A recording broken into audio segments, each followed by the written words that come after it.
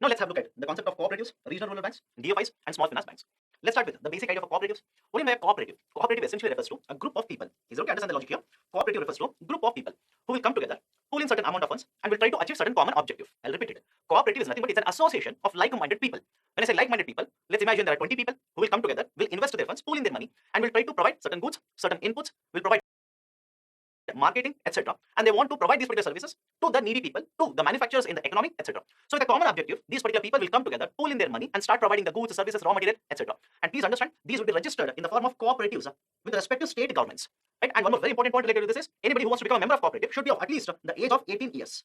So 18 years of age, 10 or more people come together, pool in their money, form a group, like-minded people want to achieve a common objective. That is called as a cooperative. And over a period of time, the concept of cooperatives has been promoted in Indian economy. For the first time ever, the concept of Cooperatives Act was introduced in 1904, and after that, another act of 1912 was introduced. The basic difference between these two acts was, in 1904, only the agriculture credit cooperatives were covered under this. Okay, the focus was on promotion of agriculture credit cooperatives. And in case of 1912, the concept of cooperatives recognition was expanded. Today, we have cooperatives in production, we have cooperatives in marketing, we have cooperatives in supply of goods and services, etc. Right? There are cooperatives which have been set up across various goods and services segment throughout the Indian economy. And most importantly, in the context of banking, we need to understand the concept of cooperative financial institutions or cooperative banking units in India. Now, in case of cooperatives in banking structure, generally we divide these particular cooperatives under two parts. Okay, we divide these particular cooperatives under two parts. One, you have urban cooperatives and you have rural cooperatives. Okay, you have urban cooperatives and you have rural cooperatives. In case of urban cooperatives, again you can have two differences or two classifications like this. One, which are within one state and which are across multiple states. That is multi-state urban cooperative societies. And within one state, you can have scheduled and non-scheduled, and even under multi-state, you can have scheduled as well as non-scheduled. And in the context of rural cooperative institutions, there are two classifications here, wherein under one classification, these rural financial institutions or rural cooperative societies will provide the credit for short-term and will provide the credit for long-term. And with respect to the differences between short-term and long-term, what kind of institutions will fall under this, there is a detailed discussion provided in the next slide. We'll have a look at it. But with respect to these particular urban cooperative banks, please understand, I stated that these could be present in a single state or these could be present in multiple states. Whenever these are in single state, these are registered with Register of Cooperatives of that particular state. Is okay? So state government will pass an act. Under this particular act, we will have a register of cooperatives, and this particular cooperative which is present in a single state should be registered under this particular register. And why this is necessary? If you look at the concept of cooperative societies, they come under the state list. Okay, they come under the state list. The state government is the most important institution or most important regulatory body with respect to these particular cooperatives. That is the precise reason individual state governments will have their individual cooperatives act, and under this they would have set up or established a register of cooperatives, and under this these particular single state cooperatives are supposed to be registered. And what about these particular multi-state cooperatives? These are registered as per the central government act. Central government has passed an act, and under this particular act, these particular multi-state cooperatives are registered. But please be very, very careful with respect to the regulation of these particular cooperatives. Most of the regulatory power comes under the registrar, which is set up by the state government itself. In addition to this, whenever you talk about cooperatives like this, there are two different parts to these particular cooperatives. That is, let's take an example of a cooperative bank here. Whenever you talk about, let's say, urban cooperative bank, there is the concept of administration of this particular bank. Okay, the administration of this particular cooperative credit society, and there is also banking activity related to this particular cooperative society. That is, let's assume there is an agriculture credit cooperative society by the name XYZ. In case of these particular cooperatives, generally what you see is, in terms of management of these particular cooperative societies, is done by board of directors. Is okay, it is done by board of directors, and it is the same board of directors which is also present in terms of banking activity related to these particular cooperative societies. That is the precise reason what has happened over a period of time is these particular activities which are related to the banking. Okay, like for example, collection of deposits, giving loans, etc. Related to these particular banking activities, the powers have been given to Reserve Bank of India. I'll repeat it. The board of directors is present on management side also, as administration, as well as in terms of looking after the banking activities. To address this particular issue, RBI has been given the power to regulate over the banking activities of these particular cooperative credit societies. And over a period of time, there has been certain issues even with this. And this is referred to as a dual regulation or dual control, where with respect to administration, for example, the people who are supposed to be appointed, hiring process, etc., is undertaken by the board of directors, whereas the banking activities of these particular cooperative credit societies were coming under the regulation of Reserve Bank of India. This is essentially referred to as a dual control, dual management of these particular cooperative credit societies. And because there's a dual control, there have been certain issues with respect to the functioning of these particular urban cooperative societies. And that is the precise reason Government of India has amended the Banking Regulation Act. Government has amended Banking Regulation Act and has introduced certain concepts or has introduced certain provisions which will strengthen the role of RBI in managing or in regulating these particular urban cooperative banks or urban cooperative credit societies. These are certain very important points with respect to the urban side of the cooperative credit societies. What about the rural side? In case of the rural side, this is the classification you're supposed to remember. In case of a short term, there are state cooperative banks at the state level. At the district level, there is a central cooperative bank. Okay, some of the books will give you just a central cooperative bank. Some of the books will simply refer to this as a DCCB, district central cooperative bank. And at the lowest level, you have a primary cooperative credit societies. That is, at the village level, you have a primary cooperative credit societies. Again, some books will mention PCCS, some books will mention PACS, primary agriculture credit or cooperative societies. Now, how do you differentiate between all of them? It is the primary cooperative societies which are functioning at the grassroots level, and these particular PSCs will provide banking services to the people in rural India. For example, they will provide services such as mobilization of the deposits, issuing of agriculture loans, etc. So these are the ones which are basically working at the lowest level, at the grassroots level, and generally these kinds of banks have a very, very narrow coverage. The coverage will be very, very limited to some of these particular villages itself. And the third very important point, the primary cooperative societies are also involved in providing certain inputs, to the agriculture sector. For example, they're involved in providing, let's say, seeds, providing irrigation equipment on lease basis, providing fertilizers, that is selling fertilizers, etc. So that is the role of a primary agriculture credit societies or cooperative societies or PCCS.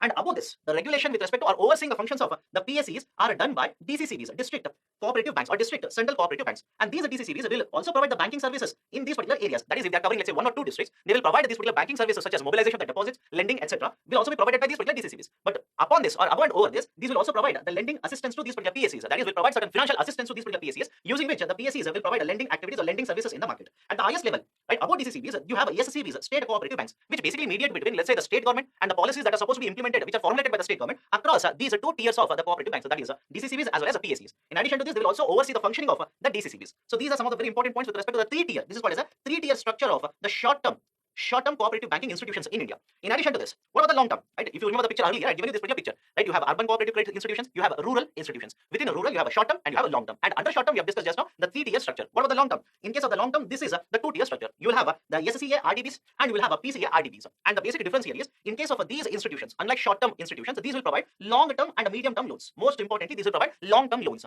And please understand, long-term loans are generally provided for asset creation purpose. Is it okay? It is provided for asset creation purposes. For example, I want to purchase a tractor.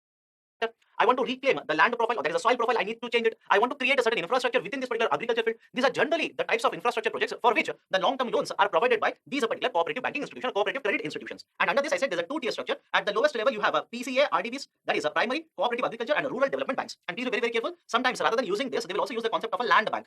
Because originally, right, when the concept of the cooperative banks lending for long term started, these were originally referred as a land banks. And over a period of time, the name has been changed. Today, these are called as a primary cooperative agriculture and a rural development banks. And these will provide long term loans to the agriculture sector. And above this, you have a SCA RDB, that is a state cooperative agriculture and rural development banks. So this is the long term pillar or long term financing pillar under the concept of rural cooperative banking institutions. And as usual, the point has been discussed earlier, but it has been mentioned now. Have a look at this. The State Register of Cooperatives is responsible for monitoring and administration of these particular banks. The banking functions are coming under the regulation of RBI. And like I've already mentioned, very recently, Government of India has amended the Banking Regulation Act of 1949 to provide more regulatory powers to RBI. Is okay to provide more regulatory powers to RBI. What are the important points related to this particular Banking Regulation Act related to UCBs that you need to remember for UPSC exams? Let's start. First one, the Reserve Bank of India has been given powers over the management of UCBs, and as per this, it can issue directions relating to management of UCBs. What is the meaning of this? Earlier I mentioned that in case of the urban cooperative banks, elections are held, and because it is a cooperative, elections are held, and board of directors is actually appointed. But the problem here is the board of directors, right? They are basically taking care of all these particular activities of the bank.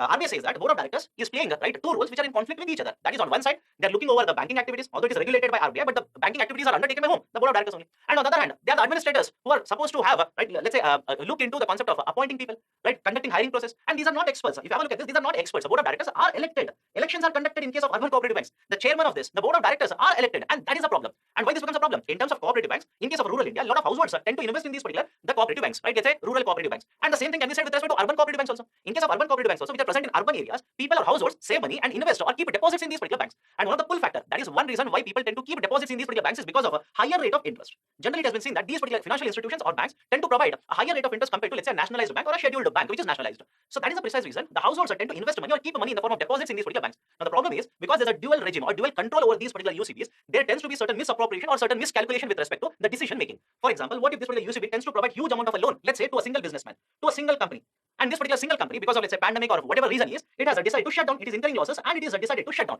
What about the loans which have been issued by the UCBs? All of these particular loans will come into question now. These particular loans will not be recovered. A lot of pressure will fall upon these particular urban cooperative banks. So that is the precise reason what RBI says is we need to have a better regulation over the banking activities of these particular UCBs. So what has been proposed? The RBI, which has been given power under this particular Banking Regulation Act of 1949 after amendment in 2020, it has basically mandated that the banks, these particular UCBs, in addition to having board of directors, should also have a board of management. Okay, should also have board of management. And within this particular board of management, the RBI will have certain very important powers. And what is the role of board of management? It will oversee the banking functions of these particular urban cooperative banks. So board of directors will oversee the administrative functions, and board of management will oversee the banking functions of this particular UCB. And within this particular board of management also, RBI has right every power with respect to approval for the appointment of a chairman, MD or CEO, removal and remuneration of MD or CEO. And further, in case of these particular boards, it will require to have at least 51% of the people who will have a special knowledge or practical experience in this banking area. I understand this? At least 51% of the people who are appointed in the board of management should have the practical knowledge of various sectors, should be specialized in these particular sectors, should be experts in the banking sector. And if RBI feels that anybody who is appointed doesn't have this particular expertise, RBI can veto this particular appointment. RBI can simply ask the bank to remove this particular person from the board of management. That is one more very important power that has been given for RBI. Third very important power, have a look at this. The RBI has been given powers with respect to the approval of appointment, removal of statutory auditors of UCBs.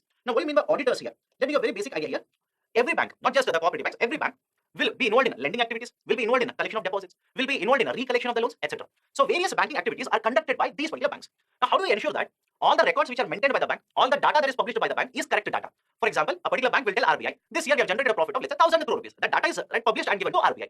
Now, how does RBI ensure that this is a correct number? What if this particular bank has fudged, basically misrepresented certain numbers? How does RBI come to know that? For this particular reason, RBI has mandated that there has to be auditing of these particular accounts. And for this particular purpose, auditors are appointed. What is the role of auditor? The auditors will look into these particular accounts, will look into these particular numbers which are published by the bank, whether they are correct, are they representing the right numbers, are they fudging any numbers, etc. So they will have to look into the data that has been provided and certify whether the data is correct or there is some problem with the data. So with respect to auditors also, RBI has been given the power with respect to, let's say, the appointment of statutory auditors, and if they do not like any of the statutory auditors, RBI can simply ask this particular UCB to remove this particular statutory auditor. So this is the third power which has been given to RBI. Fourth important power, right? In case of these particular amendments, the fourth important power, RBI has been empowered to supersede the board of directors of a UCB.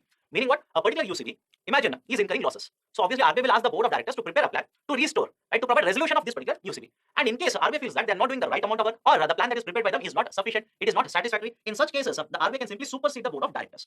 Next important point, provisions of the revised act will enable UCBs to raise capital by issue of equity, preferential share, special shares, and debentures, bonds, like securities, subject to such conditions as RBI may specify on this behalf. What do you mean by this? Do not be boggled by this particular statement. It simply means the UCBs now can issue shares in the market.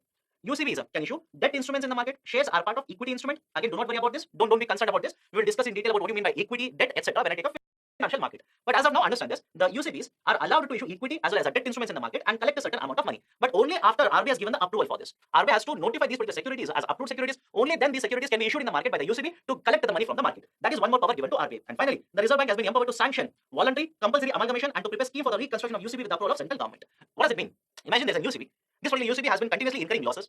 The board of directors is not doing sufficient amount of work or satisfactory work to resolve this particular issue. RBI can simply overtake the board of directors, right? Dissolve the board of directors, supersede the board of directors, oversee the functioning of this particular UCB. Not just this. After this particular superseding is done, RBI is also allowed, right, to force an amalgamation of this particular UCB with another UCB. Otherwise, also they can do it. If a particular UCB has to be merged, amalgamated with another UCB, that also can be done by RBI. So amalgamation can be done. Resolution of this particular UCB can be done only with the prior approval of the central government. So these are some of the very important powers which have been given to Reserve Bank of India with amendment of the Banking Regulation Act of 1949. Then next, regional rural banks or RRBs, regional rural banks.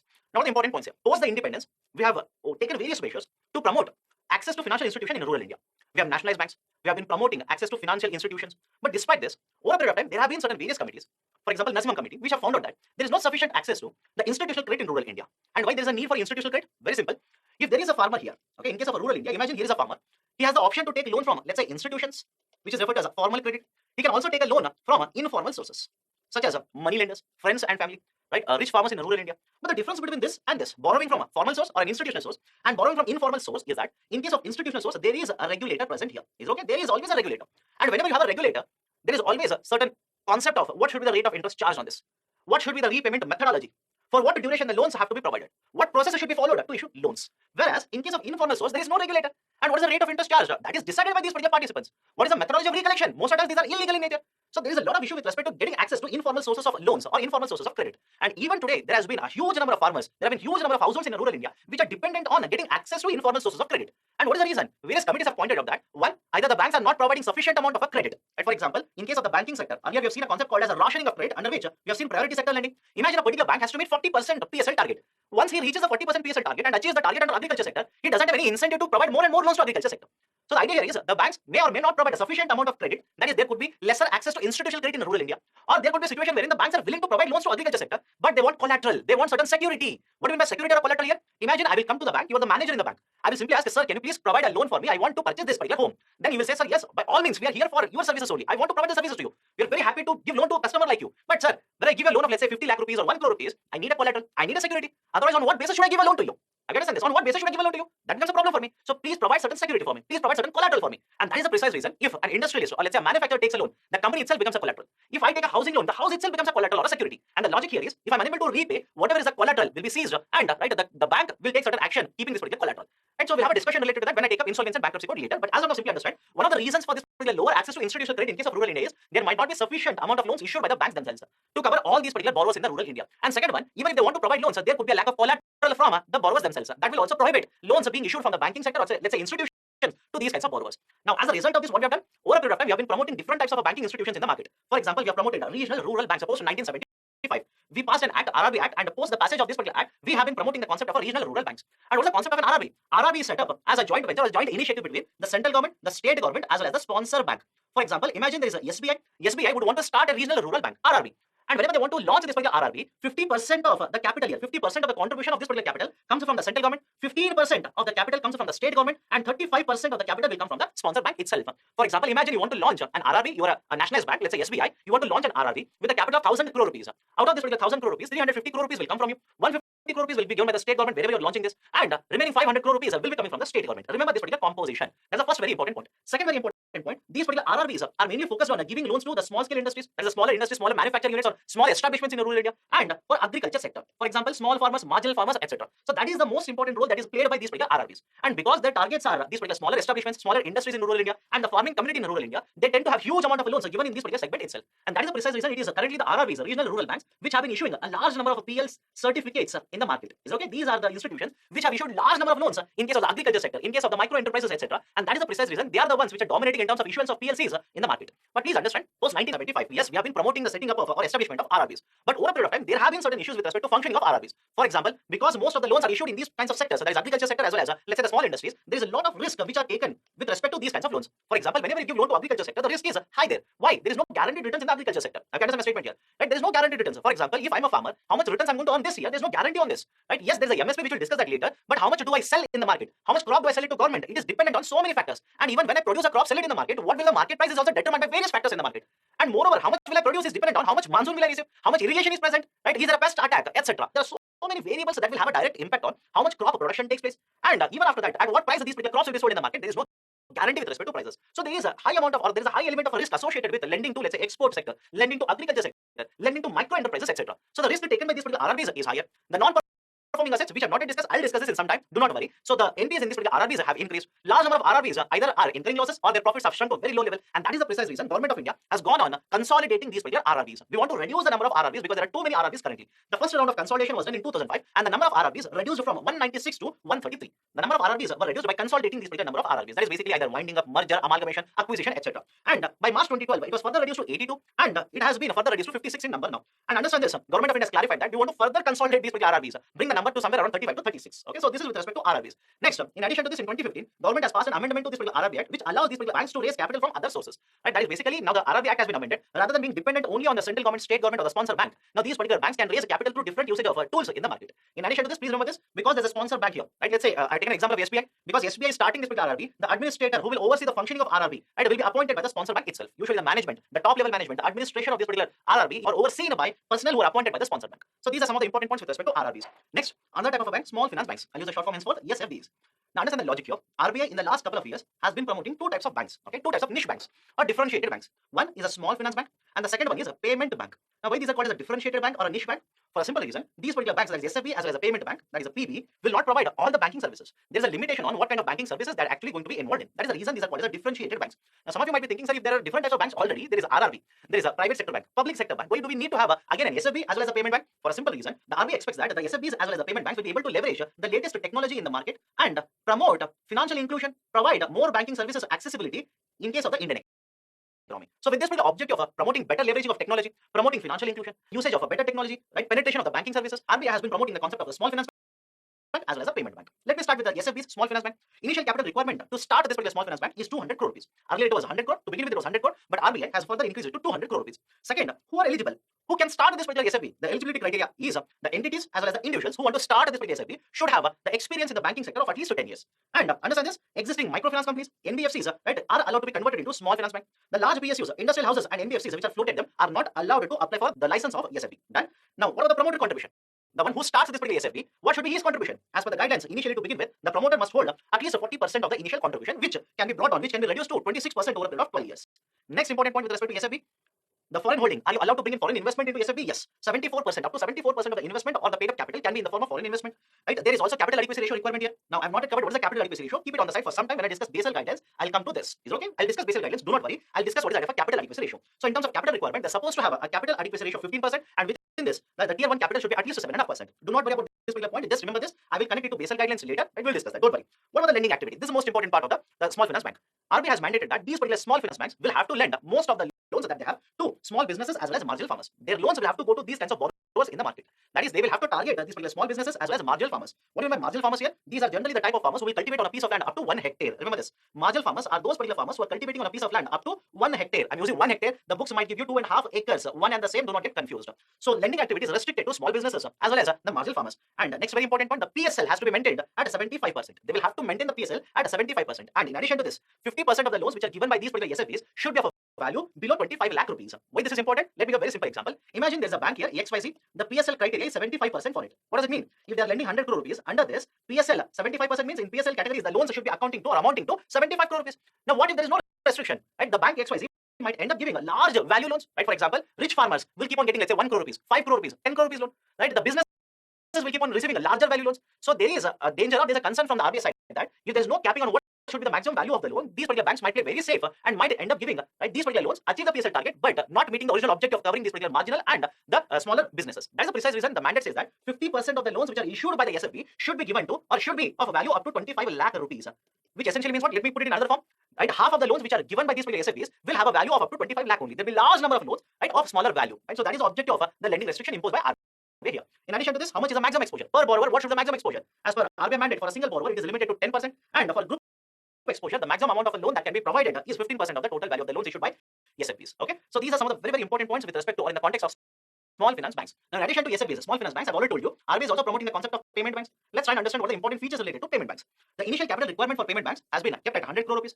Eligibility, who are eligible to apply for a license. Existing prepaid payment instrument issuers, individuals, professionals, NBFCs, corporate business correspondents, telecom companies, supermarket chains, real estate sector cooperatives that are owned and controlled by residents and public sector entities may apply. And initially, to begin with, whoever applies and gets the license, the promoter should have a 40% of the contribution. Right? The promoter contribution out of the total capital should be at least 40% for the first 5 years. What are the other important points with respect to payment banks? Right? Are you allowed to bring in foreign investment under this? Yes, up to 74% of the paid capital can be brought from the foreign sources. What are the capital requirements? These particular banks are supposed to maintain cash reserve ratio as mandated by RBI. Minimum 75% of these particular demand deposits which are collected by the payment banks should be invested in government bonds. Remember this, okay? Should be invested in government securities. And 25% in current and fixed deposits with other SCBs. Right? What do you mean by this? Imagine there's a payment bank. Okay, imagine here's a payment bank. It will collect deposits from its customers, and with respect to deposits also there's a condition. To begin with, the highest amount of a deposit that was allowed to be collected by these particular payment banks was limited to 1 lakh rupees per customer. Is okay, per customer. They were allowed to collect a maximum amount of 1 lakh rupee deposit. Very recently, this has been increased to 2 lakh rupees. Remember this. It has been increased to 2 lakh rupees. Now, once this particular payment bank collects these particular deposits, what they're supposed to do? They're supposed to take 75% of these and invest in the government securities.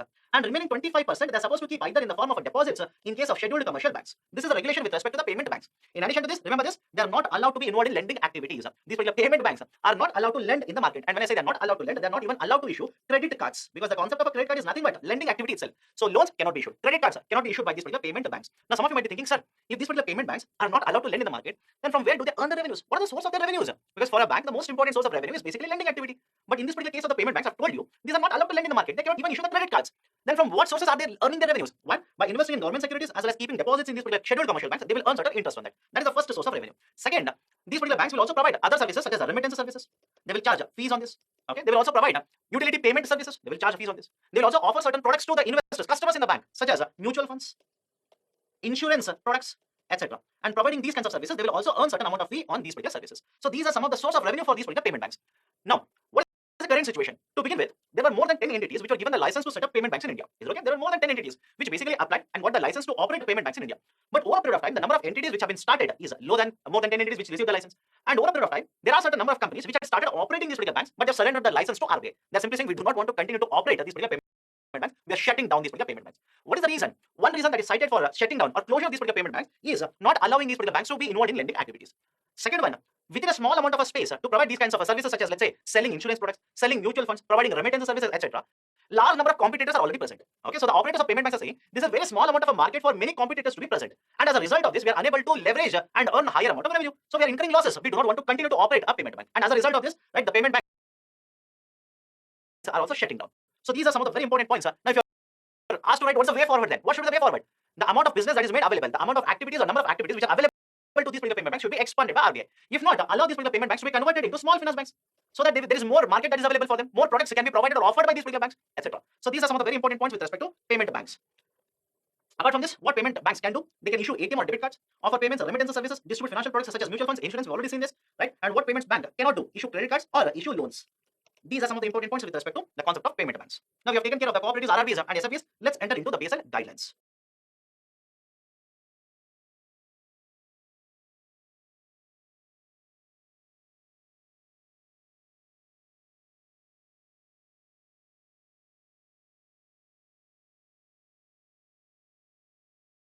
Now, before understanding what are the Basel guidelines, let's try and understand certain very important basic concepts.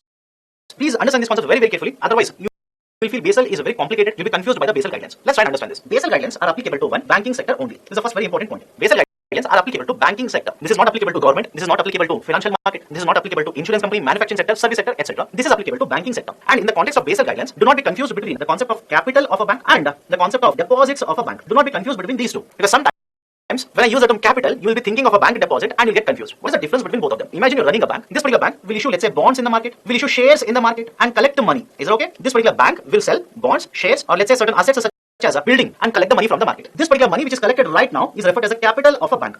And on the other hand, deposits is the money that is collected by the bank, and this particular money is of the customers. So please do not be confused between the deposits of a bank and the capital of a bank. Capital is bank's own money. Is it okay? It is the own money of the bank. And on the other hand, deposits is not the own money of the bank. It is basically, it has collected the money from the customers. Remember, it has to return that particular money. But this particular capital is its own money. Done? So the first very important concept of a Basel guidelines is how the capital of the bank is calculated. What is the form of this particular capital of a bank? There are two forms. That is basically the capital of the bank is divided into two parts. One is called as a tier 1 capital. Second is called as a tier 2 capital. And the difference between tier 1 and tier 2 is tier 1 capital is more reliable for a bank. Tier 2 is comparatively lesser reliable. What do you mean by this? Let's start with an example. Imagine here is a bank. This particular bank has collected money, that is nothing but the capital from the market, by selling, let's say, shares, by selling bonds, etc. Is okay? And on the other hand, it can also collect the capital, that is the money, by selling certain assets. Let's say a building owned by it is also being sold by the bank and it will collect certain money. But please understand, between both of these particular situations, the bank will be relying more on the first one rather than the second one. Why? In case of the bonds or shares sold by this particular bank, the bank knows how much money it is going to collect. Right? For example, it will sell 100 bonds, which will have a, let's say, value of 10 rupees each. The bank knows it will be able to collect 1000 rupees. So the reliability of the bank on the first source of the money or the capital is very, very high. But on the other hand, this second source is also important. I'm not ignoring the second one, but it is less reliable compared to the first one. For example, let's assume this is an asset owned by the bank. Okay, let's imagine this is an asset. The bank will be able to generate money by selling this asset in the market. But please understand, what is the current market price of the asset? The bank doesn't know. So it has to revalue, keep on revaluing the value of these particular assets. Right? So today the value of this particular pen could be 100. Tomorrow it could be 120. Day after tomorrow it can slump to 90 rupees. So the value of these assets is not guaranteed. The bank has to keep on revaluing these particular assets. So the reliability of the bank in terms of collecting capital by these particular assets will be lower. Is it okay? So what we have done is the capital of the bank, we have divided them into two parts. So one is called as a tier 1 capital, or it is also referred as a core capital. And please understand, the bank is more relying, or this particular tier 1 capital is much better compared to tier 2 capital, because the tier 1 capital will absorb the loss of the bank just like the tier 2 capital. But the difference here is tier 1 capital will absorb the loss, allow the bank to continue the operations. Remember this, tier 1 capital will absorb the loss, allow the bank to continue with the operations of the bank, right? But the tier 2 capital will absorb the loss only when the bank will shut it down. For example, imagine here is a bank, it is having a building, right? The bank has been set up in this particular building. Now, when the bank will shut down, it will sell the building, it will collect a certain amount of money. This is nothing but an example of a tier 2 capital. But in case of this tier 2 capital, what is happening? The bank is forced to shut down its operations. Bank cannot continue with the operations. It is winding up the operations and it is selling the assets, collecting the capital. So tier 2 capital absorbs the losses. Tier 1 capital absorbs the losses. Tier 1 capital absorbs the loss, allows the banks to continue with the operations, hence more reliable. Tier 2 capital will also absorb the losses, but the bank has to wind up its operations, hence comparatively less reliable. But whatever is the value of tier 1 plus tier 2, right? The sum total of this is called as the total capital of a bank. Remember this, we will be using this further, right? As earlier mentioned, tier 2 capital is considered to be less reliable than the tier 1 capital, because it is more difficult to accurately calculate and more difficult to liquidate the tier 2 capital. This is the first very important concept. Second very important concept within the idea of the Basel guidelines is the risks which are faced by the bank. Any bank which is there will face a certain amount of risk. For example, it will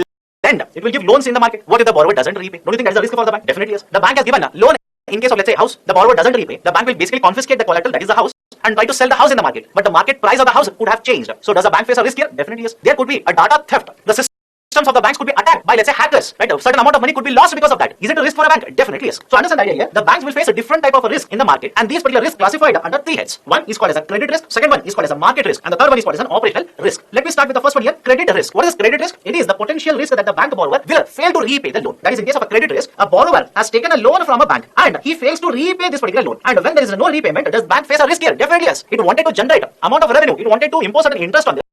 For example, a bank will give a loan of, let's say, 100, but the borrower, when he is going to repay this, he has to pay 100 plus interest. This interest becomes the source of revenue for a bank. But what is happening here? This particular borrower is not repaying the loan. He is defaulting on this particular loan repayment. So a bank is facing this kind of a repayment risk, which is called as a credit risk. Any bank which is involved in lending activity will face this kind of a risk. And second one is a market risk. What is this market risk? In case of the market risk, right, a bank will face this particular risk because of, right, the risk of losses arising from the changes in the market prices. What is the meaning of this? Right?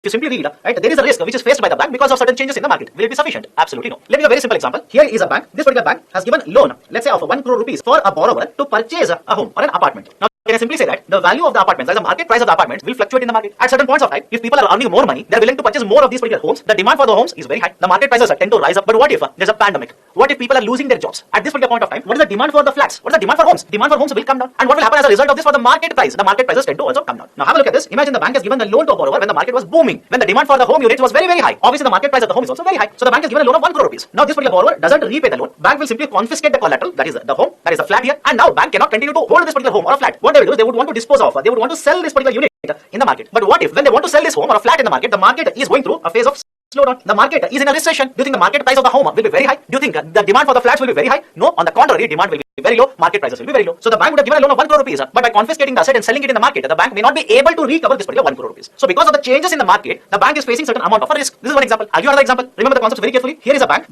Bank has collected deposits and bank will give loans. The bank, when they collect deposits, bank has to pay a certain rate of interest on these deposits. And when bank gives a loan like this, bank will impose a certain rate of interest on the borrower. Let's take a simple example. Bank has collected deposit and it is giving a rate of interest of 5% on this. Bank has given a loan using this deposit and the bank is charging, let's say, 10% rate of interest on this particular loan. So the difference between the lending rate and the borrowing rate. So the difference between the lending rate and the borrowing rate is called as net interest margin, NIM.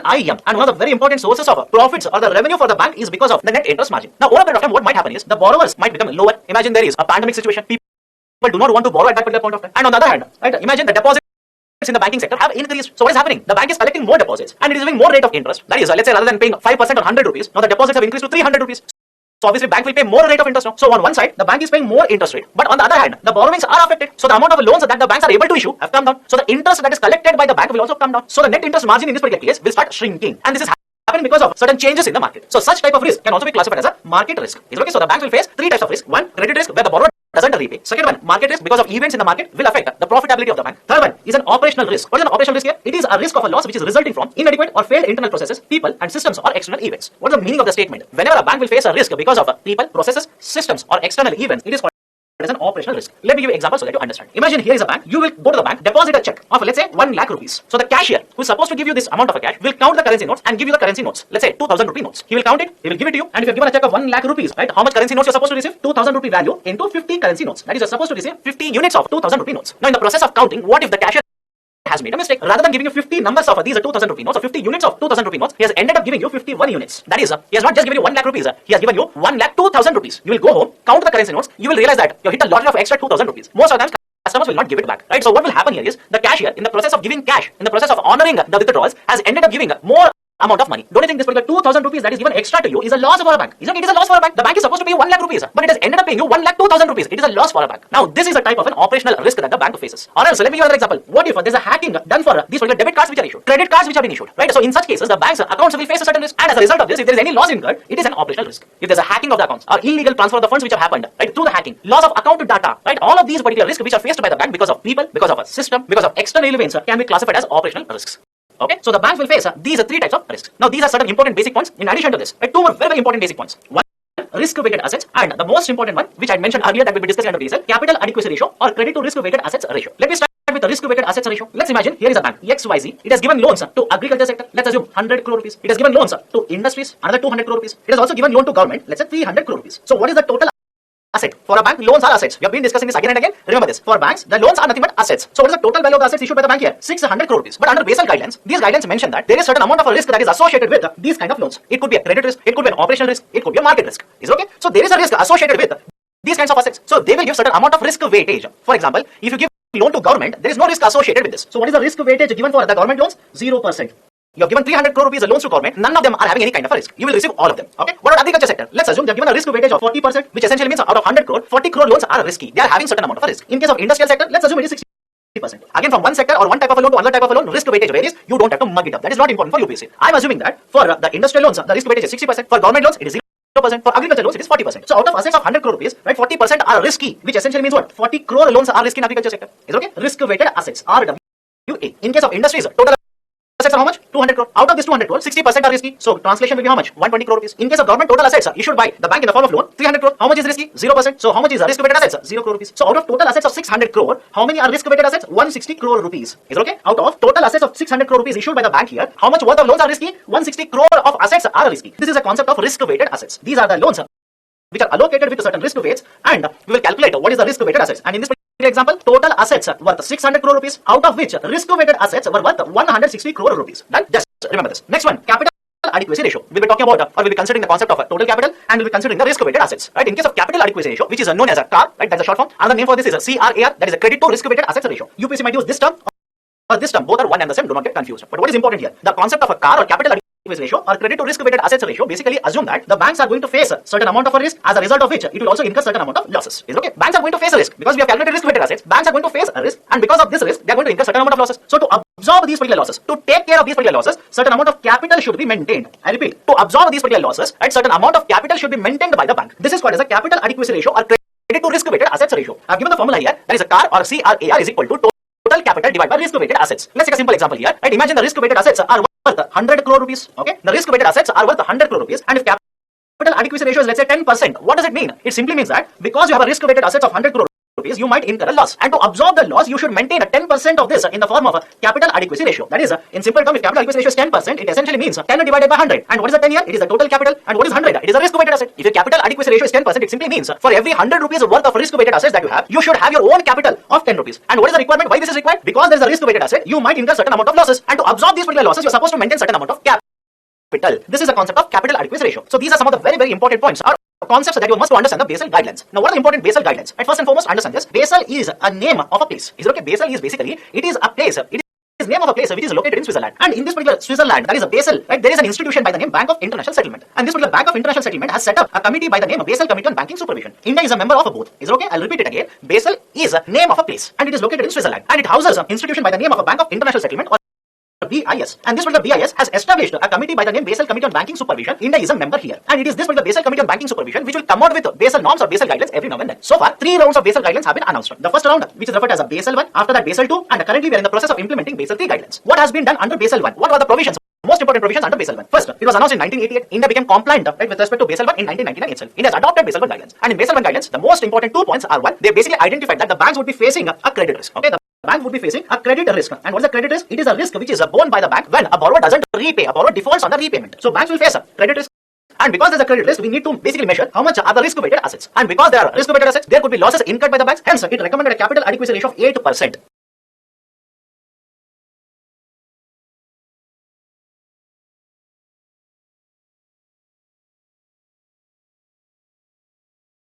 Now, once we have seen that there is an NPA issue, how the NPAs get created, and if there are NPAs, what is the problem related to these particular NPAs? Let's try and understand what measures have been taken by the government, what reforms have been implemented in order to address this particular issue of non-performing assets in the banking sector. The umbrella set of reforms, or an umbrella reform, is referred as 4R solution. This particular 4R solution was given in economic survey. It was provided in economic survey, and over a period of time, government, RBI have implemented various measures or steps or reforms which can be classified or which can be categorized under one of these particular 4Rs. Now, before looking at the most important reforms, what do you mean by 4R in the first place? There are 4 very important measures which have been classified under the concept of 4R. One, recognition. Second one is recapitalization. Third one is resolution. And the fourth one is reform. And various measures that have been taken by Government of India as well as RBI, such as insolvency and bankruptcy code, classification of the accounts based on what kind of NPAs they are, the Bank Board Bureau BBB, recapitalization of Government of India, etc. These particular reforms can be classified under these particular 4 measures. What is the meaning of each of the steps? First one, recognition. What do you mean by recognition here? The banks must value their assets as far as possible close to the true value, as RBI has been emphasizing. What is the meaning of this particular statement? A couple of years ago, RBI basically introduced a concept called as asset quality review. Okay, asset quality review. Under the asset quality review, the banks were asked to identify those particular loan accounts wherein the repayment has not been received by the banks and classify them accordingly. That is, let's say hypothetically, here is a bank, and this particular bank has given loan to, let's say, a company, and this particular company has not repaid any amount of this particular borrowing, let's say for 120 days. Now, initially to begin with, for the first 90 days, they will have to be classified as a special mention accounts, SMA 0, SMA 1, and SMA 2. And after 90 days, a period is over, where the repayment has not been received by the bank, the account has to be classified as NPA. And within NPA also, again, there are 3 classifications: substandard, doubtful, and loss-making NPA. So argument here is, if the payment is not received by the banks, there is no point in continuing to classify these particular accounts as a standard accounts. Because in case of a standard account, what does it mean? It simply means the bank will continue to receive the payment. The bank is generating certain revenue on these particular accounts. Whereas in case of NPA, ESMA, loss-making NPA, substandard, doubtful, etc., once you're classified as this, it simply means the bank is not generating revenue. The bank is not collecting the repayment. That is the simple meaning. So whenever a bank has to identify what is its true financial position, it has to identify what is the problem related to NPAs, which is plaguing it. First and foremost, it has to find out what is the true value of its assets. That is, recognize the true value of the asset. If a bank has given a loan and it is not going to get the repayment, then there is no point of continuing the classification of a standard asset for this particular account. Classify this as a SMA, classify this as a substandard NPA, loss-making NPA. In case it is a loss-making NPA, start making provisions, right? Start to write off these particular loans. Right? The first step is what? Recognize the true value of the asset. Second one, recapitalize the bank. Generally, what happens is, let's take a simple example here. Imagine this is a bank, and one side it has given loans and on the other side, it has collected deposits. Is it okay? So it has collected deposits and it has given loans. Let's take a very simple example here. Imagine a deposit of 100 rupee has been collected by the bank and it also has issued loans worth 100 rupee. Don't worry about CRR, SRR, etc. Don't get into all of it. Let's assume that the bank has collected a deposit of 100 rupees. It has given a loan of 100 rupees. Now, what if the NPA is generated here? What if this particular loan account becomes an NPA? And over a period of time, this is classified as a loss-making NPA. So now the bank has to write off. The bank will not be able to recollect this particular loan. So understand the concept here. On one side, the deposits are there, which the bank has to give it back, which the bank has to return it. And on the other hand, the loans are not getting recovered. So there is an imbalance. There is certain destability which is created because of NPAs. So how do you create a balance? How do you restore balance in the account books of the banking sector? Simply infuse capital. Is it okay? Simply infuse capital on this particular side so that the bank will have sufficient amount of revenues. It will not incur losses or it will not go through the concept of a bank run situation. Now I can understand this. When you infuse capital, does it mean that the bank is not incurring any losses? It will not be true. Why? Whenever the recapitalization is done, how it is done? Don't worry, I'll explain it to you. Whenever the recapitalization is done, the government is ensuring that the bank will have sufficient amount of money if there is a withdrawal of the deposits. Is it okay? The bank will have sufficient amount of money. Otherwise, what will happen? The depositor, that is, imagine you are the depositor, you will go to the bank, you want to withdraw the money, but the bank doesn't have money. They've incurred complete amount of a loss. They've incurred NPAs. They will not be able to recover this particular money. So don't you think that there is a financial pressure on the bank? In order to ensure that the banks will have a stability, banks' balance sheets will be stabilized. The government goes for recapitalization or infusion of capital. Right? So second step is what? Go for recapitalization. Otherwise, what will happen is there is a certain imbalance created in the account books or the balance sheet of the banking sector. Now understand this. How do we go for recapitalization? What is the process of recapitalization? Follow this particular process very, very carefully. The government of India will issue bonds which are called as recapitalization bonds. Is it okay? Government will issue bonds by the name of recapitalization bonds. And who will purchase these particular recapitalization bonds? These are purchased by the banks themselves. Is it okay? Imagine a situation. I'm the government of India. You are a bank. So what I'll do? I will sell the recapitalization bonds to you, and I will collect money from you. So the bonds are purchased by the banks. The money will be transferred to Government of India. Now, Government of India will use this money to infuse capital in the banking sector. You'll get confused here. Just understand this very carefully. First step is what? Government of India issues bonds, which are called as recapitalization bonds. Who will purchase them? Banks will purchase them. And once the banks purchase recapitalization bonds, money will flow to the Government of India. Now, Government of India will use this money to infuse capital, to infuse money into various banks. This is called as a recapitalization process. Now, first and foremost, some of you start thinking, sir, why is Government of India doing such a circus? Rather than collecting money, then giving it back to the banks, why is Government of India directly not infusing the money into the banking sector? The answer to this particular question will be, first, understand this, to infuse capital into these particular banks, first and foremost, government should have money. Is it okay? To infuse capital into these particular banks, first and foremost, Government of India should have that money. For example, imagine Government of India in a particular financial year announces to infuse capital of 20,000 crore rupees into banks. Now, first and foremost, government should have this particular 20,000 crore rupees. If Government of India wants to give money to banks, it should have money in the first place. So, government will sell the bonds to banks, collect the money, and use this money to infuse capital into banks. Second, the issue of these particular bonds initially started post 2017 in India. It was Finance Minister Mr. Arun Jaitley, former Finance Minister, who announced that government would be going for recapitalization of the banking sector by issuing bonds. But to begin with, he basically stated that we would be issuing around 1.3 lakh crore rupees worth of G securities, or let's say the recapitalization bonds. Again, these are types of G securities only. But these are issued in case of banking sector, hence these are called as recapitalization bonds. So to begin with, Finance Minister announced that the government would be issuing 1.3 lakh crore worth of the recapitalization bonds in the banking sector and collect the money, use it to infuse capital in these particular banks itself. Second very important point, by doing this, right, one, government will be able to generate money for capitalizing the banks. Second, it will also stabilize the balance sheet of the banks. How so? Follow this very carefully. Imagine here is a bank. Okay, imagine here is a bank. This particular bank is having a cash of 100 rupees. Is okay? It is having a cash of 100 rupees. Now, Government of India will issue a bond, that is a recapitalization bond to bank, collect this particular 100 rupee and pay back or infuse capital of 100 rupee in the same bank. I'm just taking an example here. Bank is there, it is having a cash of 100. Government will sell a bond to this particular bank, collect 100, again infuse this particular 100 rupees back into the same bank. Now, as a result of this, what will happen? Earlier, this particular bank had a cash of 100. Is it okay? Earlier, the amount of money that was there with the bank was how much? Cash of 100 rupees. Now, the bank will as usual get 100 rupees from Government of India. So, cash of 100. In addition to this, there is also a recapitalization bond worth 100 rupees with the bank. So, total how much asset is there with the bank now? The total value of the assets that are there with the bank now are worth 200 rupees. So, by infusing capital like this, Government of India has ensured that the capital base, asset base of the bank has improved, has increased. Right? So, these are some of the very important points with respect to recapitalization bonds. Third very important point. Initially, to begin with, when this particular recapitalization bonds were issued by the Government of India like this, they carried a certain rate of interest. Is okay? They carried a certain rate of interest. And please remember this, these are long-term bonds. These are long tenure bonds, not short-term. These will have maturity period of more than 10 years, more than 8 years, etc. Right? So, long tenure bonds, long-term bonds. So, initially, to begin with, they carry a certain rate of interest. But recently, Government of India has announced that these will be zero coupon bonds. These will be literally zero coupon bonds. What do you mean by literal zero coupon bonds in this context here? Government will issue the bonds at 100 rupee. The banks will be purchasing these particular bonds at 100 rupee. And after maturity, government will pay back 100 and it will not pay any interest on these particular bonds. I'll repeat it again, understand this. To begin with, these particular RCBs, recapitalization bonds, had certain coupon rate, had certain rate of interest. But of recently, what Government of India has announced is, these particular bonds will be literally zero coupon bonds. In a sense, these will not have any rate of interest whatsoever. These will be issued at 100. Banks will have to pay 100 to Government of India, and upon maturity, government will pay back 100. Until maturity, no interest will be paid by Government of India to these particular banks which are holding these particular bonds. Then these are certain very, very important points with respect to recapitalization bonds. Now, are there any concerns related to this? Are there any issues related to concept of recapitalization bonds? Definitely yes. Various experts will basically say that Government of India provides this particular recapitalization in case of public sector banks. For a simple reason, Government of India is a majority stakeholder or the owner in case of the PSBs. But the argument here is, when a government of India issues a bond, repays this particular 100 rupee, it has to use the taxpayers' money. Is okay? It has to use the taxpayers' money. Government is not getting the money out of its pocket. It is collecting the money from the taxpayers. It is using that particular money to infuse capital in the banking sector. So argument of the experts will be, why are you using taxpayers' money? I don't think it is taxpayers' money which you are using it to provide capital for the banking sector. The banking sector has incurred a loss, so you're providing capital in these particular banks. But the money that you're using is of taxpayers, right? Money. The taxpayers have given money to you, have paid the taxes to you. You're using this particular good money behind wrong decision making. That is, the banks have incurred a loss because they have made certain mistake. They have given loan without having a proper mechanism. They have given loans to bad borrowers in the market. They have given loans in case of some of the sectors which are already in trouble, in problem. So as a result of this, the NPAs in the banking sector have increased. But why are you using the taxpayers' money to provide capital for these particular banks? Why should the taxpayer pay for the bad decision making of these particular banks? That is the criticism with respect to the concept of utilization of recapitalization funds. And in addition to this, various experts also point out that by infusing capital into these particular PSPs, you are not penalizing them. You are basically promoting this kind of a bad behavior, because the PSPs now know that in case they incur a loss, NPAs increase, government of India will provide certain assistance to them, and so you're basically promoting, incentivizing this kind of a bad behavior of these particular PSPs. So these are some of the issues with respect to the concept of recapitalization. Third one will be resolution. What is my resolution here? Let's assume here is a bank. It has given loan to a customer or a borrower. This particular borrower has not repaid the loan. This has become an NPA. Okay, it has become an NPA, non-performing asset. Now, for how many years will this particular bank keep on holding this particular NPA? Right? Let's say this particular customer has taken this particular loan and has provided land as a collateral, house as a collateral, or company itself is kept as a collateral. So the argument here is, don't keep on holding this particular NPAs, right, for a very longer duration. Find the true value of this particular assets. That is the first step of recognition. After this, if this particular loan has a collateral, okay, there is a collateral with respect to this particular loan, simply dispose it off. If there is a land which is given as a collateral for this particular loan, and if the borrower has not repaid the loan, simply try to sell off this particular collateral, get the recovery. If the company is collateral, sell the company, get the recovery. So basically, go for resolution of the stressed assets. Okay, go for resolution of these particular stressed assets. The best example for this particular step of resolution will be insolvency and bankruptcy code, which we'll discuss in some time. Okay, so resolution essentially means what? There are certain assets which have become NPA, and if there is any collateral attached to this, try to resolve this particular NPA, try to sell off these particular assets, get the recovery. And the fourth one will be reform. Right? Under reform, please understand, the government of India should ensure that in the future there will be certain incentives given for, let's say, government-owned entities, that is, banks, private sector entities. Certain steps will be taken by RBI as well as government of India in order to ensure that this particular problem, okay, this particular problem of NPA will not keep on repeating. Is it okay? This particular problem of NPA will not keep on repeating in the future also. Hence, take certain measures in the current situation. That is the fourth step. That is reform. Done. So these are the four very important steps under the concept of twin balance sheet problem.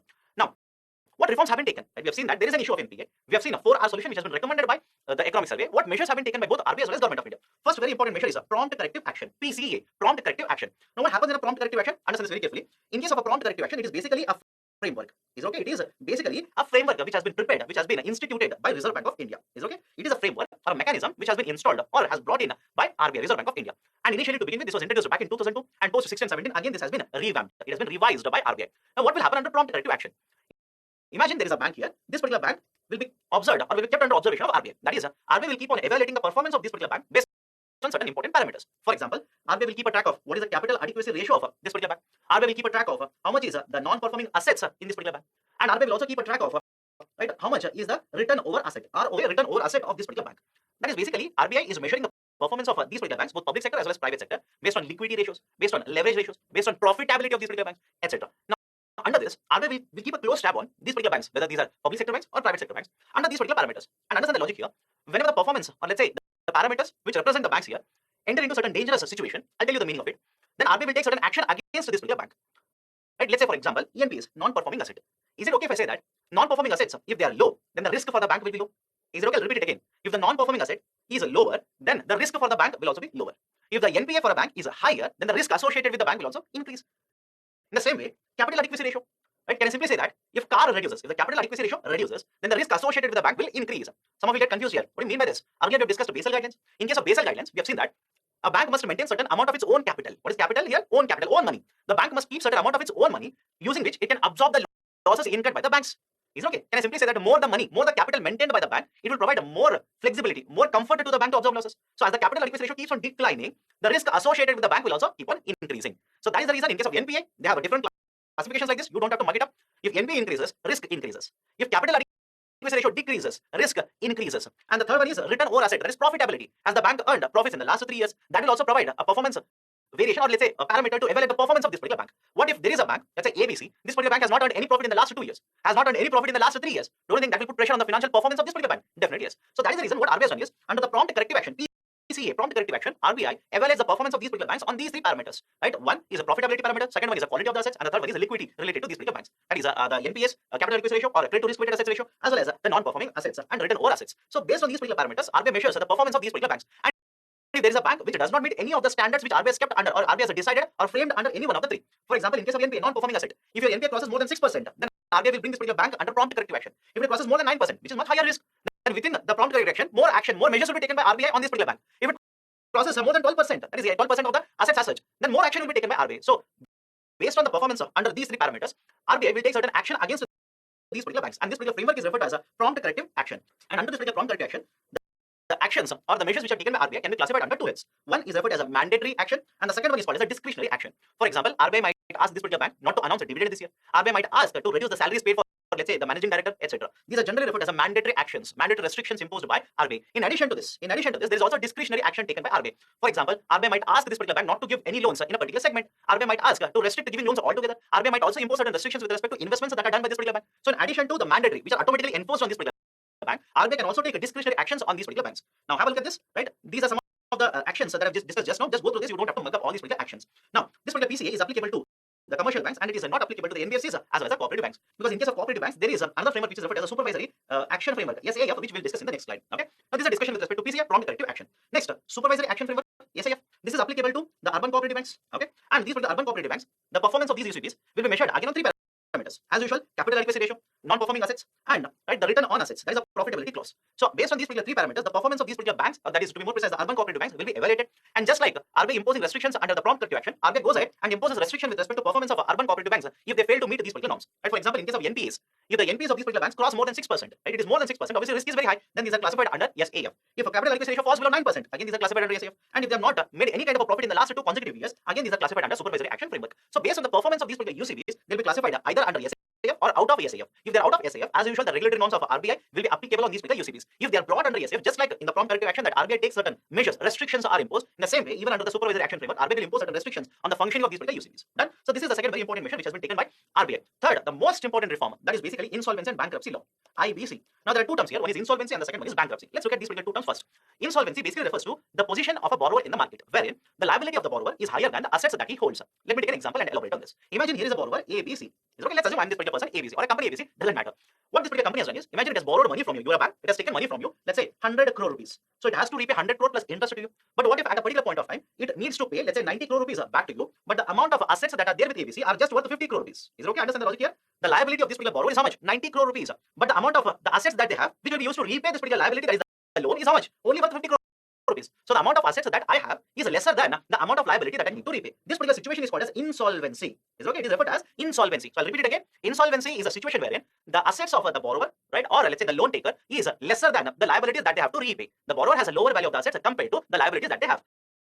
In some of the books, they will also mention it in another way. Do not get confused. For example, they will say that the amount of assets that are there with the borrower is not sufficient to repay the liabilities or to repay the loans. That situation is referred as insolvency situation. And to come out of this particular insolvency situation, we have a concept called as a bankruptcy. Is okay? Insolvency is a position wherein the liabilities are higher than assets. How do you come out of this? How do you address this particular situation? There is a law which is referred as a bankruptcy law. And this particular bankruptcy is nothing but, or bankruptcy law is nothing but, it's a code. It's a framework which is used by insolvent people or insolvent borrowers to come out of this. And that is the reason this is called as insolvency and bankruptcy code or insolvency bankruptcy law. What are the important points to understand here? First and foremost, understand this very carefully. Earlier, to begin with, there were different laws which tackled the concept of insolvency in India. There was a SIC Industries Companies Act, under which we had set up a board for industry and financial reconstruction. There were certain provisions under Companies Act, etc. So have a look at this. There are different provisions in different laws which will handle the concept of insolvency in India. So rather than having a fragmented framework like this, government of India has decided, let me take the insolvency provisions which are present in all of these particular acts, merge them under only one act. Is it okay? There are insolvency provisions in different laws, in different acts as of now or earlier. So government of India announced that rather than having different laws regulating insolvency in India, what I'll do is I will take insolvency provisions from all of these particular acts and make only one consolidated framework. And this particular consolidated framework is referred as insolvency and bankruptcy law, insolvency and bankruptcy code. What was the reason? Why did government of India have the need to do this? Earlier, I said that there are different laws. Right? For example, there is a SICA, there is a Companies Act, there is a Recovery of a Debt Due to Banks and Financial Institutions Act. There was a National Companies Law Tribunal Act. Right? So there are different laws like this. And because there are different laws, the time period that was taken was very, very high. And there was no unified framework which was followed under all of these particular laws. So in order to have a single framework, in order to ensure that the insolvency resolution will be done much faster, government of India brought in the concept of insolvency and bankruptcy law. As per various surveys, before this particular code was introduced, it used to take on an average around 4.3 years for insolvency resolution. Is okay? I'll repeat it. Before the introduction of insolvency and bankruptcy code, it used to take around 4.3 years, right, for insolvency resolution. What do you mean by insolvency resolution? Generally, whenever borrowers and defaults, understand the concept here.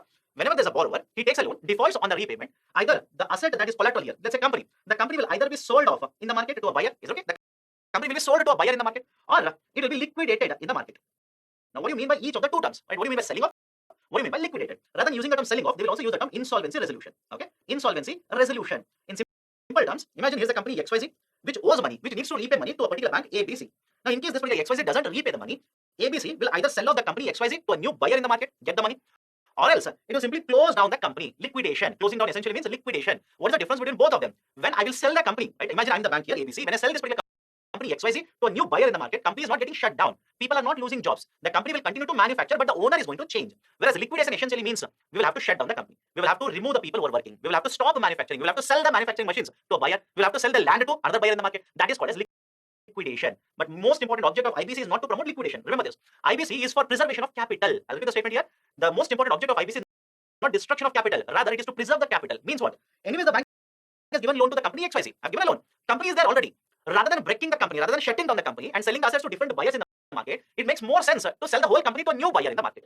Is it okay? Right? Let's assume I'm the ABC. There is a company XYZ which has taken loan from me. If they don't repay, I can go for liquidation. That is shut down the company, sell the tracks to someone else, sell the place, that is the land to someone else, sell the machines to another buyer, and get certain amount of money. Rather than doing this, because of which company will be closed, manufacturing will be affected, people are going to lose jobs. That is basically the concept of destruction of capital. On the other hand, what if I simply say that I will not close the company, I will not liquidate it, rather I will sell it to a buyer in the market. Imagine you are the new buyer. So what do? You will continue to manufacture. You own the new company, or you will own this particular company XYZ. You will continue to manufacture. Right? So the company is not shut down. There is no destruction. Rather, it is preservation of the capital. The most important object of IBC is not destruction of capital. Rather, it is to preserve capital. Done. Now, under the Insolvency and Bankruptcy Code, henceforth I'll simply use the short form IBC. Under IBC, we have established a new authority. A new regulator has been set up. The name of the regulator is Insolvency and Bankruptcy Board of India, IBBI. What is the role of IBBI? It will ensure that the stakeholders in the system, right, will follow by the guidelines, will abide by the guidelines.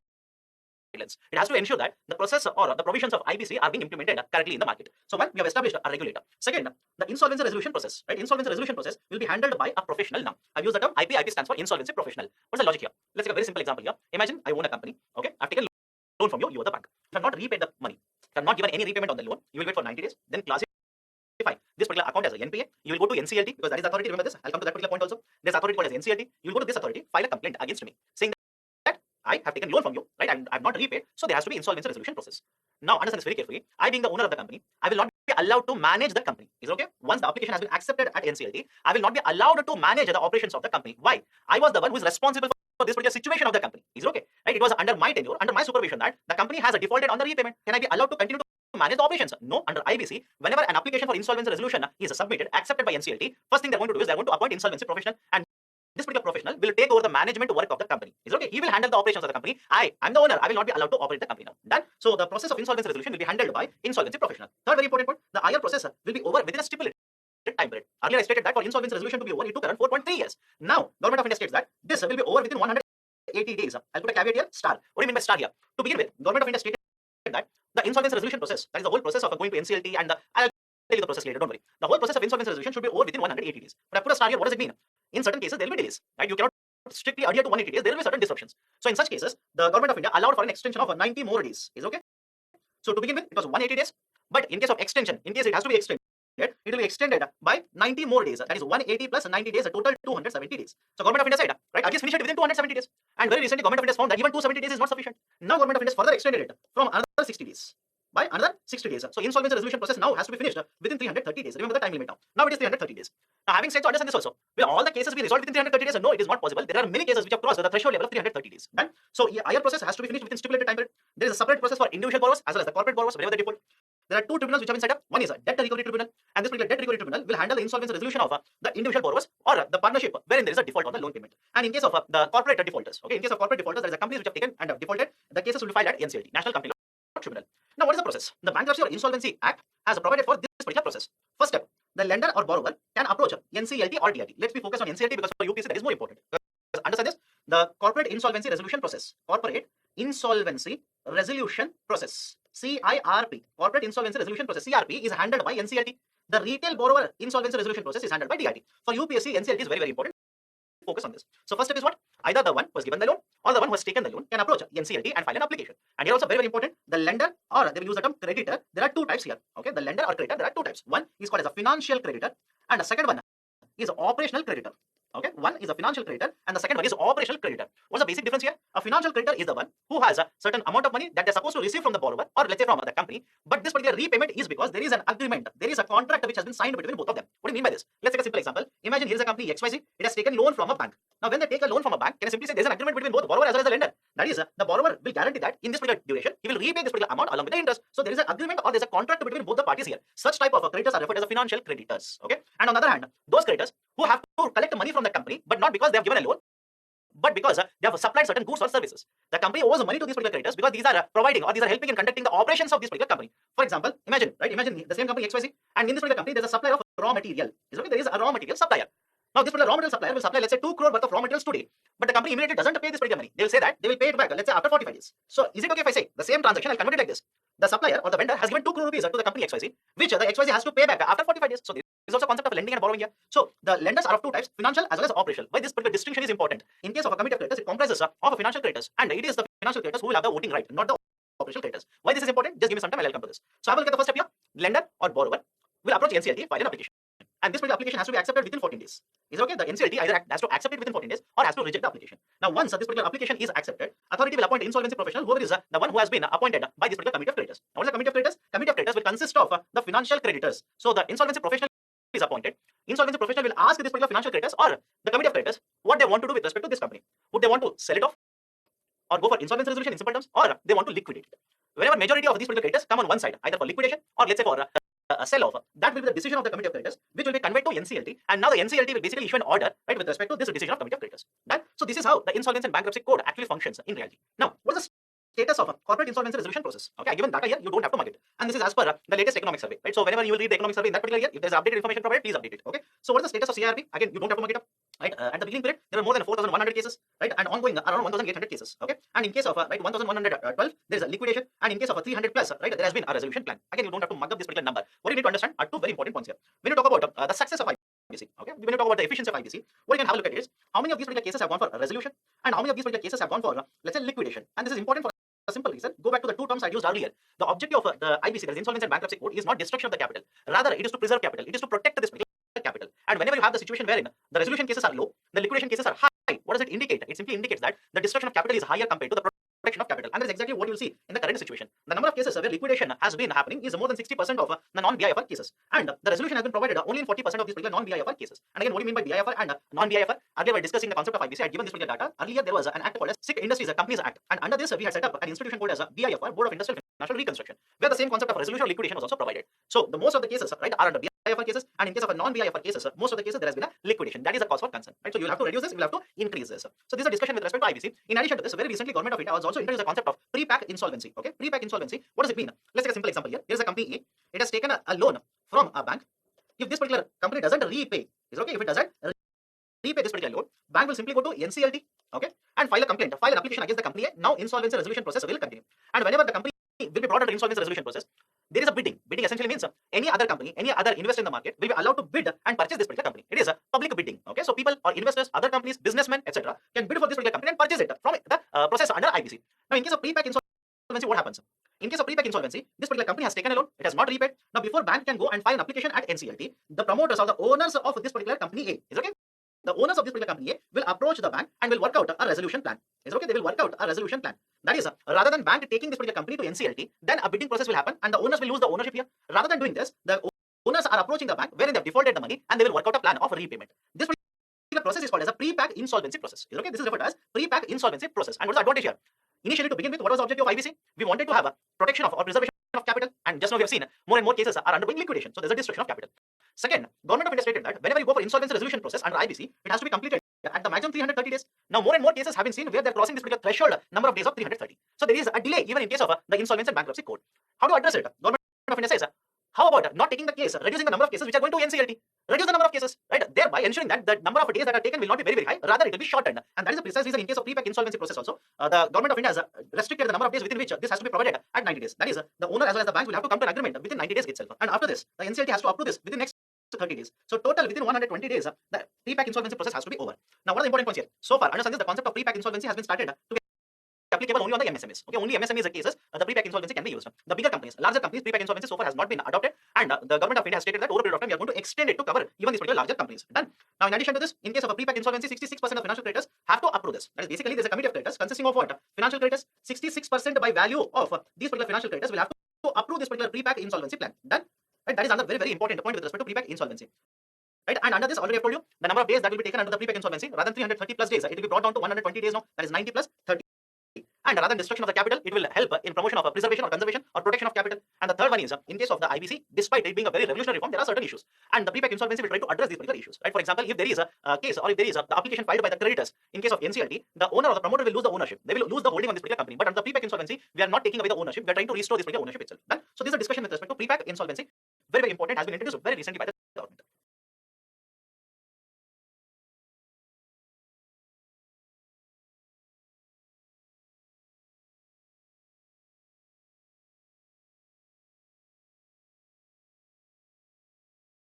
Now let's have a look at Basel II norms. Right now we have finished Basel I. Let's look at Basel II. First very important point, it was introduced in 2004. Second, rather than focusing on one type of risk, now two more types of risk have been added. In case of Basel I, we focused only on the credit risk, but earlier we have seen that banks will face, in addition to credit risk, the concept of market risk as well as operational risk. Now under Basel II, we added these two additional risks also. So now we are saying under Basel II, the banks will face credit, market as well as operational risk. Third very important point, we followed a concept of a three-pillar approach under Basel II. And please understand this, whatever was mentioned in Basel I, these particular provisions have been expanded. Is okay? If they give a statement in UPSC, Basel II is an expansion of Basel I, statement is true. Basel III is improvement over Basel II, statement is true. Right now, have a look at this. Under Basel I, we focused on capital adequacy ratio. Under that, we basically stated that as per Basel guidelines, the banks are supposed to maintain 8% of risk-weighted assets in the form of capital adequacy ratio. Now, under Basel II, we changed it. Rather than having only one type of risk, we are adding two more types of risk. And because there are risks like this, we followed a three-pillar approach. What are the three pillars here? First one, as usual, capital adequacy ratio. Second one, supervisory review. And the third one, market discipline. What do you mean by each one of them? Under the capital adequacy ratio, the banks are supposed to maintain certain amount of capital to absorb losses. Is it okay? The banks will have to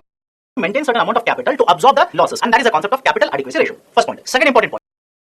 Under the concept of supervisory review, now we know that the banks will face a credit risk, market risk, as well as operational risk. Now you know that you are going to face a risk. So what measures you will take? What new technology? What new tools you are going to develop to overcome these types of risks? Okay, I'll repeat it. Under supervisory review, the banks will need to develop certain better management tools. Certain technology has to be developed. Certain measures or new steps have to be taken by the banks to reduce the impact of these types of risks. That is called as the supervisory review. And the third one, market discipline. Under the market discipline, it basically says that whatever measures have been imposed by RBI under the concept of a Basel, whether the banks are following these particular guidelines or not, they will have to report to RBI. For example, they are supposed to maintain the capital adequacy ratio. Within capital adequacy ratio, right? Have a look at this. Within capital adequacy ratio, CAR, there's a concept of tier 1 capital. They're supposed to maintain certain amount of tier 1 capital as well as tier 2 capital. So how much is the tier 1 capital? How much is the tier 2 capital? Give information to RBI. And within tier 1 capital, again, these are divided into two parts. Okay, within tier 1 capital, again, there are two divisions. One is called as additional tier 1 capital, AT1, and the second one is called as common equity tier 1. Is okay? I'll repeat it. Capital adequacy ratio will have two components. That is a tier 1 as well as a tier 2. If you go back to the basics, you will realize this. Right? Total capital divided by risk weighted assets. And if I say the car should be 9%, it essentially means if your RWA is 100 crore, your capital should be 9 crore rupees. And this particular 9 crore rupees again can be divided into tier 1 as well as tier 2. Obviously, RBI will be more focused on how much is your tier 1 capital for a simple reason. Banks are more reliable on tier 1 compared to tier 2. Tier 1 can absorb losses readily without allowing the banks to shut down, whereas tier 2 will absorb the losses, but the bank has to shut down the operation. So focus is on tier 1 capital. So how much is the tier 1 capital maintained by the bank? How much is the tier 2 capital maintained by the bank? How much is the total capital adequacy ratio of a bank? And within this I stated that tier 1 again there are two types, right? Additional tier 1 and common equity tier 1. So all of this particular information has to be submitted by respective banks to the regulator. Who is the regulator in India? RBI. And that is basically nothing but market discipline. Is okay? So these are the three very important pillars. One, as usual, maintain certain amount of a capital to absorb the losses. Second one, devise new tools, bring out new management principles or management techniques to reduce or to efficiently absorb these particular losses, to reduce the impact of these particular losses. Third one, RBI is the regulator in India. Although the Basel guidelines are published by Basel Committee on Banking Supervision, the implementation of Basel guidelines in India is done by the regulator of banking sector, that is RBI. So are you following the guidelines or not? Are you abiding by the guidelines or not? Give the information to RBI. That is the market discipline. So these are the three very important pillars under Basel II. Right now we are in the process of implementing Basel III norms. This was announced in the year 2010, and initially RBI basically stated that these have to be implemented by financial year 2019. Later was postponed to 2020, and because of the pandemic, the banks were unable to meet all the guidelines or all the provisions of Basel III. Now this has been expanded till 2023. Right, by January 2023, the banks are supposed to meet the Basel III guidelines. Now under Basel III norms, what are the important points? First, the capital adequacy ratio has been provided at 8%. Under Basel III, CAR is 8%. Capital adequacy ratio is 8%. But in the slide I've written 9% here. What do you mean by this? Why there's a difference? Please understand the difference very, very carefully. The Basel III norm document says that the banks are supposed to maintain 8% CAR, but there's a freedom given for the central bankers. If they want, they can change this particular number. I'll repeat it. Understand this very carefully. As per the Basel document, the banks are supposed to maintain a capital adequacy ratio of 8%. But if the regulators, such as RBI in India, if they want to change it, they are given the freedom to change it. So, as per the document, it is 8%, but in case of India, it is 9%. CAR is 9%. That's the first point. And within capital adequacy ratio, there is a tier 1 as well as tier 2. Is okay? There is tier 1 capital as well as tier 2 capital. RBI has mandated that out of the capital adequacy ratio of 9%, the tier 1 capital should be at least 7%. Is okay? The tier 1 capital should be at least 7% of risk-weighted assets, which essentially means the banks should have more of a tier 1 capital compared to tier 2 capital. That is the second very important point. Third one, in terms of the capital requirements, in addition to capital adequacy ratio, there is also a concept called as capital conservation buffer. CCB. Capital conservation buffer essentially means what? In addition to CAR of 9% that you're supposed to maintain, you're also supposed to maintain 2.5% of risk-weighted assets in the form of a buffer. Now let me start with the basics here. First and foremost, what you mean by buffer? Buffer essentially means anything that is maintained extra. Anything that is kept extra, that is called as a buffer. In case of the Basel norms, the RBI says that you will have, let's say, 9% in the form of capital adequacy ratio. This particular 9% would be sufficient to absorb losses, but during certain times what might happen is, imagine a situation, you are maintaining a capital of 9 crore rupees. This 9 crore rupees will not be sufficient to absorb all the losses incurred by the bank. Is it okay? This particular 9 crore, right, is kept aside in the form of the capital adequacy ratio. Now, this particular 9 crore could be sufficient or may not be sufficient to absorb all the losses incurred by the bank. Then RBI says, you keep 9 crore as usual under capital adequacy ratio, but keep aside 2.5% of the risk-weighted assets, right? Assuming your risk-weighted assets are 100 crore, car will be 9%. So in addition to this 9 crore rupees, which is car, you also maintain 2.5% of this 100 crore. That will be how much? 2.5 crore. This should be kept aside. 9 crore plus 2.5 crore rupees, extra amount. It has to be kept in the form of additional amount. And objective here is, you can use this particular extra 2.5 crore to absorb losses if you cannot absorb the losses using 9 crore rupees. Is it okay? That is the concept of capital conservation buffer, CCB. In addition to CCB, there is one more buffer, that is a counter-cyclical capital buffer. What is the counter-cyclical capital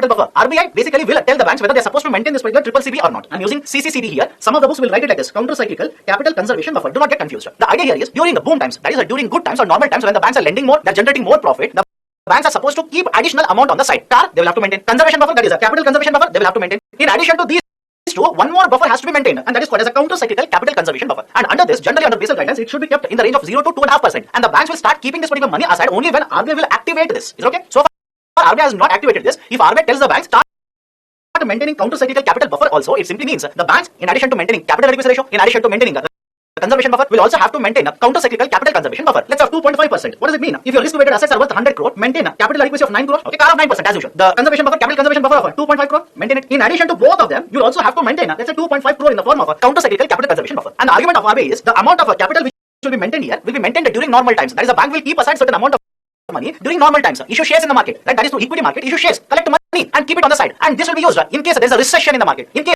there's a lot of banking stress, right, within Indian economy. Only during that period of time, this particular buffer, that is a CCCB, can be used by the banks, right? So one, capital adequacy ratio of 9%, tier 1 capital of at least 7%, capital conservation buffer of 2.5%, counter-cyclical capital conservation buffer of 0 to 2.5%, which is not yet activated, and one more, liquidity coverage ratio, LCR. What do you mean by liquidity coverage ratio? Here is a bank. Let's start with an example. Here is a bank. This particular bank, imagine, will collect a deposit. Let's take it much further, you will understand it much better. Imagine I'm the bank, you are the depositor. And to make the things much more simpler, imagine you are the only depositor. So what you have done? You have kept, let's say, 1,000 rupees in the form of deposit with the bank. That is me. Now what will I do? I will take this 1,000 rupees, issue it in the form of a loan to borrower in the market. Now this particular borrower, imagine, has taken a loan for a duration of, let's say, 3 years. I will receive this 1,000 rupees. No doubt. I will receive 1,000. I will also receive interest. I will receive it after 3 years. Right? Till the end of 3 years, I'll be paid, let's say, certain interest, and after 3 years, I'll be receiving the full amount like this. But what if you have kept this particular money in the month of January, and in the month of April you will come to the bank and say, sir, I want to withdraw this particular 1,000 rupees. So the bank has not incurred a loss. Understand this very carefully. Bank has not incurred a loss. Bank has merely collected a deposit, given it in the form of a loan to a borrower, which it is going to receive. But currently, that is in the month of April, when you have come to me, in that particular month, I do not have this 1,000 rupees to pay you. This particular situation is called as a bank run.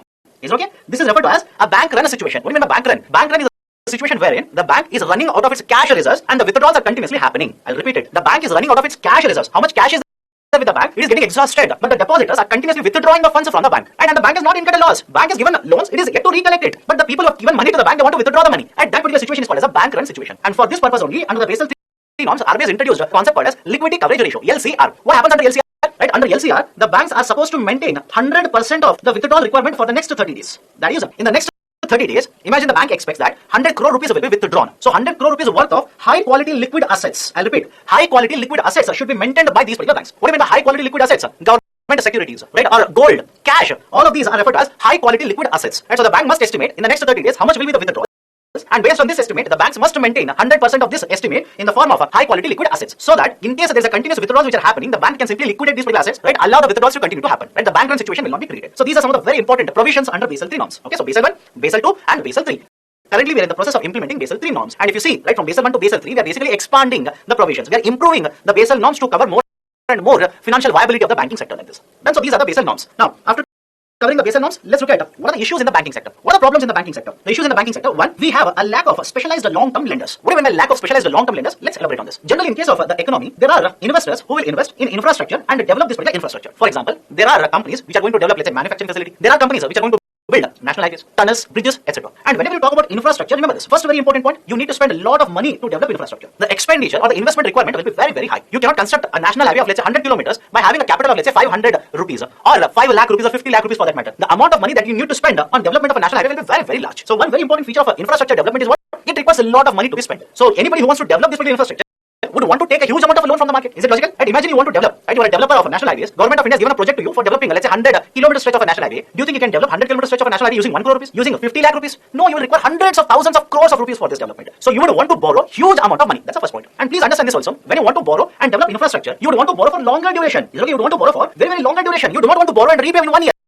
Repay in 2 years. No, you want to borrow and repay in 10 years. You want to borrow and repay in 15 years, 20 years, 25 years, etc. Why? To to develop this particular infrastructure and to generate revenues, it will take a very longer period. So you want to borrow a huge amount of money and you want to borrow for a longer duration. That is a very, very important point related to infrastructure investment. Now, generally what happens is, if anybody wants to develop this particular infrastructure, there are different methodologies, there are different tools which are available for them to borrow from the market. For example, imagine here is an infrastructure developer XYZ. They can go to bond market, issue bonds in the market for a longer duration, let's say 15-year tenure, borrow money and develop. Or else there could be national funds, for example, sovereign funds. When I say national funds, which are set up by the government. For example, in case of India, we have a National Infrastructure Investment Fund, NIIF, which is a sovereign wealth fund, first sovereign wealth fund in India. Now you can get assistance from NIIF where they will invest in this infrastructure. Or you can borrow from international market. Is okay. You can borrow from external market. You can borrow from banking sector. Now here comes the issue. The amount of the bonds which are supposed to be issued in Indian market, right? The requirement is very high, but the number of bonds which are issued are not very high. There is an issue with respect to bond market in India. What is the issue? We'll cover this under the financial market. But as of now, simply understand this route is not very, very feasible for these particular developers. Right? They want to issue, but there is an issue in the bond market. We'll cover it later. Second, NIIF has been launched very recently. Is okay. NIIF has been launched very, very recently. It is going to invest in the projects which are referred as a greenfield as well as a brownfield project. Whenever you use the term greenfield, it essentially means the infrastructure needs to be developed from the scratch. Let me give you a very simple example. You want to develop an airport and manage the operations of the airport. Now, there are two situations. Start construction of the airport, then manage the airport.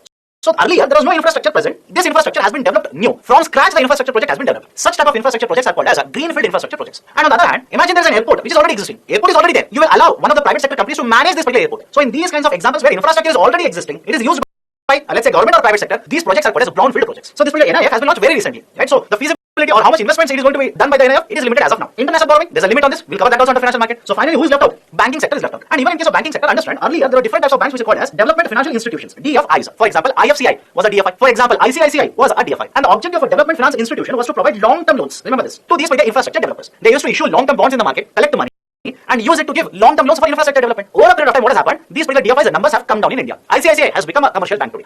Right, so the amount of lending done by DFI is comparatively very, very low. So as a result of this, what has happened? These infrastructure borrowers now are forced to borrow from, let's say, scheduled commercial banks. Is okay? They're forced to borrow from scheduled commercial banks. And what's the problem here? In case of scheduled commercial banks, there is a problem with respect to the asset liability mismatch. What is this asset liability mismatch? Let's take a very simple example. Imagine you're a bank. I'm one of the depositors. I will come to your bank and deposit 1,000 rupees in the bank. And this particular 1,000 rupee deposit is a liability for you. Because again, going back here, the deposits are liabilities for the bank. The assets are nothing but the loans for the banks. Right? Whenever bank gives a loan, it generates a revenue from this assets. When the bank will collect deposits, the bank will pay interest on this liabilities. So understand this. I've kept a deposit of 1,000 rupees from you. It becomes a liability. And you will use this 1,000 rupees to give a loan to, let's say, infrastructure developer who will repay this in 10 years. So you're going to collect it right in the form of installments all throughout the 10 years. Now the problem here is this particular deposit that I've kept with you, let's say fixed deposit, on this, the tenure is let's say 2 years. Is okay? The tenure here is 2 years. So you will have to repay the principal. You will also have to repay principal along with interest, right, after 2 years. But what about the revenue that you're going to generate on the loan that you've given using the same 1,000? You will get the amount or the returns on this in a span of 10 years. On one side, you need to repay in 2 years, and on the other hand, you will earn in 10 years. That creates a cash management issues for the banking sector. Is okay? So the tenure, the interest earning, both are different for assets as well as the liabilities for the bank. That is called as asset liability mismatch. Is okay? It is referred as asset liability mismatch. And as a result of this, what will happen? Imagine the bank would have used 1,000 rupees to give other loan in the market, but now after 2 years, they know that I will come to the bank to withdraw the money. So they will have to keep asset or maintain the cash of 1,000 rupees to repay me. That creates a cash management issue for the banking sector. And one of the reason or the prominent reason why the asset liability mismatch in case of banking sector is because these particular infrastructure developers are borrowing more and more from the banking sector. And because the banks collect deposits for, let's say, shorter duration or medium duration and give loans for a longer duration, it creates asset liability mismatch in the banking sector. So one issue in case of a banking sector is we lack specialized long-term lenders in the banking sector, such as development finance institution. And now government of India has proposed right, a concept called as NABFID, National Bank for Financing and Infrastructure Development. In later videos, we'll discuss upon this also. Do not worry. The main objective of NABFID is to promote lending for infrastructure development, and we'll discuss that in detail later. Do not worry. So one issue, lack of specialized long-term lenders. Second issue, lack of development of bond markets. If there is a efficient bond market, these infrastructure lenders or infrastructure borrowers to be precise would borrow from the bond market, but this has also not happened in India. Right? As a result of this, they will go to banking sector, which will lead to asset liability mismatch. Third one covered. Fourth one is a non-performing asset. We'll cover in the next slides. And the fifth one is credit appraisal mechanism. And what is the issue of credit appraisal mechanism here? Imagine you're a bank. I'm one of the companies, or let's say I'm one of the entrepreneurs who wants to start a company. I will come with a proposal to the bank. I will submit the project report to you, ask for a loan from you. Right? On what basis you will decide either to give a loan or reject the loan. Is okay? You'll have to follow some process, and based on the process, either you will end up giving a loan to me, or else you'll simply say, "Thank you, sir, for applying, but sorry, we will not be able to give you loan." That particular mechanism which is followed is referred as credit appraisal mechanism. And there's a problem with respect to this. Right? Why so? At many points of time, the banks are mandated. The banks are basically under the force to give loans to different types of borrowers in the market to meet a certain targets. Now, in the process of giving these particular loans, there could be a certain issue with respect to credit appraisal mechanism. They might end up giving a loan, but the credit appraisal mechanism will not be conducted properly. That is, let's say, loan has been given to MSME sector because they are supposed to give it. They're supposed to meet the targets for MSMEs. They will end up giving loans to these MSME units. But what if in the process of giving loans, they have not appropriately or they have not sufficiently conducted the appraisal mechanism? They will end up giving loan to a unit, which they will take it, and if this particular unit has huge amount of risk, might be forced to shut down this particular loan, right? There will be no earnings. Rather, the bank might incur certain losses on such loans. So there is an issue with respect to credit appraisal mechanism also. So these are some of the issues in the banking sector or the problems in the banking sector. And one of the problems I stated that we'll discuss this now. Okay, non-performing asset. What is this idea of a non-performing asset? Let's start. Here is a bank. This particular bank will collect deposit and will issue loans. And on these particular loans, it will collect a certain payment. It will earn a certain interest on these particular loans which they have issued. Follow this very carefully. If the borrower here promptly repays the loan, let's take an example so that you understand it better. You're a bank. I'm a borrower. I've taken a loan from you and I will repay this particular loan. If I promptly repay the loan, I borrowed and monthly I'm making a payment without any default. I'm not defaulting. That is, default essentially means non-payment. I'm not defaulting on it. I'm actually actually paying within the time period. Promptly I'm paying. So essentially, the bank is collecting the repayment, it is generating certain revenues. So have a look at this. The loans are assets for the banks, and if these particular loans are generating revenue for the bank, these are called as standard assets. But on the contrary, if these particular loans stop generating the revenue, that is, you are a bank, you have given a loan to me, on the loans I'm supposed to make a payment to you every month. What if I stop making the payment? What if I default on the payment? Right? So you will not be generating revenues on these particular loans. That is, the assets are there, they are not generating any amount of revenue. Such type of assets are called as non-performing assets. Is it okay? Such type of assets are referred as non-performing assets. Remember the definition here? The technical definition is any asset on which the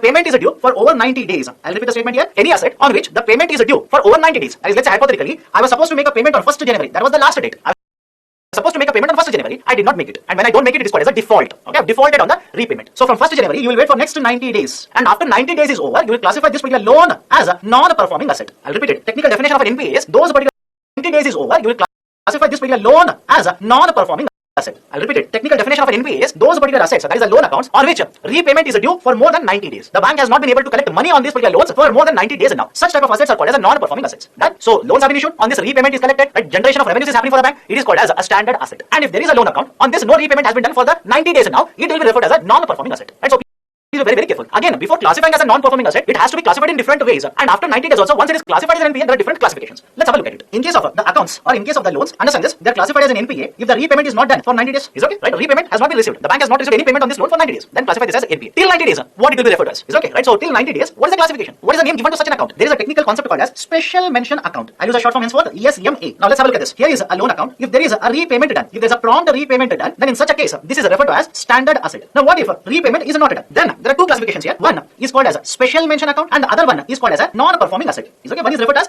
special mention account, SMA. I've given the expansion of this. And there's one more classification, NPA. Initially for first 90 days, right? Initially for first 90 days, if the repayment is not done, it is classified as a special mention account. After 90 days, it is classified as a non-performing asset. Now let's look at SMS. If the repayment is due for 30 days, that is, let's say 1st January, the payment was supposed to be done, not done. So for next 30 days, repayment is not received. For next 30 days, it will be classified as a special mention account 0. Remember this. For next 30 days, it will be referred to as a special mention account 0. Next, from 31st day till 60th day, is okay? From 31st day till 60th day, this will be classified as a SMA1, and from 61st day till 90th day, this will be referred to as SMA2. I'll repeat it. Follow sequence very carefully here. Here is a loan account. If the repayment is done, I'll refer to this as a standard account. If the repayment is not done, initially it will be classified as a special mention account, that is up to 90 days, and then after 90 days, it will be classified as a non-performing asset. Now up to 90 days, again, what kind of classification is used? If it is defaulted, if the payment is defaulted up to 30 days, it is classified as SMA0. From 31st day till 60th day, SMA1, and from 61st day till 90th day, it is classified as SMA2. And after 90th day is over, it will be classified as a non-performing asset. Once 90-day due date is over, the bank would classify this account as a non-performing asset. And within NPA, again there are three classifications. Okay? Within NPA, again there are three classifications. One is called as a substandard NPA. Second one is referred to as a doubtful NPA, and the third one is a loss-making NPA. What is the meaning of each of the types of NPAs? These are the three classifications. In case of a doubtful NPA, substandard NPA, and loss-making NPA, and the time period will vary. For example, in case of a substandard NPA, if an account, that is the loan, is classified as NPA up to 12 months. Is okay? If it is classified as an NPA for a period of up to 12 months, this will be referred as a substandard NPA. Then after 12 months is over, for the next 36 months, that is for the next 3 years, it is classified as a doubtful NPA. Okay? For the first 12 months, it is referred as substandard NPA. After that, for the next 36 months, that is 3 years, it is classified as doubtful NPA. And finally, after 4 years, right, once it is classified as NPA and 4 years are over, it is classified as a loss-making NPA. Is okay? I'll repeat it. Substandard, an account is classified as an NPA for a period of 12 months. Doubtful, after substandard is over, 12 months is over, for the next 3 years, classified as a doubtful. And finally, after 4 years, 1 year here, 3 year here, after 4 years, this account is classified as a loss-making NPA. And what is the importance of this particular classification? Whenever any account is classified as a loss-making NPA, the bank has to make provisions for write-off. What do you mean by write-off? Follow this very carefully. Bank will maintain the account books. Is okay? The bank will maintain account books. In the books of the banks, they would have written that they are supposed to recover, let's say, 1 lakh rupees of loan from a borrower XYZ. Is okay? XYZ has taken a loan and he has to repay 1 lakh rupees to a bank. So the bank will keep on writing this particular 1 lakh rupees that they are supposed to recollect from the borrower. But what if the borrower is not repaying the loan? Right? 1 year is over. 3 more years are over. So totally 4 years. The bank is continuously writing this particular XYZ. We need to collect 1 lakh rupees from him for 4 years now. So there is no way they are going to collect 1 lakh rupees, which essentially means RBI says, do not continue to write it. Do not write 1 lakh rupees that is supposed to be collected from XYZ, because you are not going to collect it. You have tried it for 4 years. You are unable to collect it. So what is the point of continuously writing it in your account books? Do not write it. But please understand, it's not that easy. If the bank simply writes off, means what? Cancels, rubs this particular 1 lakh from the account books, it is going to incur losses. From where it is going to collect this particular 1 lakh? For this purpose, whenever you have a loss-making asset like this, whenever you have a loss-making NPA, RBI says, make 100% provision for this. Is it okay? Make 100% provision for this. Essentially means you are not going to recover 1 lakh rupees. So keep aside 1 lakh rupees from your side. When you write off this particular loan, you should have an amount of 1 lakh rupees to absorb the loss. Done? So whenever you have a loss-making asset, right, remember this. The RBI says to banks, please write them off. After 4 years, simply write them off. So you can write off the loans either when the loans are classified as a loss making NPA, or even before that, if the bank has decided it is not going to recover this particular amount. But essentially, when you write off the loans, you will have to make 100% provision for this particular loan. Means what? You're going to incur a loss, have capital to absorb this particular loss. You're not going to recollect this 1 lakh, but this is the money of the depositor. From where will you absorb this particular losses? Maintain a capital of 1 lakh rupees to absorb this particular loss. And that is an important reason for classifying these particular assets like this. Done. So this is basically the classification of NPAs. Now, what are the causes of high NPAs in Indian economy? Let's focus on Indian economy. Every now and then, RBI comes out with the data saying that the total NPAs in banking sector is more than 10 lakh crore, more than 9 lakh crore rupees, etc. Right? Do not worry about that number. Right? Whichever is the latest data available, please update that. Now, what are the reasons why there are high NPAs in Indian economy? Right? These are some of the reasons. One, the global demand has been affected in recent times, and there is a very slow demand improvement or very low demand even in the domestic market. Now, follow this very carefully. The sequence which is generally followed is this. Here is a bank. It will collect deposits and will issue loans, let's say, to a company. Now, what the company will do? Company will manufacture the goods, sell the goods in the market, collect revenue, and repay the loan. Is the cycle okay here? The bank will collect deposits, issue loans to manufacturers. They will use the loans, manufacture the goods, sell them, collect the money, repay the loan, and the bank again will issue loans. Companies will sell, generate revenue, repay the loan. Cycle is expected to continue like this. But in recent times, what has happened is the companies have taken loans, but because of a slowdown, because of the pandemic, because of a recession, whatever the reason is, they have manufactured the goods. They are unable to sell these particular goods either in the domestic market or in the international market. Right? Imagine the manufacturer. I have taken the loan from you, you are the bank. I manufacture the goods, but because of the pandemic, because of a lower demand, recession, etc., I am unable to sell these particular goods either in the international market nor in the domestic market, which essentially means what? I am unable to generate revenues. When I am unable to generate revenues, will I repay the loan to you? That particular cycle which was continuing will be disrupted. So what will happen? I've taken the loan from you, I will not be able to repay the loan. Right? The account will become a NPA now. And please understand, there's a technical term here. They will use the concept of a twin balance sheet problem. What do you mean by twin balance sheet problem? The balance sheet of a banking sector and balance sheet of the borrowers, both of them under stress. I'll repeat it. Bank's balance sheet is under stress. Why? Bank has given loan to a company. The company is supposed to generate revenues, repay the loan. But what's happened? The balance sheet of the industry is under stress. They're unable to sell the goods in the market. As a result of this, they will default on the repayment. Bank is not able to collect the loans back. NPAs are increasing. So the balance sheet of the bank also comes under stress. This is called as a twin balance sheet problem. Two balance sheets are coming under stress. Right? So one reason for higher NPAs, lower global demand. Second reason, there's a slowdown in the domestic market. Third, number of willful defaulters is increasing. Now what's the logic here? Willful defaulters, as per RBI definition, are those borrowers who have the financial capacity to repay but will not repay the loan. I'll repeat it here. Willful defaulters are those borrowers who have borrowed the money, who have taken the loans from the banks. They have sufficient capacity to repay the loans, but they will not repay the loans. Right? These kinds of borrowers are referred as willful defaulters. Right? One, who have sufficient capacity to repay but do not repay. Second, those borrowers who have taken loan for some other reason but have used the loan for some other reason. Right? Imagine you are the bank. I've applied for a loan. You will give me the loan for, let's say, purchasing of a machine, but I will use the loan to purchase a car for myself. That is a misuse of the loans. Right? Applied the loan for something else, use the amount for something else. Right? In the third case, if there is a borrower who has basically pledged a collateral, has given certain security, I've showed the land to you and you've given a loan to me. Now what if I simply try to sell off this particular asset in the market? Even in such case, I'll be classified as a willful defaulter. And fourth case, you have transferred funds into my account. I will try to siphon it off. I'll simply try to transfer these particular funds from this account, let's say, into my Swiss account. Whenever the ciphering of the loans is done, or loan value is done, or loan amount is done, it is also referred as a willful defaulter. So in case of Indian economy, the number of willful defaulters are actually increasing. So as the number of willful defaulters increase, the NPAs in the banking sector will also keep on increasing. Next, inefficient functioning of a debt recovery tribunal. Government of India back in 1992-93 introduced a piece of legislation, and the name of the legislation was Recovery of a Debt Due to Banks and Financial Institutions Act. Under this particular act, Government of India established debt recovery tribunals. Debt recovery tribunals. And what is the role here? Follow this very carefully. If a particular company has taken a loan from a bank and has a defaulted, is okay. If it is a corporate borrower who has taken a loan and defaulted, this is called as a corporate default. And in case of corporate defaults, the bank will file a case, right, at NCLT, National Company Law Tribunal. And if there is a retail borrower, that is individual borrower, example me and you, we have taken loan from a bank and we have defaulted on this.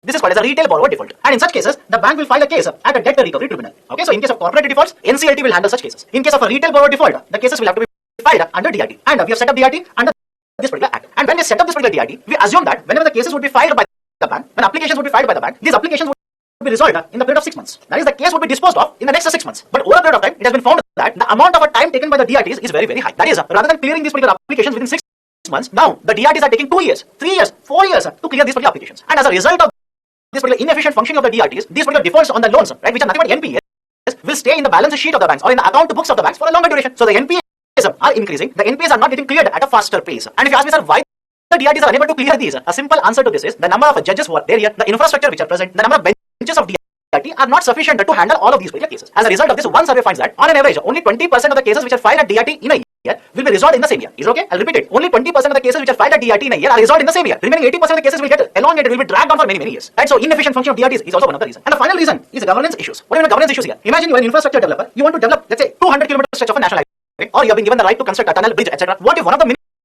ministries under the government, let's say Ministry of Environment, will not give you clearances, will not give you licenses to develop this? Half of the infrastructure is over. Or let's say you have already invested in purchasing the land. You have spent money on designing of this infrastructure project. Now you are delayed, or there is no issuance of the clearances, or the Ministry of Environment and Forest raises certain concerns, will ask you to change the design of this particular infrastructure project. All of this will delay the implementation of the project. And you have already taken a loan from a bank which is supposed to repay. So if there is a delay in implementation of the project, that will lead to increase in the NPAs. Right? Finally, what might happen is you will simply say, sir, I will not be able to change the design, or there is an issue with the land acquisition. The project will not be completed.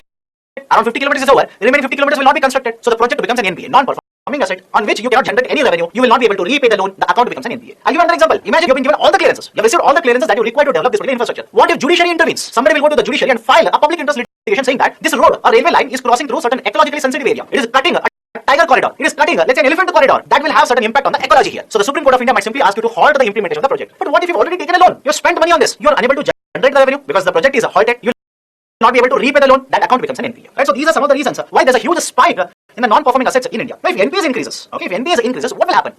What is the impact of high NPAs? Right? Understand this. If NPAs increases, the losses incurred by the banking sector will increase, or the amount of profits which could be generated by the banking sector will start shrinking. Even the investors in the shares of the banks will be worried now. For example, imagine there's a bank XYZ. You have purchased the shares of this particular bank. Now this year, because of very high NPAs, the bank has incurred a huge amount of loss. Will you be concerned about your market value of the share? Definitely yes. Investors will be concerned. So profitability affected. Right? Investors' confidence affected. Now the banks which are incurring losses, which are generating very small amount of profits, they want to issue loans again in the market. Don't you think the amount of loans that they will give now will get affected? Imagine last year you are the bank, I was a borrower, manufacturer.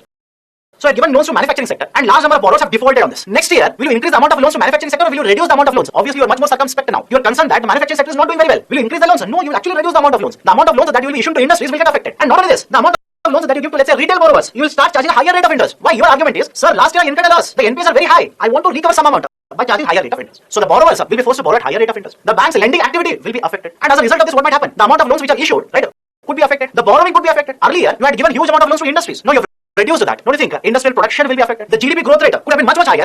Now it will be limited. Right? So these are some of the issues that we will be experiencing whenever there are very high amount of NPAs in the banking sector.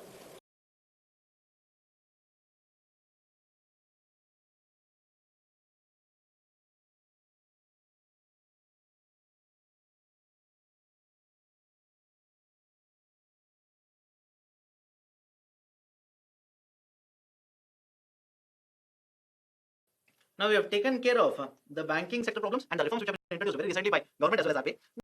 Next, let's also have a look at some of the very important committees in the context of the banking sector. Again, some of these particular committees are very old, but even today they will hold certain relevance. That is the reason I've given some of these particular committees. The first one is the Nasimham Committee. Okay, Nasimham Committee, please understand, it will also be referred as a CFS, Committee on Financial System. Okay, so Nasimham Committee, there were two committees, one in 1991, second one in 1998. What are the recommendations of the first Nasimham Committee of 1991? First one, no further branch licensing. What do you mean by this? Imagine here is a bank. It wants to open multiple branches like this. First, it has to take the approval of RBI. Is it okay? RBI will decide where the branches have to be opened, how many in urban India, how many in rural India, etc. This concept is called as branch licensing.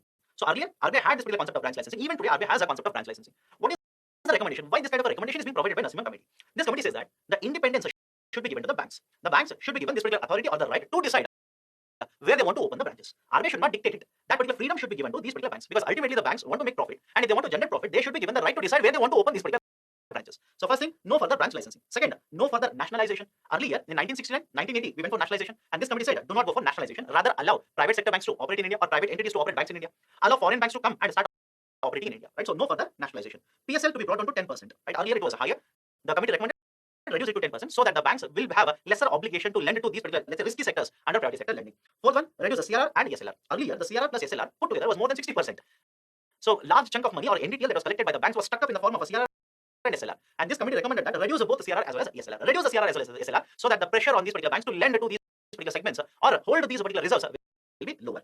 Go for computerization of the banks. It will increase the efficiency. Debt recovery terminals should be set up. Right? Earlier we have discussed the concept of a DRT, debt recovery tribunal. The recommendation came from Nasimham Committee, and Government of India has passed recovery of the debts due to Bank and Financial Institutions Act, RDD-PFI Act of 1993, as a result of which the debt recovery tribunals have been established by government.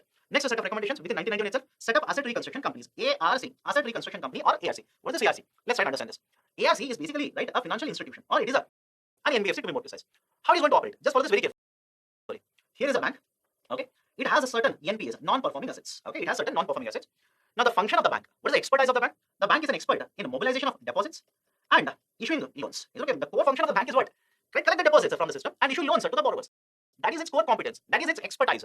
But whenever the NPAs arise in the banking sector, the bank's function will get diverted. The focus of the banks will get diverted. Now, in addition to collection of deposits and lending activities, they're supposed to keep a close watch on what is happening to the NPAs. Right? Don't you think? It is not their core competence, but the banks are forced to follow these particular NPAs, try to recover these particular NPAs. So the resources that are there with the banking, right, will get diverted. Right? Some of the resources, let's say some of the experts, right, or officials in the bank, rather than focusing on mobilization as well as issuing of loans, now they'll be asked to keep a track on the NPAs, right? Keep a track on the recovery, etc. So resources of the banking sector are being utilized in certain activities where the bank doesn't have expertise, but they have to recover it. Right? They cannot simply say, I will not even consider the NPAs. They will have to recover. So what has been done? We have introduced the concept of asset reconstruction companies, right? Which was the recommendation of Narsimham committee.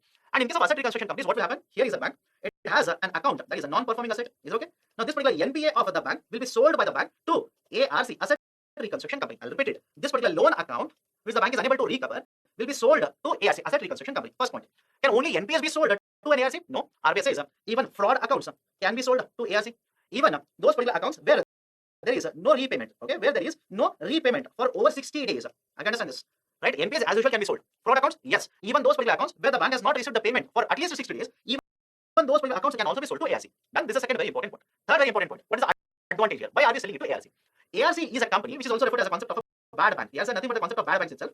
These particular ARCs will purchase the assets from the bank, will try to restore these particular assets. For example, imagine this particular NPA is a company. They will take over the company, try to change the management of the company, and try to ensure that the company's activities are restored. Or else, they will try to find a buyer for this particular company in the market, sell the company to a buyer, collect the money. And so this is the idea. Bank will sell these particular assets to ARCs. ARCs will try to recover some amount from these particular assets, and please follow this very carefully, and will pay the amount to the banks. Because generally, when the bank will sell this particular asset, that is NPA, to an ARC, both of them will come to an agreement. That is, imagine this particular asset is worth 100 crore rupees. That is, the loan is worth 100 crore rupees. ARC will purchase it at much lower price. Because the logic here is, if the bank was able to recover 100 crore rupees, the bank itself would have done it. But the bank is unable to recover it. So what ARC will do is, generally they will purchase this particular NPAs at a discounted price of 20%. They will purchase it at 20% of their value, sell it in the market, and pay money to the banks. Then, fourth very important point. Imagine the agreed value between the bank and ARC is 20 crore. That is, ARC say, give me this asset, I will give you 20 crore rupees. This particular 20 crore rupees entirely is not paid in the form of cash. You can repeat it. This particular 20 crore rupees in entirety, initially it is not paid in the form of cash. What ARC generally does is, out of this particular agreed value of 20 crore, 15% is paid in the form of cash. And 15% of 20 crore, how much? 3 crore rupees. So 3 crore rupees is paid in the form of cash. Remaining 17 crore worth of security receipts are issued by ARC to bank. I'll repeat it again. This particular bank has agreed to sell this NPA to ARC at 20 crore rupees. So will the ARC give 20 crore rupees directly to the bank like this? No. 15% of this agreed value is given by ARC to this particular bank in the form of cash. Some of the books will give it as 5%. Earlier it was 5%. RBI has increased it to 15%. Remember this. So 15% of this agreed value in cash. Remaining 85%, that is worth 17 crore rupees, instruments are issued by ARC to the bank. Is it okay? Right? It doesn't give the cash. It will give them instruments worth 85 crore rupees. Why? Even the ARC doesn't know what will be the recovery that it will generate from this particular NPA. Without knowing, how can you simply give up 20 crore rupees? And what if you recover only 5 crore rupees from the market? That is the precise reason. 15% lump sum, that is cash, and remaining 85% in the form of security receipts. In addition to this, remember the fifth point also, this ARC annually will charge a certain amount to the bank, right? Because it is maintaining this particular asset on behalf of the bank, it is going to charge certain amount, right, to this particular bank. Done? So this is how the asset reconstruction companies will actually function in the market. Next one, private sector entry in the banking sector should be allowed. We have done it. Banks should be allowed to raise the capital by issuing the shares. Even today, it is allowed. Okay, banks are allowed to issue shares in the market, raise the capital. Last recommendation, 4-tier structure in the banking sector has been recommended by Narsimham committee, where at the top there will be large banks, below that there will be nationalized banks, below this there will be local banks, and finally there will be rural banks. So these are the recommendations of a Narsimham committee in the first round, 1991. Second set of recommendations, 1998. In the second set of recommendations, it has recommended that you will have to set up credit information bureau. And in case of India, we already have an authority called as CIBIL. Okay, it has been set up post the recommendation. CIBIL. What is CIBIL? Credit Information Bureau of India Limited. The logic here is the Credit Information Bureau will provide a score to borrowers in the market. Is okay? It will provide a certain score to borrowers in the market, and this particular score will represent how good a borrower is. That is how credit worthy a borrower is represented by this particular credit score or CIBIL score. For example, you go to a bank, you apply for a loan. Immediately the bank people will ask you, sir, what is your CIBIL score? Because generally, if you have a CIBIL score which is very high, let's say 800, 850, 900, it simply means in the past you have taken loans and you have repaid the loans very promptly. Is okay? I'll repeat it. Higher CIBIL score, what does it represent? It simply represents that in the past you have taken loan, you have repaid the loans very promptly. And if your CIBIL score is very, very low, it simply represents that you have taken loans, but somewhere you have defaulted. Somewhere there's a delay. On some of the loans, you have made a huge amount of a delay in repaying them. In some cases, you have defaulted. Whenever the CIBIL score is very low, right, it does represent that. So have a look at this. Set up Credit Information Bureau. Just we have set it up. Merge strong banks to make mega bank, much bigger bank. Weak banks should be called as narrow banks. What is the concept of a narrow bank? Look at the term here. Weak bank essentially means what? It is incurring a huge amount of losses. NPAs are very high. Capital adequacy ratios are very, very low. The losses of the banks are continuously increasing year after year. These are generally referred as weak banks. And in case of weak banks, they should not be allowed to lend in the market. Is okay? The concept of narrow bank is RBI should restrict the lending activities or the investment activities undertaken by these particular weak banks. Why? These particular banks are already incurring losses. Now, if I allow them to further lend in the market, the losses are going to increase. Okay, they are going to further fall into more losses. So what we can do is we can ask these particular banks to invest in government securities only. Is okay? We can simply ask these particular banks not to give loans in the market, rather invest in government securities only. These are very, very safe investments. Why? Government securities are issued by whom? Government of India, or for that matter, state government. And in the past, right, let's say 5 or 6 decades, or let's say post-independence, in case of India, there has been no instance where government of India has defaulted on the repayment. It has always honored the repayment, which essentially means they issued bonds, and whenever the tenure is over, government has always paid the money on this. Okay, so there is no default. Risk is very, very low. Safety is very, very high. So in such cases, which are called as a weak banks, do not allow them to again give loans to various borrowers in the market. Rather, ask them to invest in G securities. Okay, greater autonomy should be given to bank boards.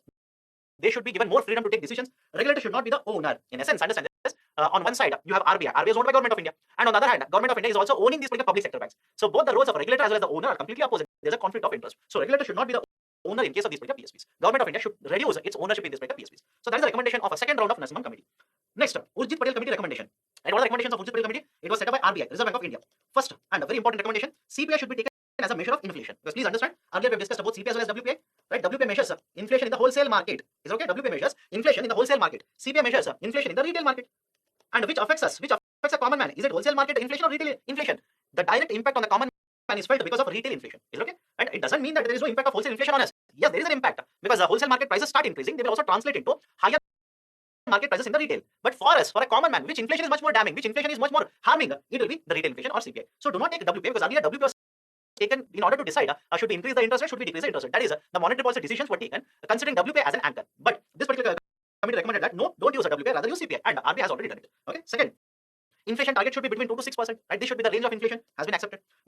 Monetary Policy Committee should be having a 1+4 membership. This has not been accepted. Rather, there are 6 members now in the Monetary Policy Committee. Okay. Bi-monthly monetary policy essentially means what? Once every 2 months. One monetary policy every 2 months. And we are following this. Okay. We are following bi-monthly monetary policy. So these are some of the very important recommendations of Urjit Patel Committee. Next, Nachiket More Committee. Okay. Again, more importantly related to concept of financial inclusion. Providing financial services, promoting financial inclusion. First, promote or have universal electronic bank account. The committee says that every adult above the age group of 18 years in case of India should have one bank account.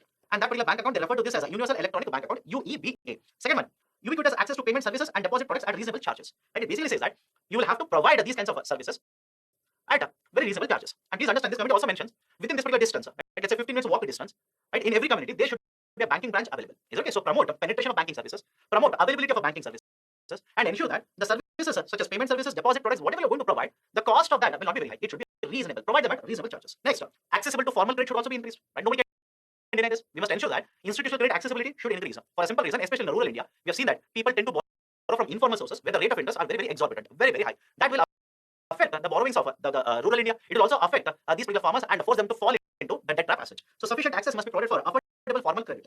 Universal access to range of deposit and investment products at reasonable charges. And for example, these particular banks must provide investment tools, investment services. But whatever charges are imposed by the banks on these particular services that they are going to provide should not be very high, should be very, very low or reasonable. The banks must provide more and more access to different types of products in the market. For example, mutual fund products, insurance products, right, or let's say gold loans, etc. So these kinds of products should be provided by the bank. But again, the charges which should be imposed should be reasonable. And finally, right to suitability. What do you mean by suitability? Every bank must have a policy which is approved by the board with respect to providing suitable products. Right, for example, understand this. Imagine here is a household. A bank will provide certain product to this particular household, but the charges are very high.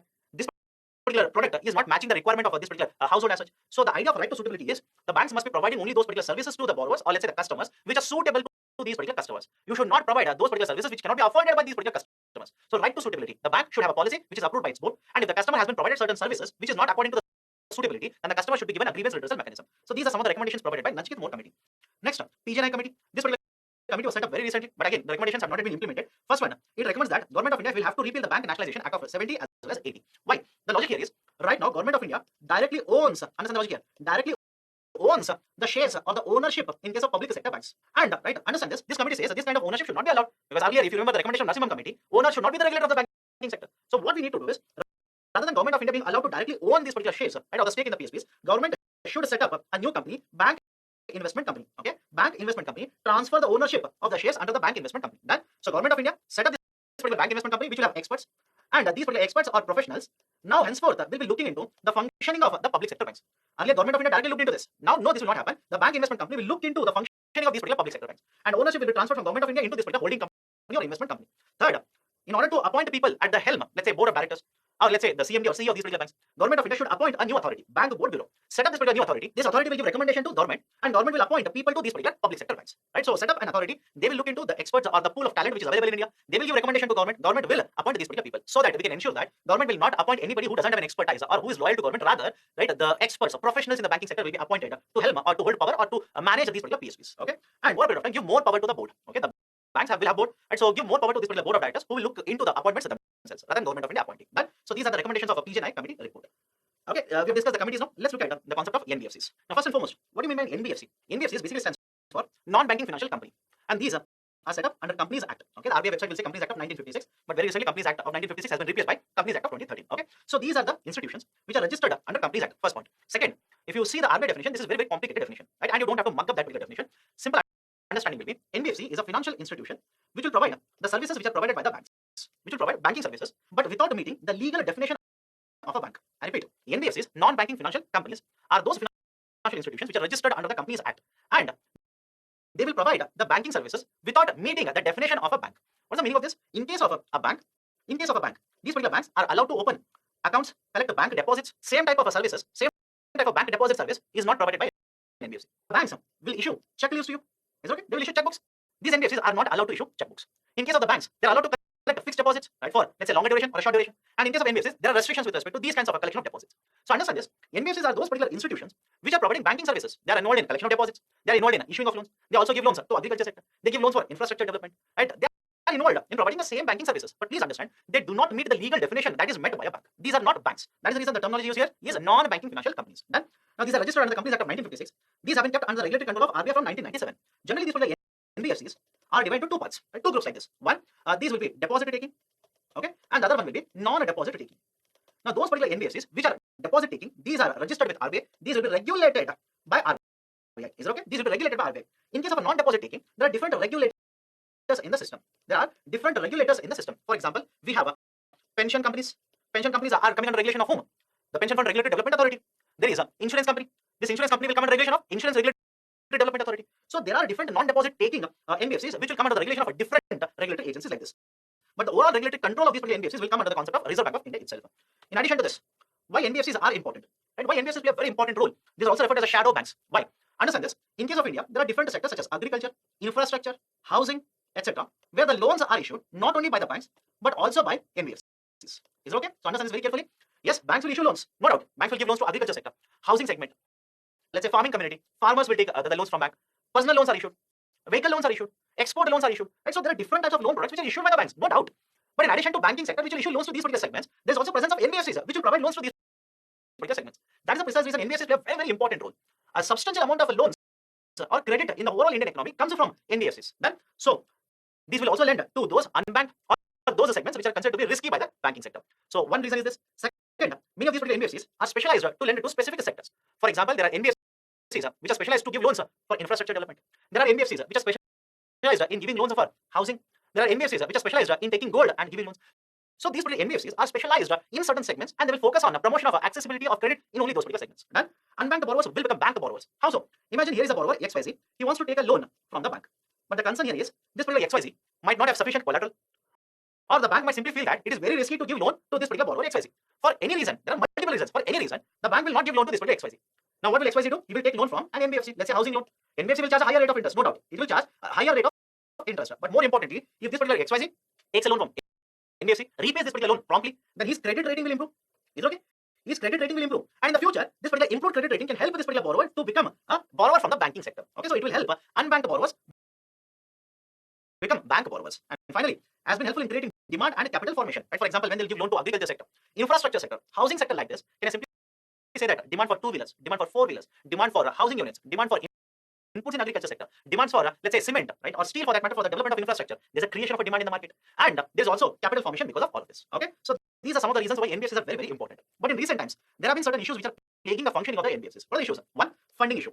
NBFCs, understand this, when they want to give loans to borrowers like this, they will also have to raise this particular money. They will have to collect this particular money. NBFCs generally borrow from banking sector. NBFCs borrow from the bond market. But in recent times, because of pandemic, because of certain issues in these particular markets, the amount of money that is raised by these particular NBFCs, or the amount of money that is borrowed by these particular NBFCs has been affected. And when the amount of money that is there with the NBFCs is affected, their lending activities naturally become affected. So that is one issue. Funding issue has been one problem. Because of slowdown and recession, there have been certain repayment issues. That is the issue of the NPA is also plaguing these particular non-banking financial companies.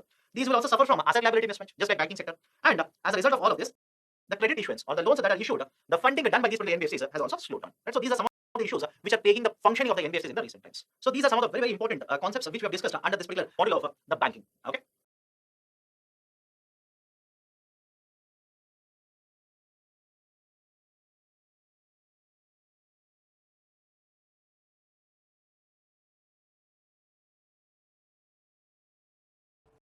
Hello students, welcome to Byju's IAS. In today's live session, we'll have a discussion related to some of the important economy-related articles which have appeared in various related newspapers in the duration 3rd to 9th of April 2021. Let's start with the most important article that has appeared across all the newspapers and which is very, very important for your UPSC exams also. There's a concept of the monetary policy review or the monetary policy committee coming out with the review of the monetary policy. Now, what are the important announcements which have been done? Let's have a look at these particular most important announcements and let's analyze these particular announcements. First and foremost, the Monetary Policy Review Committee has held the repo rate at the same rate. That is, the repo rate has not been changed. So when the repo rate has not been changed, even the reverse repo rate will also not be changed, because both of them are linked. If they have held on to the repo rate, reverse repo rate also remains constant for this particular review as such. So first very important point is repo rate stands at 4%, not changed. Second, the RBI has stated that it will continue with the accommodative stance. Now what is the particular idea of accommodative stance? Understand this very carefully. Generally, when the RBI or the Monetary Policy Committee will take a viewpoint or announce the monetary policy, they will basically indicate as to in which path or in what direction they might take a decision in the coming cycle or in the coming review as such. Generally, this particular trend is given in the form of a stance. This is given in the form of a stance, right? There are three stances. One is a neutral stance, second one is a accommodative stance, and the third one is a calibrated tightening. Third one is calibrated tightening. Now, what is the importance of all the three? Focus on the most important, that is accommodative right now. Neutral means based on the situation in the next month or in the next cycle, the RBI will take a call whether to increase, maintain or reduce the interest rate. Calibrated tightening generally means RBI or the Monetary Policy Committee will tighten or increase the interest rate. On the other hand, accommodative generally means the rate increase is ruled out. That is, RBI will not increase the interest rate in the next cycle. Either it will hold the interest rate or reduce the interest rate in order to promote the growth in the economy. So understand this particular accommodative stance is not new in case of the Monetary Policy Committee. But what is very important is, if you go to the statement given by the Monetary Policy Committee, it says very specifically that this time RBI will continue to have accommodative stance as long as there is a economic recovery. Is it okay?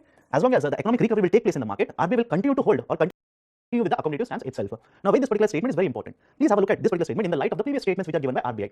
Generally, when these particular stances are announced during the monetary policy review, the central bank will generally say that the monetary policy stance or the accommodative stance would continue for next quarter, or will continue for the first half of the financial year or for the full financial year. But now the statement says that as long as there is a recovery in the market, we are going to continue with the accommodative stance itself, which sends a very good signal to the market that RBI will do everything in its power to ensure there is a sustained recovery in the Indian market. That's the second very important announcement. Third, and as far as I'm concerned, the most important announcement in the monetary policy is GSAP 1.0. Right, what is the basic idea for GSAP 1.0? Please understand this. RBI as of now conducts Operation Twist, where basically it will simultaneously buy and sell the G securities in the market.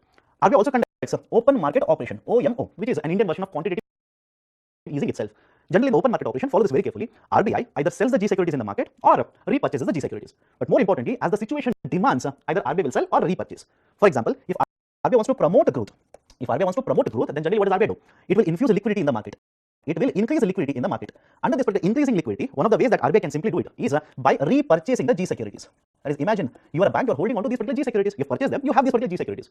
If I'm the RBI, I will simply give you money and repurchase the G securities from you. This will basically increase the liquidity in the market. And on the other hand, if the situation is that inflation rate is very high, if the situation is that the inflation rate is higher, in that particular situation, RBI will simply issue more G securities in the market. So based on the situation, based on the demand of the situation, RBI basically conducts an open market operation under which either it will sell or repurchase the G securities. Do not get confused between open market operation and operation twist. In open market operation, RBI either sells the G securities or repurchases the G securities. Whereas in case of open or operation twist, what RBI basically does is simultaneously it will sell and it will buy the G securities so that they can adjust the yield rates in the market. Now, what is this particular idea for GSAP 1.0? Right, please be very careful with respect to 1.0 also, which essentially means that there could be enhanced versions or other versions or more rounds of this particular GSAP. Now, basic idea for GSAP, which has been borrowed from the concept of a LSAP. Right, LSAP was a quantitative easing program which was run by Federal Reserve of USA. Is it okay? This particular concept of a quantitative easing through which the Federal Reserve basically purchased the G securities or infused liquidity in the market was basically referred as LSAP. And this particular LSAP was basically followed by Federal Reserve, which is the central banker of USA, post 2008 global financial crisis. In order to infuse liquidity and order to ensure that there's a recovery in the market, the Federal Reserve has basically followed the concept of a LSAP, right? A large scale asset purchasing program. Government of India, or to be more precise, RBI here, has basically taken this particular module, has introduced the concept of a GSAP, right? Under which basically RBI will be purchasing these particular G securities. Is it okay? It will be purchasing these particular G securities from the market. That's the first very important point. How much? Follow this very carefully. How much will be purchased? As per the present announcement, in the first quarter of the current financial year, RBI will be purchasing up to 1 lakh crore rupees worth of G securities from the market. Now, what is the importance of this particular news? Follow this very carefully. RBI says we will do this in order to ensure that borrowing cost for the government will remain lower. Second, by announcing this particular GSAP 1.0 for the first quarter, when we are going to purchase the G securities from the secondary market. You'll have to remember this particular statement also. The RBI will be purchasing the G securities from the secondary market. RBI is giving out a calendar of how much money will be infused in the market by RBI. Now, why this is important? Like I said, in the earlier situation, in case of open market operation, RBI used this as per the situation demanded. As per the situation demanded, either it will infuse or withdraw the liquidity from the market. Whereas in case of a GSAP 1.0, come what may, in the first quarter, RBI says, I'm going to infuse 1 lakh crore worth of liquidity into the system. By what method? By purchasing the G securities from the secondary market. Is it okay? That is the importance of a GSAP 1.0. Please be very, very careful with respect to difference between OMO and the GSAP 1.0. Next very important point. Follow this very carefully. This particular idea of a GSAP is being used by RBI in order to adjust the yield rates in the market. The yield rates on G securities. Now, in the last couple of months, what has happened is because of internal factors as well as external factors, there has been volatility in the yield rates. The yield rates on these particular G securities at one point of time have increased, at another point of time have declined. In simple terms, there is uncertainty with respect to the yield rates in the market. And because there is a COVID wave or the second COVID wave, which is affecting all the other countries along with India, this has increased the uncertainty in the economy. And whenever there is uncertainty, there is a higher risk associated with uncertainty. And as a result of this, the yield rates, in case of the bonds across the world or across the global markets, have started rising upwards. And the implication is when the yield rates will start rising upwards like this will put a huge amount of financial pressure on the government borrowings. For a simple reason, have a look at this. In the financial year 21, which is over just very recently, both the central government as well as state government put together have borrowed around 22 lakh crore rupees from the market. Is it okay? Have borrowed around 22 lakh crore rupees from the market, and that's a very, very huge amount of borrowing. And there was a rational reason for that also. Come to the present financial year, Government of India has announced that it will borrow somewhere around over 12 lakh crore rupees in the current financial year. And if you put together the market borrowings of the states again, the overall borrowings from the market for the current financial year as of now stand at around 17.6 lakh crore rupees. This is one point. Second very important point, Government of India has very recently announced that in the next 6 months, it will be borrowing around 7.2 lakh crore rupees from the market by issuing G securities, which essentially means monthly Government of India is going to sell around 1.2 lakh crore worth of G securities in the market. So the bond holders or the bond traders in the market are spooked by these kinds of news items as such. They want a certain role that RBI will play in the market so that the yield curve will be stabilized. They want the yield curve to be stabilized because whenever such a huge amount of borrowings are done by the government, supply of bonds will increase in the market. When supply of the bonds will increase, market prices will be affected. They will come down and the yields will start increasing. And when the yields will start increasing, it will inversely affect the amount of borrowing which is done by the government, because when the yields will increase, the government has to provide higher coupon rate on the bonds so that they can sell these particular bonds in the market. So the bond traders do not want these kinds of volatilities in terms of bond prices as well as the yields in case of the Indian market. And please understand this, you'll have to look at this particular number in the context of how much is the total demand for the bonds in the domestic market. As per Merrill Lynch, the total amount of a demand for the government securities, both the central government as well as state government put together, is somewhere around 9.8 lakh crore rupees. Is it okay? As per Merrill Lynch, the total amount of bonds or the demand for the government bonds in the domestic market is somewhere around 9.8 lakh crore rupees. And on the other hand, Government of India has basically proposed to borrow more than 12 lakh crore rupees. Along with the state government, it will be more than 17 lakh crore rupees. So demand is much lower, supply is much higher. What do you think will happen in the market with respect to market prices as well as the yield rates? So in this particular situation, what RBI has basically stated is we are going to introduce GSAP 1.0. Under this particular GSAP 1.0, the RBI will be basically purchasing back these particular government securities, which it generally does, right? And it will be infusing liquidity into the market. And there is another very important news that you have to connect with the idea of a GSAP 1.0. That is, please understand this. There is a tool called as a CRR, cash reserve ratio. Under cash reserve ratio, the banks are supposed to keep a certain part of their NDTL, net demand and time liabilities, with the RBI. Now, this particular CRR earlier, before the pandemic, was kept at 4% of their NDTL. Because of the pandemic, RBI has actually reduced this to 3%. Is it okay? And reduced it to 3%. Now, in the earlier monetary policy review, the committee basically stated that let's re-increase this to 4%. Let's take it back to 4%. Not in one shot, but in 2 installments. By end of May of the current financial year, the CRR of the banks should reach to 4%. Now, here comes the problems. Follow this very carefully. Here is a bank which had a certain amount of money to lend in the market because the monetary policy committee had reduced the CRR from 4% to 3%. So, in a sense, the bank was having more amount of money to lend in the market. Now, if the CRR is increased again back to 4%, some of the amount that the bank has, it will have to keep with RBI now. Right? As a result of this particular increase alone, it is estimated that banks will have to keep or will have to deposit around 1.5 lakh crore rupees. That is 1.5 lakh crore rupees of the total system, right? Liquidity will be withdrawn because of the increase in the CRR. So RBI says, do not worry, I'm going to infuse liquidity by purchasing back the G securities in the market. Now, there is one more point you need to understand. When RBI will be purchasing these particular G securities on the secondary market, there is a danger that there will be too much of liquidity in the market. Is it okay? Right? As per this particular borrowing program or this particular monetary policy framework, what has RBI stated? In the first quarter, I'm going to purchase back around 1 lakh crore worth of G securities from the market, which essentially the market has understood that if one quarter is 1 lakh crore rupees, there will be 4 quarters in a financial year. So RBI may end up sucking out bonds worth, let's say, around 4 lakh crore rupees from the market. And if you look at how much was the bonds value which was purchased by RBI in the last year also, under open market operation, RBI had purchased around 3.13 lakh crore rupees under the concept of OMO. So there is expectation that the RBI will be purchasing back around 4 lakh crore worth of G securities from the market, that is secondary market. It also means that liquidity worth 4 lakh rupees is being pushed by RBI into the system. So what if there is too much of liquidity in the market? RBI has clearly stated, in such a situation where liquidity will increase like this, I will simply use a reverse repo. Is it okay? They are using a technical name, but in essence, they are talking about reverse repo itself. I will use a reverse repo to absorb excess liquidity from the market so that sufficient amount of liquidity will still remain in the market. So these are certain very important points with respect to the concept of a GSAP 1.0. Now, some of you will be thinking, sir, why is RBI doing so much of a circus? Anyways, RBI has repo rate. Is it okay? RBI has repo rate. Using repo rate, they can simply infuse liquidity in the market. Why are they not using repo rate? Rather, why are they using this particular so much of a process-based idea of a GSAP 1.0? A simple answer to that will be, if RBI reduces a repo rate now, follow this very carefully. If RBI reduces a repo rate now, yes, the liquidity in the market can be expected to increase. But follow this very carefully. When repo rate will come down, there is a pressure on the banking sector to reduce a rate of interest that they are charging on the loans that they are issuing. Is it okay? Because they will have to transmit the benefit. Okay. So follow this very carefully, because most of these particular loans which are issued by the banks are linked to repo rate under the concept of external benchmarking. When RBI reduces repo rate, yes, liquidity will increase. But here comes the next problem. The banks will have to transmit this particular benefit in the form of a reduction in their lending rate to the borrowers, to the customers. And when they are going to reduce the interest rate, I can simply say that the earnings of banks will come down.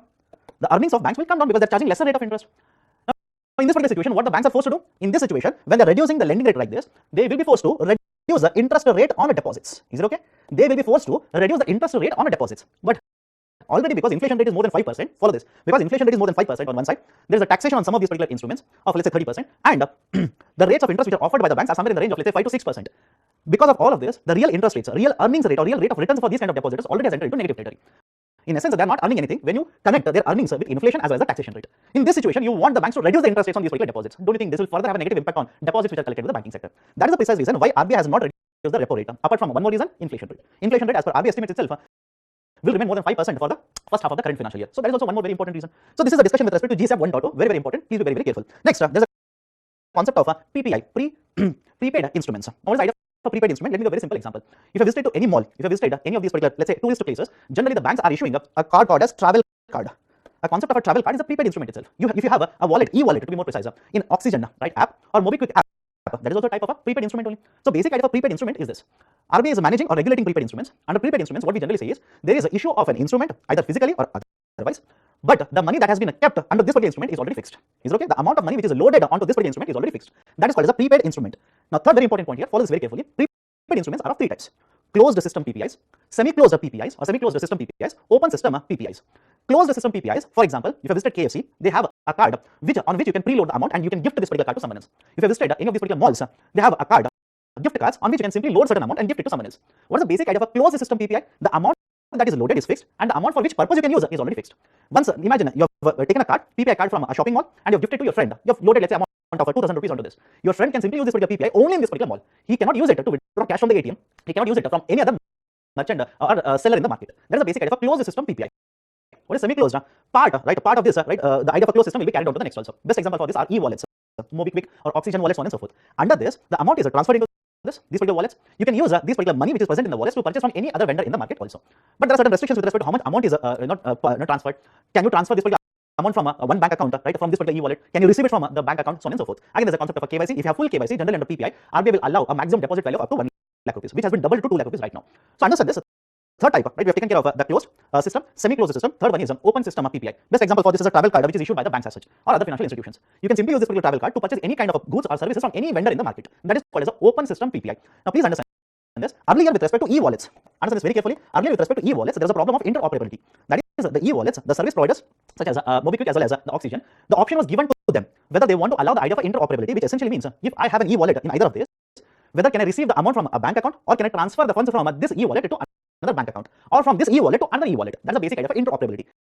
So earlier the option was given to the service provider. Now RBI said compulsory you have to provide the option of interoperability. Right? That is the precise reason. A lot of newspapers are basically saying now PPIs will just become like bank accounts or e-wallets will become just like bank accounts. So that's the announcement here. And finally, with respect to payment to bank, RBI has announced that the amount of deposits, maximum allowable deposit under this particular payment bank will be doubled from 1 lakh rupees to 2 lakh rupees. Now, what is the importance of this particular announcement? Very simply understand this. Because there was a limit on how much deposits can be collected by these particular payment banks, there were certain issues with the functioning of the payment banks. And as of now, 6 payment banks are working in case of India. 4 of these particular companies which had received the license have opted out of this particular business of a payment bank. By increasing the limit from 1 lakh rupees to 2 lakh rupees, RBI expects that these particular payment banks will be able to attract more and more bank deposits now. So that is the precise reason why this particular announcement has been done by RBI. So these are some of the very important announcements which are done by RBI or Monetary Policy Committee in the recently concluded Monetary Policy Review Committee. Based on this, I've given a question here. Consider the following statements about GSAP. RBI will be buying 1 lakh crore worth of G securities from the primary market. Amount is correct. Again, it is for a quarter, but it will be purchasing this from the secondary market, not from the primary market. So first statement is wrong. It is the same. Akin means same to the LSAP of Federal Reserve of USA. This particular statement is correct. So right option will be option B, only 2. I've given a descriptive question also. Discuss the features of a GSAP and the importance of the tool in 250 words. Hello students, welcome to Byju's IAS. In today's live discussion, we'll be having a discussion on economic this week, which will be covering the time period from 13th to 19th of February 2021.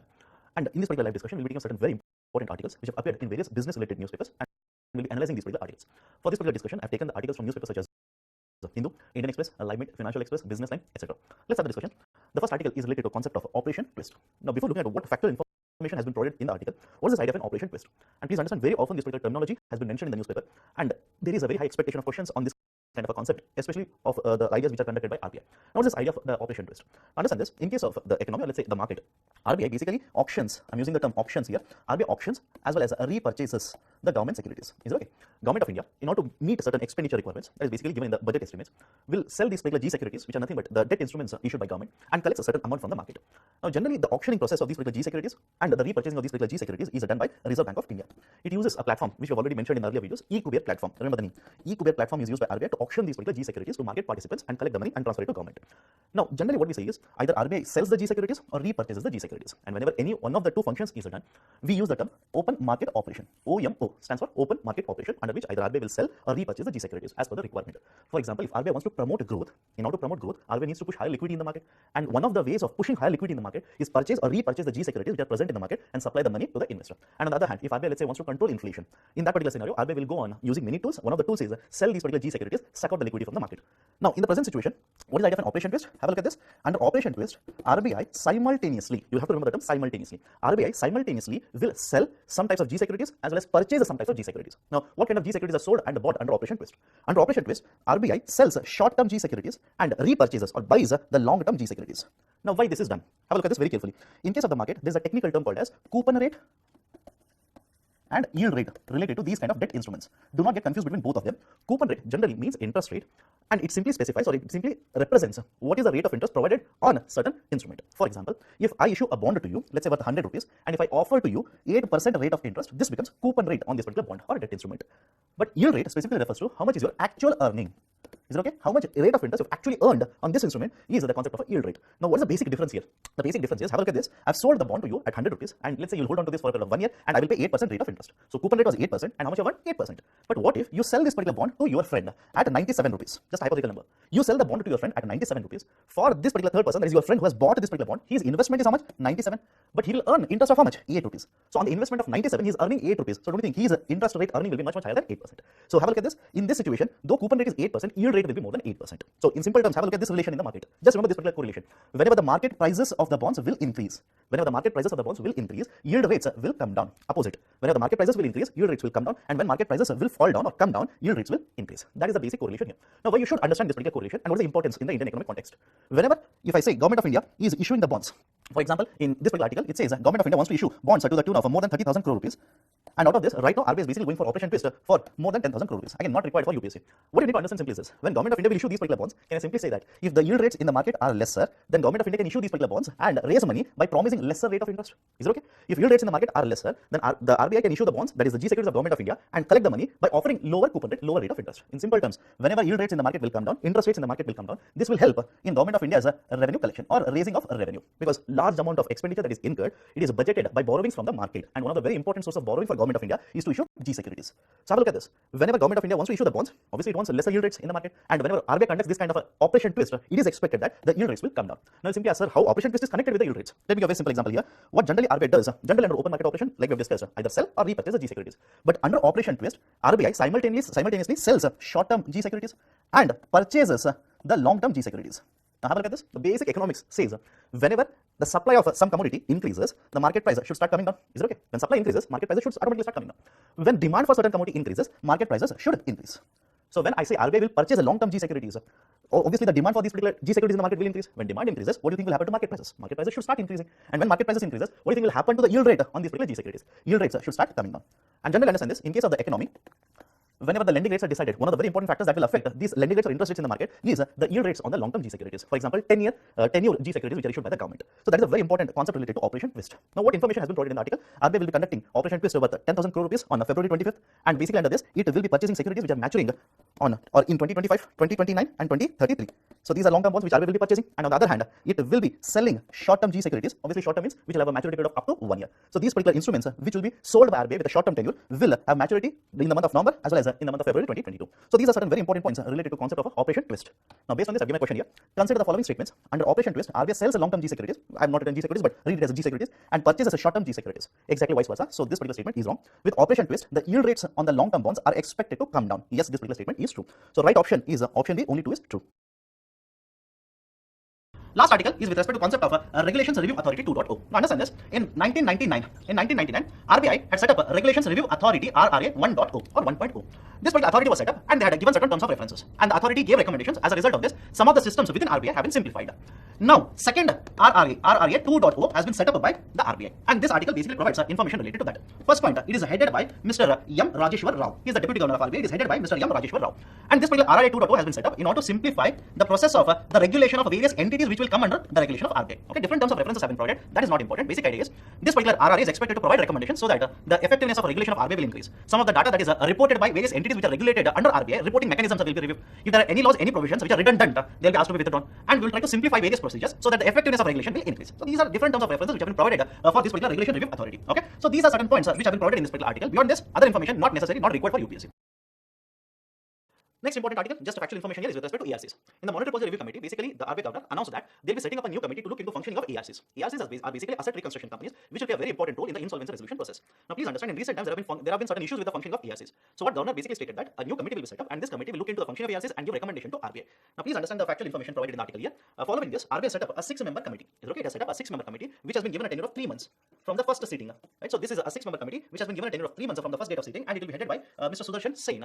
And this particular committee will be looking into these particular terms of references. First, what are the regulatory requirements? Okay, what is the regulatory framework which basically demands the idea of a setting up of an ARC, how these particular ARCs are supposed to function. So it will be looking into the regulatory framework of the ARCs and how you basically ease it, how you basically reduce the compliance under the regulatory framework. This recommendation will be provided. Second, it is also going to review the role of ARCs under the insolvency bankruptcy code and give certain recommendation to RBI. And the third one, understand this, it is also going to review the business model of the ARCs and give recommendation to RBI. So these are the terms of references. Based on this, within 3 months, this particular committee is expected to provide recommendation to RBI. Please be very, very careful in the next discussion related to this whenever the report will be published.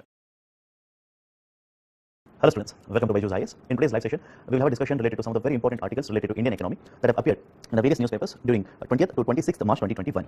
Let me start with the first very important article, that is related to concept of taper tantrum. Now, before we understand what is given in the article, let's have a discussion related to some of the very important concepts here. Now, first and foremost, what do you mean by the concept of a taper here? Understand this very carefully. In case of the monetary policies which are formulated by the central banks, okay, the monetary policies which are formulated by the central banks, generally we use the concept of a quantitative easing and the concept of tapering.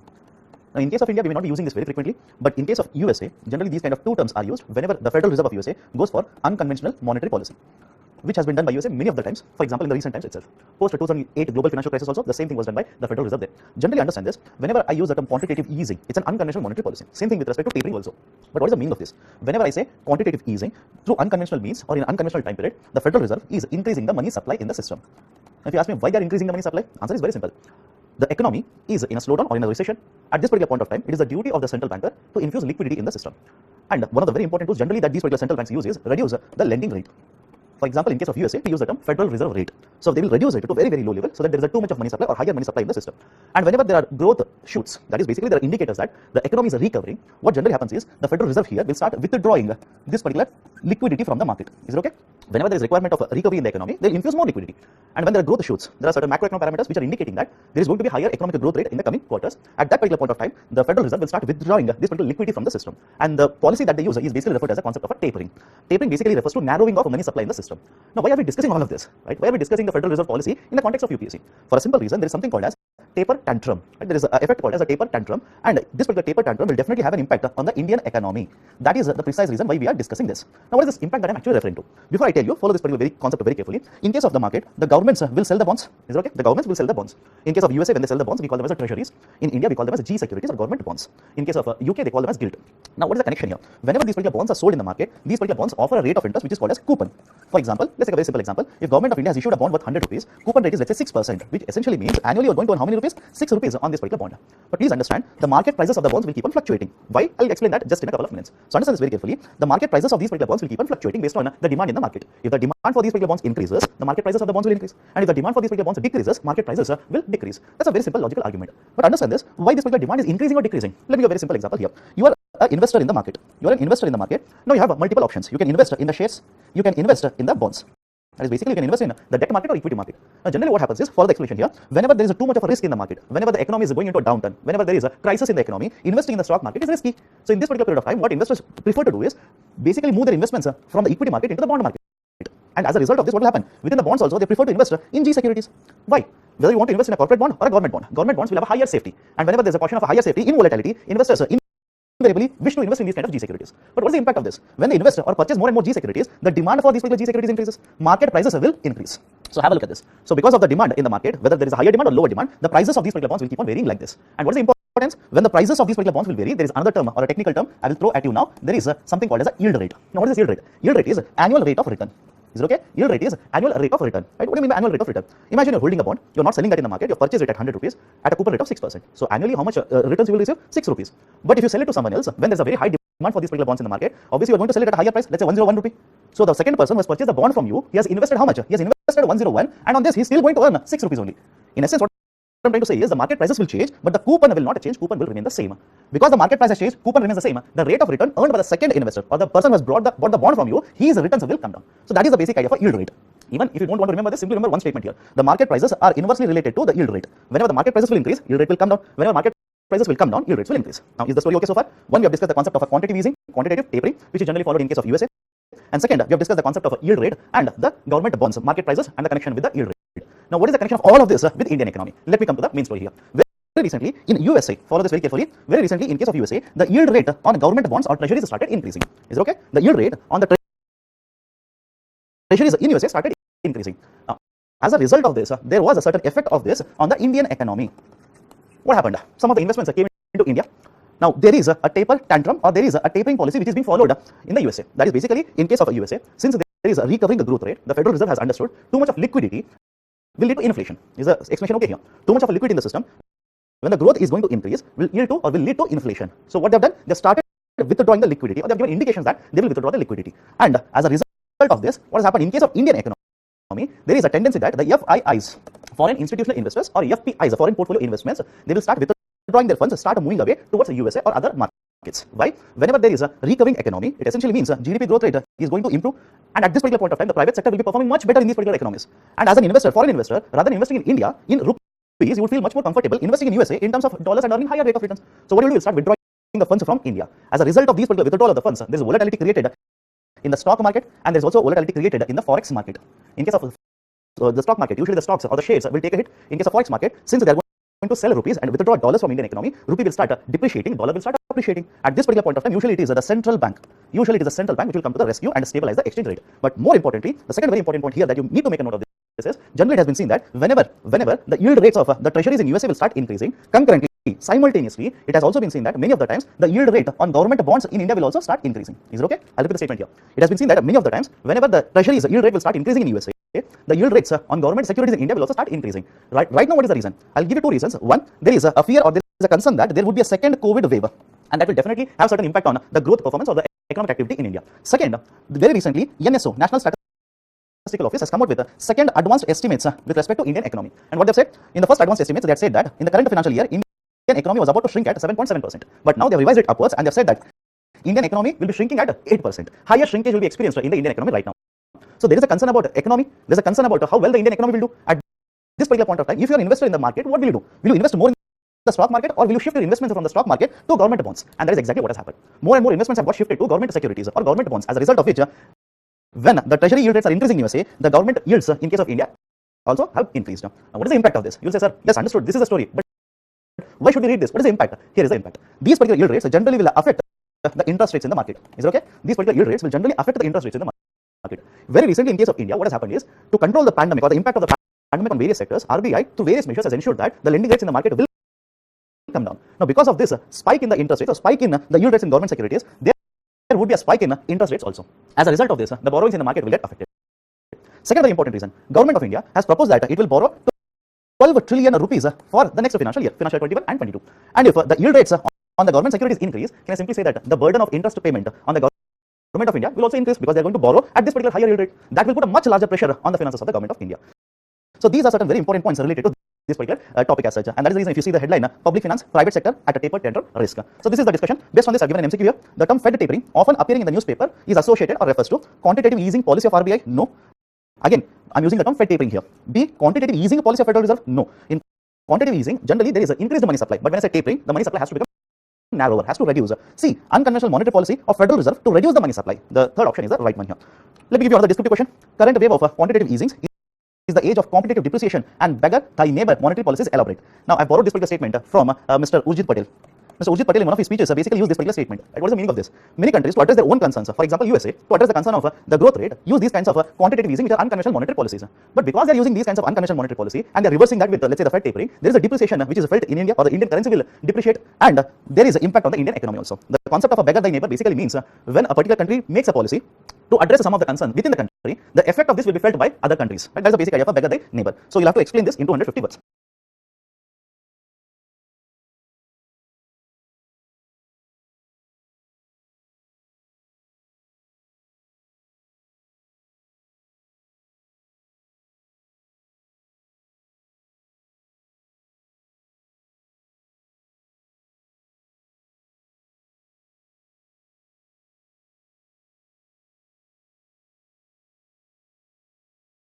The first article is with respect to RBI proposing new set of NBFC regulations. Now, before understanding what has been the proposal which has been put forward by RBI, let's try and understand what is the concept of NBFC in the first place. NBFC basically stands for non-banking finance companies. That's the first point. Second point, these are basically non-banks. That is basically these are the financial institutions which will provide some type of banking services, but the only difference or the most important difference between a bank and an NBFC is that these particular financial institutions, which we are going to refer to these as NBFCs, these are not going to provide all the banking financial services, and these are not going to collect CASA. What is the concept of CASA? The current account as well as the savings account. The current account deposits, the savings account deposits are not collected by these particular NBFCs. That's the second very important point. Third very important point, these particular NBFCs are basically registered under Companies Act. Earlier, or some of the books that are basically referring will mention that Companies Act of 1956. Please be very careful, because this particular Companies Act has been basically amended or has been introduced in a new form, that is the Companies Act of 2013. So either 1956 or 2013, do not get confused. Please remember, under Companies Act, these are registered. Fourth very important point, these particular NBFCs, before starting the operations, will have to get certificate of registration from RBI, Reserve Bank of India. Government of India amended the RBI Act, and under this particular amendment, basically it has allowed RBI as the authority which will issue this particular certificate of registration before any NBFC starts to operate. But a caveat here, there are certain NBFCs which will be provided with registration and regulated by different regulatory agencies. For example, there is a IRDA, there is a SEBI also, which is also involved in regulation of some of the NBFCs. Now, why it has been done? Because please understand this, if RBI also starts regulating these particular NBFCs and these agencies also start regulating the same NBFCs, it will lead to dual regulation. To prevent this kind of a dual regulation, we are allowing these agencies to regulate some of these particular NBFCs. Next very important point, these particular NBFCs, before starting the operation, the promoters will have to contribute some amount for these particular NBFCs. The term that they actually refer to is net owned funds. Remember this particular term because as per the new regulation, this NOF has been increased. As per the present guidelines, NOF of 2 crore has to be contributed. I'm using the term 2 crores. Some of the books will basically mention 200 lakh rupees. Do not get confused. Both are one and the same. So these are some of the very important points with respect to introduction of NBFC. Now, why NBFCs are very important? First and foremost, these NBFCs are also referred as shadow banks. Why? These provide some of the banking services or type of a banking services without being labeled as a bank. And the second very important point, these are referred as the shadow banks for a simple reason. In many of the cases, some of the customers who are unable to get access to institutional credit, very specifically banking credit, will get access to the credit from these particular NBFCs. In simple terms, I'll use an umbrella term here. NBFCs are important because they are going to promote financial inclusion. Third very important reason why these NBFCs are important are these. It will promote consumption. It will promote demand for goods and services in the market. For example, there are many NBFCs which will provide vehicle loans, two-wheelers, four-wheeler loan, which will provide housing loans, etc. And not only this, these NBFCs are also very important because they promote investment and capital formation in the market. For example, there are many of these particular NBFCs which will provide loans for infrastructure development in India. So these are certain very important reasons why NBFCs are very, very critical in case of Indian economy. Now, why RBI is introducing a new set of regulations? Understand the background here. NBFCs, until last couple of years, were not there in a lot of discussion in the newspaper. But especially in the last couple of years, NBFCs have taken a center stage with respect to financial system in India. What has happened is basically this. A lot of NBFCs have taken a lot of loans from various lenders in the market. Best example, there was an issue with respect to DHFL, Dewan Housing Finance Limited. There were issues with respect to functioning of IL&FS. So these are certain very important NBFCs which have taken a lot of loans from the market, have taken loans from investors, have taken debt from the market, have issued some types of instruments in the market, have taken loans from the banking sector also, and have defaulted on their repayment. And this has basically affected the whole NBFC sector in India. What are the important issues? First and foremost, in recent times, it has become very difficult for the NBFCs to get access to credit in the market. As such, because of these kinds of defaults, the lenders in the market, investors in the market were very careful with respect to giving a debt, giving a loan to these particular NBFCs. And upon this, because of the pandemic-induced stress in the market, most of the banks, and very recently this has been cited by even RBI governor, have become risk averse. That is basically they are not willing to give more and more loans in the market. And one type of borrower from the banking sector is the NBFC itself. So it has become very difficult for the NBFCs to get access to credit. That is one very important issue. Second very important issue is related to the credibility of these particular NBFCs has been affected. With such bigger NBFCs defaulting on the repayment, defaulting on their debt repayment, the credibility of these particular NBFCs has been hit in the market. And not only this, some of these particular NBFCs which are listed in the market, their equity or their stock value also has taken a hit because the investors are not preferring the shares or the equity of these particular NBFCs. So these are certain issues which has been plaguing the NBFC. Now to address these particular issues with respect to regulation of NBFC, RBI very recently has proposed a new particular model. What has been the proposal? Please follow the discussion here. First and foremost, RBI now says we want to regulate the NBFCs on the lines of the banking sector. And in order to regulate these particular NBFCs, RBI has come out with a proposal of 4 categories of NBFCs. That is basically NBFCs will be taken and categorized under 4 heads. Now various newspapers have basically stated, imagine this to be a pyramid type of a structure. Basically from bottom to top, the number of NBFCs which are regulated will keep on decreasing. Importance of these particular NBFCs will keep on increasing. Now basically the first layer, the bottom layer is called as a bottom layer or a base layer. The second one is called as a middle layer. The third one is called as a upper layer, and the fourth one is called as a top layer.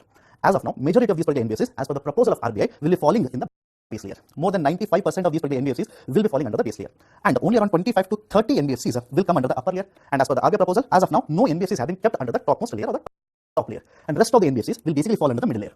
Now we'll basically have this kind of a question on what parameters RBI is going to classify these particular NBFCs into base layer, middle layer as well as the upper layer. First and foremost, let's start with the base layer. In case of the base layer, RBI says the net owned funds criteria or the parameter will be increased from 2 crore to 20 crores.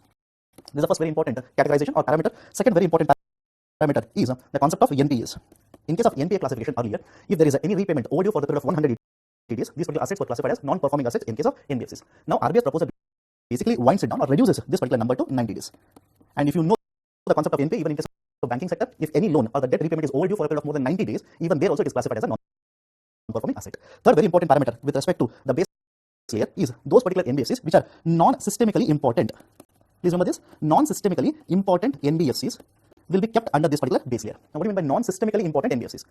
As per the latest proposal of RBI, those particular NBFCs which have assets of up to 1,000 crore rupees will be classified as non-systemically important NBFCs.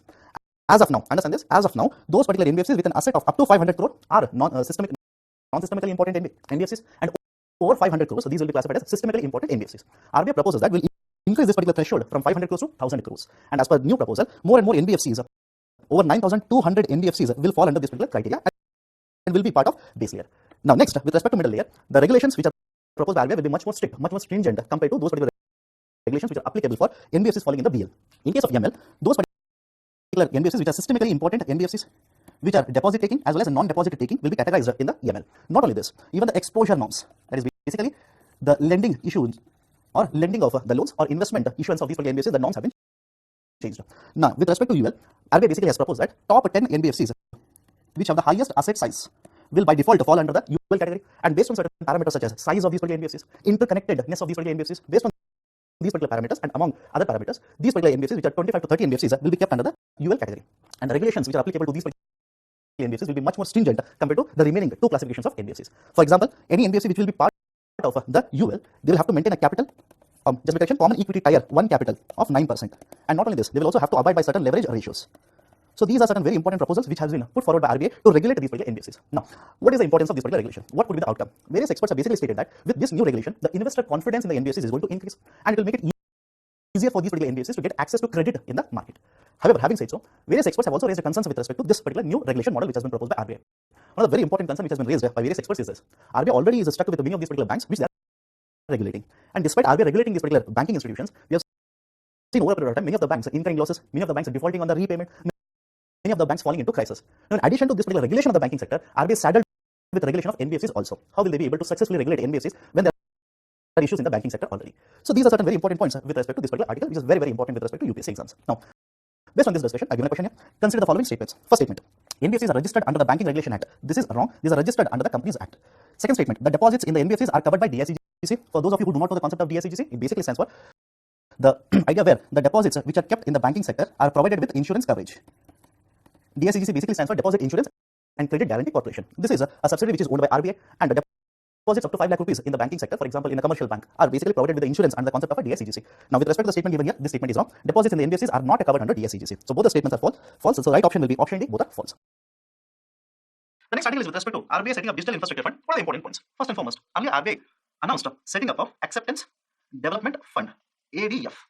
This particular ADF now has been renamed as a PIDEF, Payments Infrastructure Development Fund scheme, which is being implemented by RBI. Under this particular scheme, total contribution of 345 crores has been done, and RBI has basically set up a committee to look into implementation of this particular funding. Now, this particular fund will be used to develop payments infrastructure, both the physical payments infrastructure as well as the digital payments infrastructure, specifically in Tier 3 to Tier 6 cities. Not only this, a special focus will be laid on developing such infrastructure in northeastern states also. Out of this particular 345 crores, 250 crores has been contributed by RBI, and remaining 95 crores has come from all the other payments intermediaries who are operating in India. And annually, there will be contribution done by these particular companies or payment intermediaries which are going to use this particular infrastructure. The objective of this particular PIDF is to develop the infrastructure which will help in promoting the acceptance of these kind of payments in these areas. For example, payment infrastructure which will utilize the QR codes will be developed or will be subsidized under this. The point of sales machines will be subsidized under this. So this is what is the objective of the digital infrastructure fund which is being promoted by RBI now. Now, the focus will be to provide subsidies to those people who are involved in following businesses or in following services. For example, kirana shops, healthcare facilities, public distribution system shops, those who are involved in transportation and hospitality services, etc.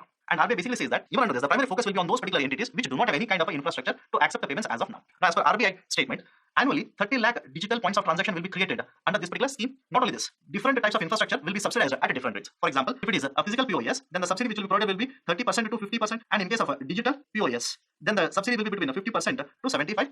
So these are certain very important points with respect to the Payments Infrastructure Development Fund which has been promoted or which has been announced by RBI. So based on this, I've given a question here. Consider the following statement. statements regarding PIDF. Funding of 350 crore has been provided by the government for this. This statement is wrong. It will focus on developing payments infrastructure in all the cities. Again, this is wrong. As earlier mentioned, it is between tier 3 to tier 6 cities. Specifically, out of all of this, those particular cities which are classified as a tier 3 and a tier 4 will be getting 30% of these particular devices. Tier 5 and 6 will be getting 60% of these devices, and 10% will be in case of northeastern states. So second statement and first statement both are wrong. Right option is option D, both are false. So these are certain very important articles as well as the questions related to these particular articles for this particular time period.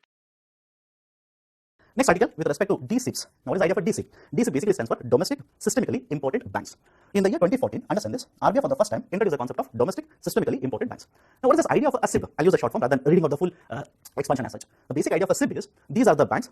If these particular banks collapse, that is basically file for bankruptcy, then there's a huge impact on the full financial system. I'll repeat the process here. Basic idea of a SIB, systemically important bank, is that these banks are so important that if these particular banks collapse, fail, then there is a huge impact on the full financial system. Just a hypothetical situation. Again, I'm saying hypothetical situation. What if tomorrow State Bank of India says it is going to close down? It has incurred huge amount of losses and it is going to close down. Again, I'm saying this is a hypothetical news. Please do not be worried. It is not going to happen as of now. So basic idea is these banks are very important, and since these particular banks are very important, RBI has to monitor them very closely. RBI has to ensure that the financials of these particular banks will be correct. There is no haphazard lending done by these particular banks. Even if they are lending, more money has to be maintained or capital has to be maintained to absorb losses. So to introduce this particular concept, RBI in 2014 announced the concept of a DSIB. But even before RBI, FSB, Financial Stability Board, back in the year 2011, introduced the concept of a GSIB, Global Systemically Important Banks. And post 2011, FSB, along with the Basel Committee, right, has been proposing or has been publishing this particular list of a GSIB. And following this particular Basel Committee as well as FSB directed all these particular member countries to identify systemically important banks in the domestic market. And following this, 2014, RBI came out with the framework, and in 2015, RBI for the first time announced the list of the DSIBs. And post that, the basic framework says that RBI has to keep on announcing which are the banks which are part of the list of DSIB. Now, next to the very important point, on what parameters the SIBs are selected. Now, please make a note of this. These particular banks whose assets are 2% of GDP, if the value of the assets are at least 2% of the GDP, then these particular banks will feature in the list of domestic systemically important banks. And as per the latest announcement, SBI, ICICI Bank and HDFC Bank will be part of the DSIB that has been announced by RBI. Now, whenever a bank has been identified as a SIB, please remember this, it has to maintain a certain amount of CET1.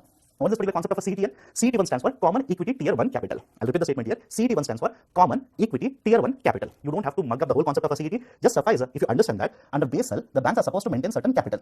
And the capital will be divided into two types. One is called as a Tier 1 capital and the second one is called as a Tier 2 capital. And this particular Common Equity Tier 1 capital is a part of a Tier 1 capital which is part of the total capital of a bank. So the banks which are classified as a systemically important banks will have to maintain a certain amount of a CET1. This will be in the range of 0.2 to 1% of risk-weighted assets. All these are very technical in nature. Now, on what basis these will be defined? There's a term called as SIS. That is basically, it stands for Systemic Important Scores. Again, very technical in nature. RBI, under the framework of a DSIB, will classify these particular banks on 4 parameters or under 4 buckets. These particular buckets is called as bucket 1, bucket 2, bucket 3, bucket 4.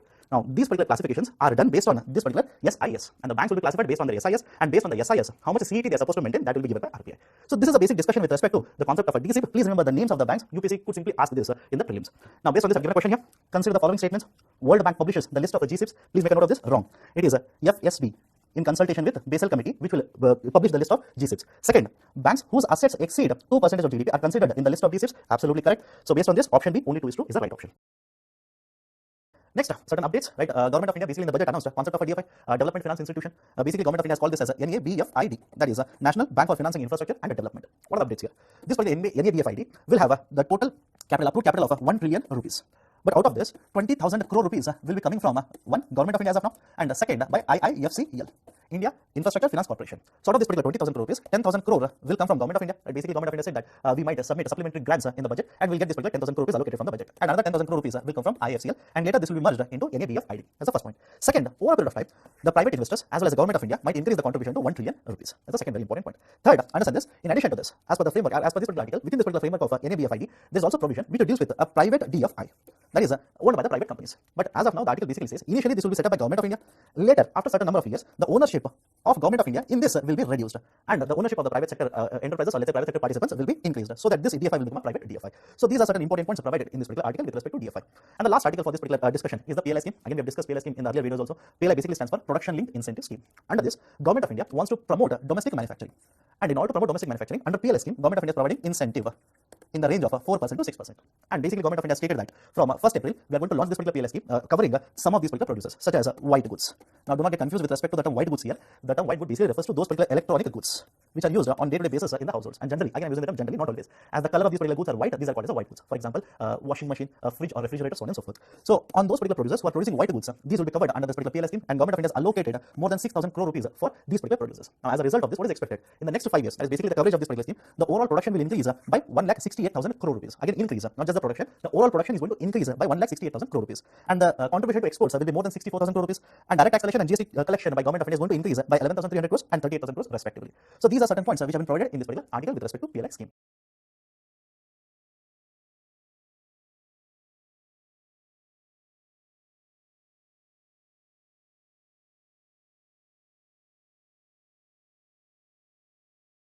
Next important article related to DFI, Development Finance Institution. Now please understand this, in the recently presented budget, Finance Minister has proposed NABFID. That is basically a name for a Development Finance Institution in India, National Bank for Financing Infrastructure and Development. The basic idea for DFI is these are the financial institutions which will provide long-term loans. These are going to provide long-term loans for what? Infrastructure development. In the earlier years, right, especially between 70s and 80s, we had enough number of DFIs in India, but over a period of time, most of them have been converted into commercial banks. Best example is ICICI Bank. But as a result of these particular conversions, what has happened is the infrastructure projects which need huge amount of credit, which need huge amount of loans, are finding it very difficult to get access to long-term loans. Now you'll say that, sir, the banks are already there. Then what is the need for a DFI? Yes, banks are there, but please understand that there are certain constraints which the banks will face with respect to infrastructure lending. For example, the NPAs in the banking sector are already very, very high. Second, banks, whenever they lend, this particular lending is best suited for medium-term loans or short-term loans, not long-term loans. And whenever they borrow for a short term, for example, I keep a fixed deposit, let's say for a duration of 1 year, the bank uses this to give a loan, let's say for a period of 15 years, which is generally done by the banking sector. This basically leads to asset liability mismanagement or mismatch issue in case of the banking sector. So these are best suited for giving loans, short-term or medium-term working capital loans, not for infrastructure development. That is the second issue. Third, please understand this, the demand for infrastructure lending is so much, the banking sector cannot satisfy so much of a demand for loans. Banks cannot do or cannot give so many loans for infrastructure development. So there are certain concerns which the banks will face with respect to infrastructure lending. So Government of India over a period of time was discussing this particular idea, and very recently government has actually proposed this particular concept of a DFI, and cabinet has approved this particular bill, that is NABFID bill, and today itself the Government of India has introduced this particular bill in the parliament. Now what is proposed in this particular bill? Follow this very carefully. The bill basically says that NABFID will be set up initially with the investment to the tune or the capital to the tune of 20,000 crore rupees, and all of this particular money will be given by Government of India, which essentially means initially the ownership of NABFID will live or will be with the Government of India, but over a period of time the ownership or the equity of the Government of India will be reduced to 26%. This is one very important point. Second very important point, government says using this particular initial capital, NABFID will raise more than 3 lakh crore rupees in the next couple of years, right? So they will raise a lot of money and they will use it to lend for infrastructure projects. This particular money will not only be raised in the domestic market, but the bill also says they can go to the foreign market or external market and they can raise the loans or raise the money from the foreign market. Now how generally these particular institutions raise the loans or raise the money? They issue bonds, long tenure bonds, right, which will help them to raise the money and lend for infrastructure projects. And whenever this particular institute will go to foreign market and borrow, basically issuing bonds means concept of borrowing itself. When they borrow from the external market, these particular bonds will carry sovereign guarantee. These bonds will carry sovereign guarantee. Now, the third very important point with respect to appointment, right? The Government of India says this particular DFI will be led or will be managed by a professional. A professional will be taking care of the functioning of the DFI. And the fourth, with respect to appointment of the executives at the higher level, the Government of India says that they will provide market competitive packages in order to attract a very good human capital or to attract experts in the DFI. Government of India has clarified that they are going to pay whatever is the market-led incentive package. And not only this, with respect to tenure of the managing director or deputy managing director, whatever is the age limit will also be relaxed. Right? So in order to ensure that the fund is professionally managed, Government of India has provided certain relaxations here. In addition to this, the fifth very important point, follow this very carefully.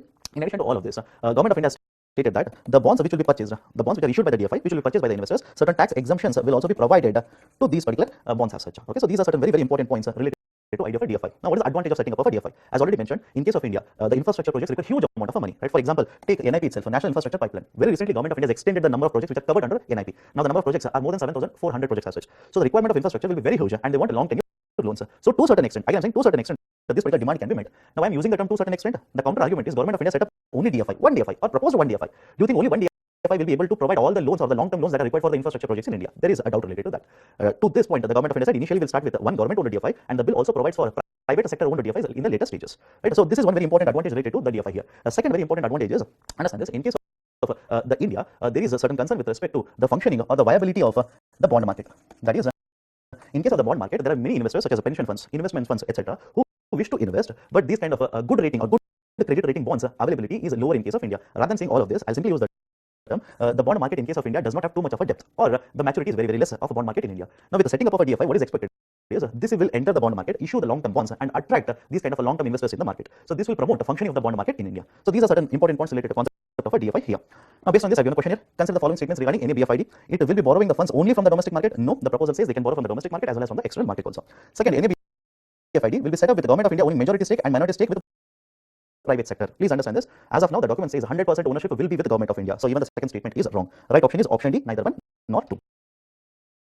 Next article is with respect to PSBs demanding or eyeing to set up a farm fund. Now let's discuss certain basics first. Here is a bank. It could be a public sector bank or a private sector bank. These particular banks are giving loans to different sectors, and one of the sectors in which a large number of loans are given is agriculture sector. But in the recent times, it has been seen that the NPAs, that is non-performing assets in the agriculture sector, have started rising upwards. As per the RBI report, that is the Trends and Progress report for 2020, this report cites that in overall all the banks, the number of NPAs, or basically the percentage of NPAs as a percentage of total loans issued by the banks, has increased from 12% in 2019, that is at the end of March 2019, to 15% of the total loans issued by the end of March 2020. In simple terms, in a span of 1 year, or you can say 1 financial year also, the NPAs in the banking sector have increased by 300 basis points. And if you split this particular increase has been accounted by the public sector banks themselves. That is, in case of public sector banks, for the same time period, the NPAs have increased from 13.1% to 17.3%. And on the other hand, in case of private sector banks, it has marginally come down from 8.1% to 7.9%. This is one point. So, in essence, the article says that the public sector banks are bearing the brunt of the agriculture loans. And since a large number of loans have been issued by these particular banks in the agriculture sector, if these particular accounts start becoming NPAs, these particular banks will be incurring huge amount of losses. So, what is the way out? One concept that has been discussed here is, why don't we set up a credit guarantee fund on the lines of Credit Guarantee Trust for Micro and Small Enterprises, CGTMSE. Now, let me explain the concept here, then we'll go back to what has been proposed here. Now, CGTMSE basically provides a credit guarantee for the banks which are giving loans to micro and small enterprises. Now, what is the basic idea of a credit guarantee trust here? Government of India has set up this particular fund, credit guarantee fund or trust for micro and small enterprises. Certain amount of or certain money will be kept by Government of India into this particular trust. Now, any bank which has provided loans to micro and small enterprises, these particular loans up to 85% of the value, the loans which are issued by the bank up to 85% of the value will be guaranteed by this particular trust or fund. In essence, these particular loans which have been issued, if the MSEs do not repay it, 85% of the value of the loan will be given to these particular banks through this particular fund. That is the basic idea of a credit guarantee trust fund. Now, in case of the banking sector, the article basically says one very important type of a loan in agriculture sector that they have provided is the loans under Kisan Credit Cards.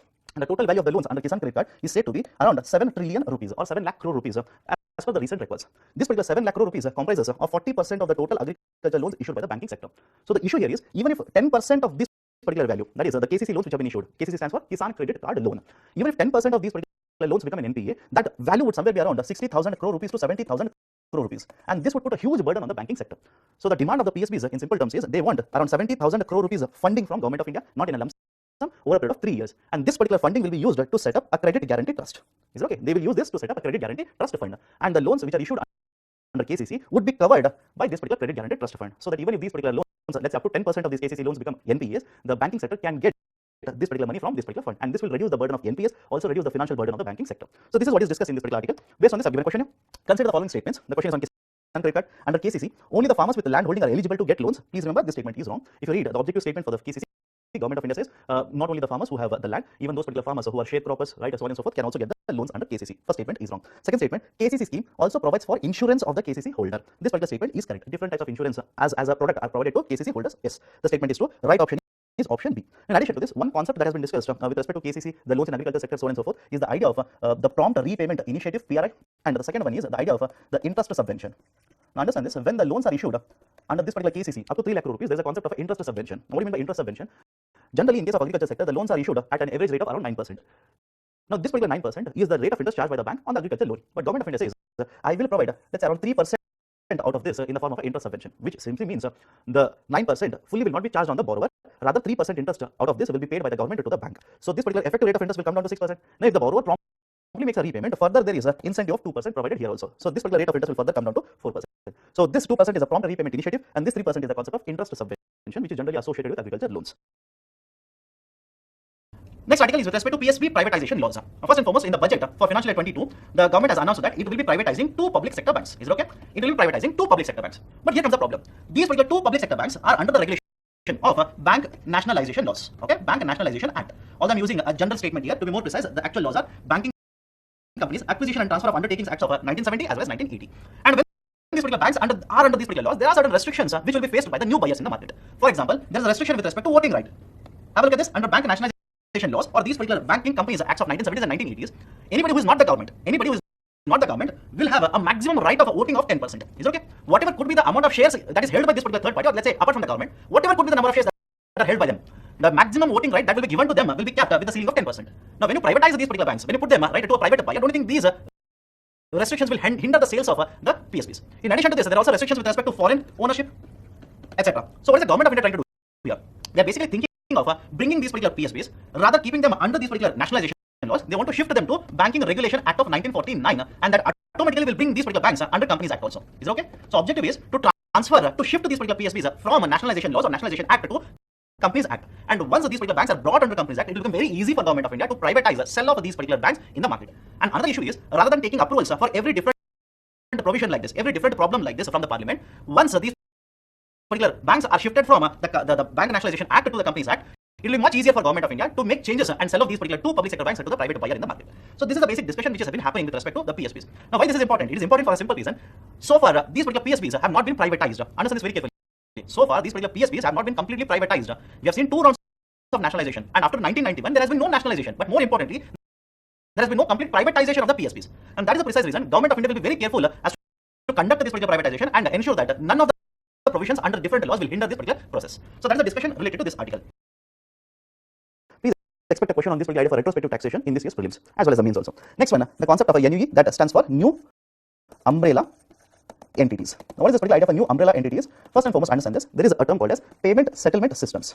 Payment settlement systems. In case of India, right now, the only company which is involved in operating retail payment settlement systems is NPCI, National Payment Corporation of India.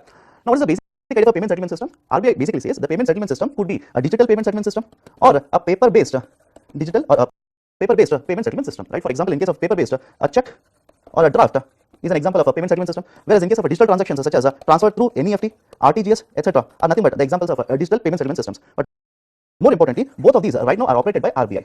Now, many years ago, RBI basically said, apart from this, let's set up one more company or new umbrella entity which will basically set up and operate newer types of payment settlement systems. And this particular idea of setting up of a newer payment settlement system was introduced with the passage of a Payment Settlement Systems Act. Remember this, Payment Settlement System Act of 2017. In addition to this, there is also Payment Settlement System Guideline of 2018. So basically, these two will empower, more importantly is the first one, which will empower RBI as basically regulator of this particular payment settlement system. And as a result of this, RBI set up NPCI. Now, what has been the issue? Various stakeholders in the system are saying, right now you have only one entity, that is NPCI, which operates all of these particular retail payment settlement systems. Now, the famous retail payment settlement systems which are operated by NPCI are RuPay system. I'm pretty sure all of you have heard of this, FASTag, UPI, etc. The issue here is various stakeholders are saying you have only one company, and this particular company itself is covering all of these particular settlement systems, and this is not the right approach. You must have multiple competitors, multiple companies in the system as such. That is the simple reason why RBI very recently has proposed allowing more and more companies to enter into this particular idea of setting up of new umbrella entities. In simple terms, newer companies will be allowed to operate payment settlement systems in parallel or in addition to NPCI. Or in simple terms, you can simply say now there will be competitor for NPCI also in the market with respect to providing these kinds of services. And the article basically discusses the same issue here. The article says that there are many companies which are basically queuing up or which are approaching RBI and are seeking licenses to set up new umbrella entities. Now, certain very important points here. In case of the RBI, the guidelines say that any company which wants to set up the new umbrella entity, this particular company has to be registered, or this particular entity, NUE, has to be registered under the Companies Act. It has to be registered under the Companies Act of 2013. Not just this, there's a concept called as a non-profit company. That is, this particular company has to be registered under Section 8 of a Companies Act of 2013, and Section 8 companies are called as a non-profit companies. Third very important point, this particular company should be owned by Indian, or the Indian ownership is a very important parameter, and this particular company should also have certain experience in operations of payment settlement systems. So only if you satisfy these particular conditions, RBI says we will look into whether we should give the licenses to you or not. So the article basically discusses all of these particular points. Now, based on this, I've given a question here. Consider the following statements. RBI has the oversight powers on the payment and settlement systems. Yes, this particular statement is true. Already I've told you there is an act, Payment Settlement System Act of 2017. Under this oversight power has been given to RBI. Second, National Payments Corporation of India is an umbrella organization for operating retail payments and settlement systems in India. Even this is true. Right now, this is the only company. So based on this, right option is option C, both 1 and 2. Next, very important article, the concept of a pre-package process. What is the idea of a pre-package process? Follow this very carefully. Generally, when there is a company which has taken a loan like this, which is supposed to make a repayment, defaults on this, the creditors will go to IBC, Insolvency and Bankruptcy Code, under IBC, which authority? NCLT. To be more precise, follow this very carefully. The creditor can approach the NCLT, or the borrower or the debtor himself can approach the NCLT and file for insolvency resolution process. Option is there for both of them. But please understand this, there are certain issues with respect to functioning of IBC. What is the issue? First, under IBC, what we expect is the insolvency resolution process should be done within the time period of 330 days. Earlier, it was having a time limit of 270, but now it has been increased to 330 days. But what has been seen over a period of time is the amount of cases which have been filed are to the tune of more than 1,700 cases as of December 2020. And more than 85% of these particular cases have already crossed this particular threshold time limit of 330 days, which essentially means objective was to clear the cases in 330 days, provide insolvency resolution within 330 days. We are unable to meet this particular time limit as such. First problem. Second problem, under the concept of IBC, what will happen is, once the case has been filed, the promoter of the company will be losing the ownership. Is it okay? The control of the company will be taken away from this particular promoter and will be given to insolvency resolution professional. And as per section 29A, if the promoter doesn't make the outstanding payment as such, he will not be allowed to participate in the process of IBC itself, which essentially means this particular promoter has overseen a process which has forced the company into losses. Now we are going to punish the promoter and take away the ownership away from this particular promoter. That is one of the objectives of IBC as such. Now there is another problem with respect to this particular approach when you look at the MSME sector, micro, small, medium enterprises. Now, follow this very carefully. First, majority of the cases which are filed under IBC are having a small value of outstanding debt. There is a small amount of outstanding liability on which there is a default, so the case has been filed. So, majority of the cases are like this only. So, what Government of India did last year was to increase the threshold limit. The threshold limit was increased to 1 crore rupees, so as to ensure that these particular MSMEs will not be dragged to NCLT under IBC. Because follow this, there is another problem associated with MSMEs. The problem is, if you apply the concept of taking away the ownership from the promoter, there are very small number of buyers for these particular MSMEs in the system. And if there is no buyer for this particular MSME, that will lead to destruction of a capital, right? That is, you will have to liquidate the company. But idea of IBC is not to liquidate, not to destroy the capital. Company is already set up. The idea is to restore the capital, maintain the capital which is there in the system. So idea is not to liquidate, but to find a buyer under IBC. But because there are very few buyers for MSMEs, there will be destruction of the capital because of this. So what Government of India now has proposed is, we will introduce the concept of a pre-pack insolvency process. This is a recommendation of a Sahu panel. Remember this? In the earlier videos also we have discussed about this. The basic idea of a pre-pack is this. Imagine you are the creditors, either operational or financial, doesn't matter, you are the creditors, and I am the promoter of the company. Right? Now, if I don't make the repayment, you'll simply go file a case under NCLT, then the insolvency resolution process will be conducted. Now, what has been proposed under the pre-pack is simply this. Before you file a case at NCLT and the process will be started for insolvency resolution, me and you, that is the promoter of the company and the creditors of the company, will come to an agreement. What kind of an agreement? We will try to address this particular issue of repayment. Is it okay? There is a resolution plan which has been proposed in simple terms. Right? There is outstanding payment. We are trying to address this particular outstanding payment by providing a resolution plan. If both of us agree, come to an agreement, we will take this particular plan, submit it to NCLT. Follow this very carefully. And this particular plan has to be agreed by these particular financial creditors, and within 90 days the plan has to be submitted to NCLT. And now NCLT within next 30 days will approve this particular plan. In essence, what I'm trying to say is, the whole idea of a pre-pack insolvency resolution should be done within 120 days. This is much lower compared to 330 days which has been set up as a threshold under IBC. That is first very important point with respect to how pre-pack will differ from the IBC. Second very important point is this. In case of this particular pre-pack, once the application has been filed for pre-pack resolution, follow this very carefully. Unlike IBC, unlike the earlier process, the ownership or the management control will not be taken away from the promoter. The promoter will continue to have the management control over the company. Whereas under IBC, once the case has been filed, as per the IBC code, right, the management control has to be taken away and given it to insolvency resolution process. That is second very important difference between the idea of a pre-pack and the idea of a IBC. So have a look at this. What is the basic idea of pre-pack? Pre-pack refers to an agreement between the creditor and the borrower or the promoter in order to restore, in order to provide the resolution process without going through the IBC process as such, or without going through the earlier process, and has to be finished within 120 days. Now, third very important point. The criticism against this particular concept of a pre-pack is that it is not going to cover all the MSMEs. Is it okay? It is not going to cover all the MSMEs for a simple reason. Follow this very carefully. The Government of India has notified the minimum threshold default of 10 lakh rupees under this. Follow this. Government of India has notified a minimum threshold default of 10 lakh rupees, and as per the amendment, the maximum amount of a threshold, the cases which will be covered under this will be 1 crore rupees. So any default above 10 lakh up to 1 crore rupees, right? In such cases, you can opt for pre-pack insolvency resolution. Majority of the experts are saying in case of India, the MSMEs which are registered are very low. As per one estimate, just over 7 lakh MSMEs are actually registered. Now look at this particular number, 7 lakh, and you say so 7 lakh is a very big number. But let me give you a data. As per survey of 2015 and 2016, as per survey of 2015 and 2016, there are more than 63 lakh unregistered MSMEs in India. Is it okay? There are more than 63 lakh unregistered MSMEs in India, which essentially means none of these particular 60 plus lakh MSMEs will be covered under pre-pack. So Government of India on one side says we want to protect the MSMEs, hence we have introduced the pre-pack insolvency resolution. But under IBC or the pre-pack idea, only those registered entities can go and seek the pre-pack insolvency resolution. Now Government of India can expand the coverage even to unregistered companies, but suddenly Government of India does that, more than 60 lakh companies will come under the ambit of the pre-pack insolvency resolution, which essentially means government should be able to provide large amount of infrastructure first. Is it okay? Because large number of cases will be filed, so the burden of cases under the IBC will suddenly rise upwards like this. Right? So apart from this, another very important criticism is the whole idea of IBC when it was introduced was we want to punish the promoter. Right? The promoter who has basically overseen a process which has led to this company incurring losses, we want to take away the ownership from him. That is the precise reason we had introduced the section 29A under the IBC. Now by taking away this particular idea of a section 29A and allowing the promoter to continue to have management control, are we not basically introducing a provision which is against the basic idea of IBC itself? Okay, so that is the second criticism. So these are certain important points with respect to the IBC amendment which has been introduced by Government of India to take care of the MSME insolvency resolution. Now based on this, I have given a question here. Consider the following statements about Insolvency and Bankruptcy Code Amendment Ordinance 2021. Under this, follow this very carefully. Under this, the maximum and minimum thresholds for defaults have been provided. Underline the term provided. The minimum amount of a threshold has not been provided. It has been given to Government of India. Government of India shall decide this. Whereas the maximum amount of a threshold right has been provided, that is 1 crore rupees. So as per the ordinance, maximum amount of a threshold default is how much? 1 crore. What is the minimum amount? Ordinance doesn't say that. Ordinance says the Government of India shall decide this. And Government of India very recently stated 10 lakh rupees. Okay. And Government of India has also stated in the coming days, this idea of a pre-pack can be extended to larger companies also. Right? The basic idea is we are going to reduce the time taken, we are going to conserve the capital, the costs which are involved in the process are also going to come down. But anyways, first statement is wrong. As per this, the minimum threshold default is 1 lakh rupees, even this particular statement is wrong. So which of the statements are given above is all correct? None of them are correct. So right option is option D, neither one, not two. I've given a descriptive question also. Critically evaluate the pre-pack insolvency for MSMEs in 250 words.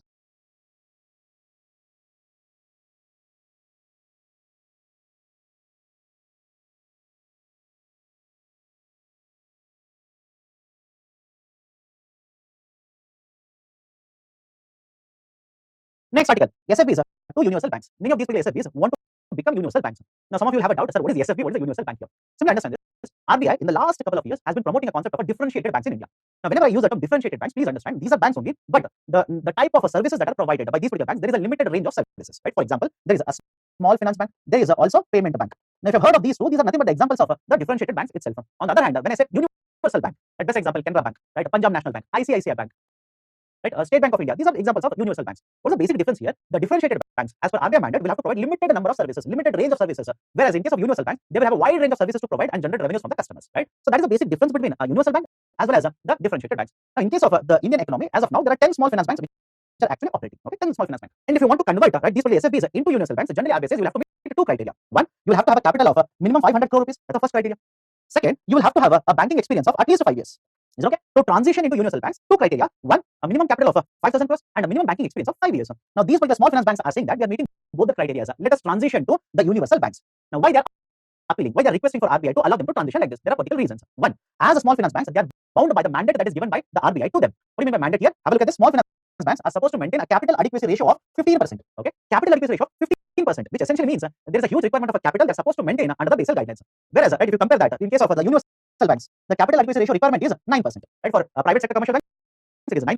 For public sector banks, it is 12%. But anyways, the capital adequacy ratio requirement for the SFBs is higher compared to universal banks. That's the first reason. Second very important reason is because these are SFBs, as per RBI mandate, their PSL targets is 75%. Is it okay? The PSL, priority sector lending target is 75%. But for universal bank, the PSL target comes down to how much? 40%. You understand? Right? The PSL target for universal banks, for example, commercial banks, the target is 40. But for these particular right, SFBs, it is 75%, which essentially means they will have to keep on lending to a limited number of sectors as per the PSL priority or PSL targets which are set to them. Third very important reason that is cited by these SFBs is there are many microfinancial institutions, the cooperative banks, etc., which are trying to become the small finance bank. Is okay? There are many other financial institutions which wants to be transitioned to SFBs. Now, if they are allowed to transition to SFBs, the number of SFBs will increase.